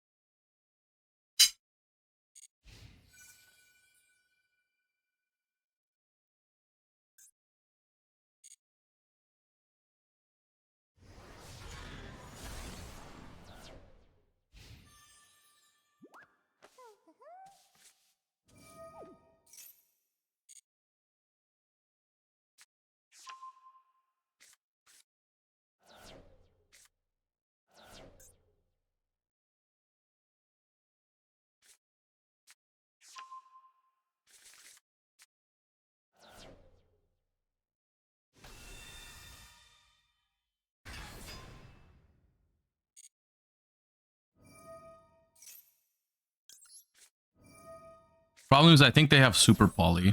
It could also have been branded in High Spirits. Well, that's good. I mean, they still get branded fusion, so it ultimately doesn't matter, probably. Because they fuse with the Serenir. And Tragedy. Oh, yeah, sick. That's so good for me. I love that for me. It's like the worst case that could have happened.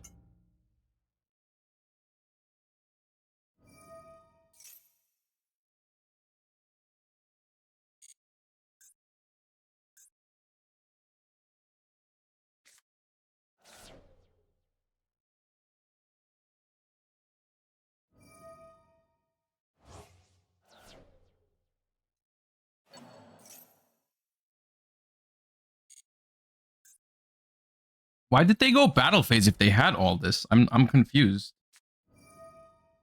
There's no way I live this turn.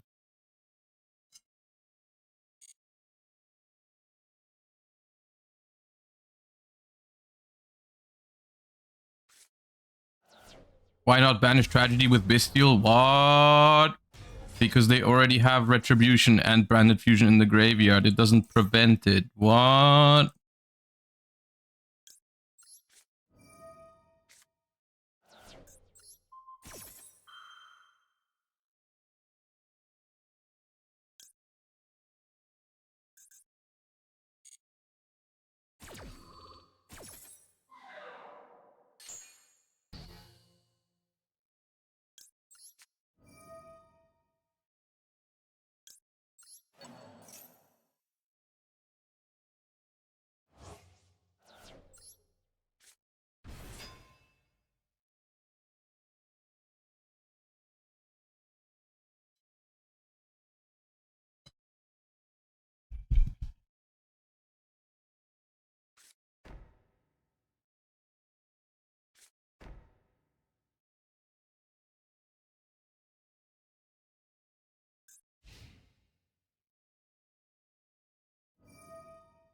I don't think it's winnable, but we'll try.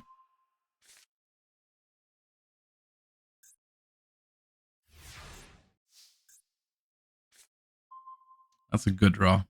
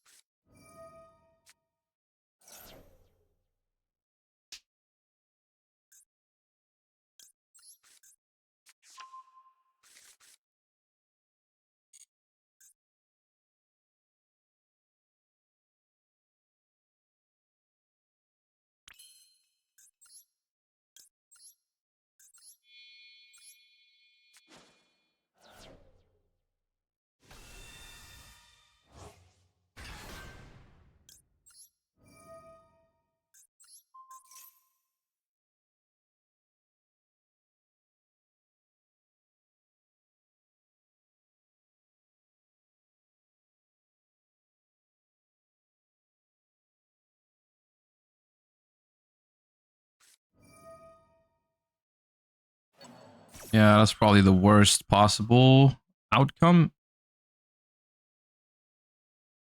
I mean, it was unlikely that it was winnable because it basically required the two face downs to be blanks. I don't understand why they're going second. Their deck seems like a completely normal branded deck. And if they didn't draw Magnamute, their deck would have just not had a chance.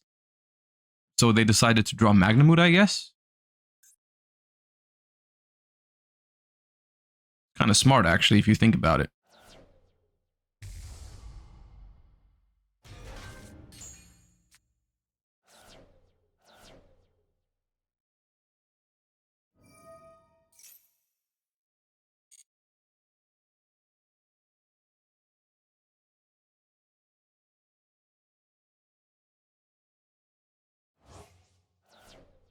Check deck. Yeah, we can see if it was actually a blind second deck. Or maybe they just misclicked or timed out. I think if you time out during the selection for going first or second, I think it just makes you go second.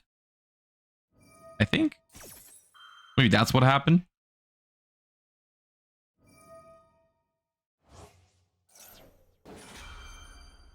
Oh, it's random. Okay.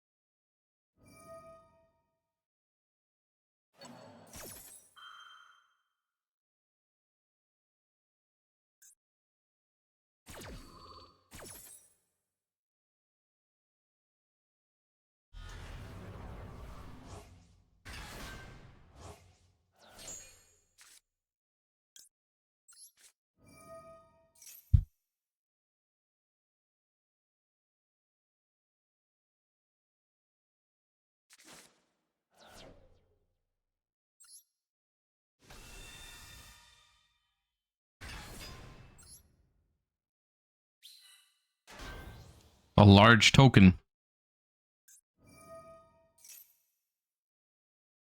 I mean, I still lose, bro. It doesn't freaking nothing here. Nothing in this game mattered. None of my decisions have mattered in this because their hand was just insane.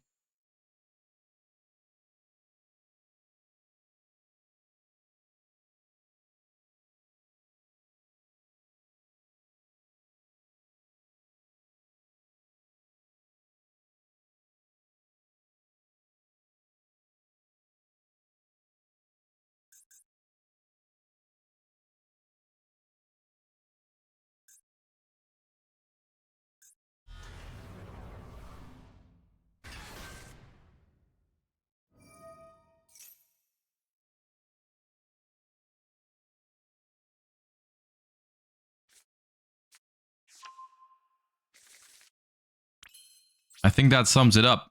I think we have branded lost.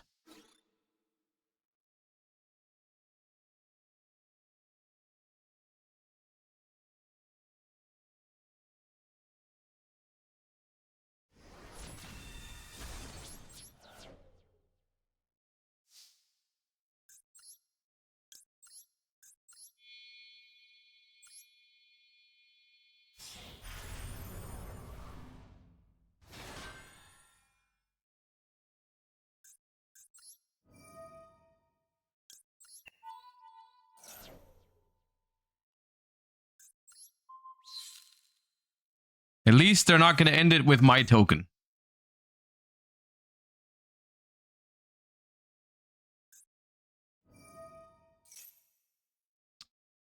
All right, end phase over under 5 effects.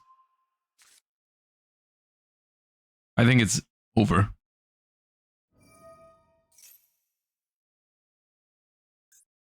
Two.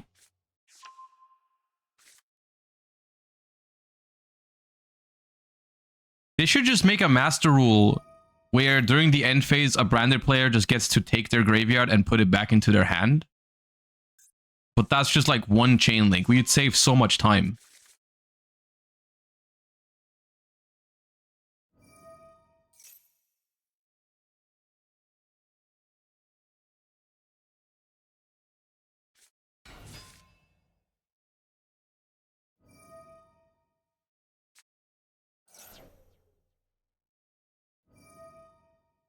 Six.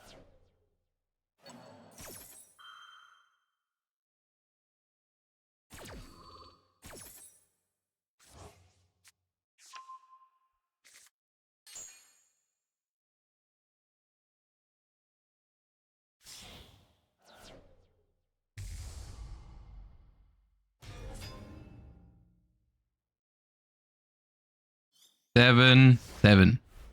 Sick.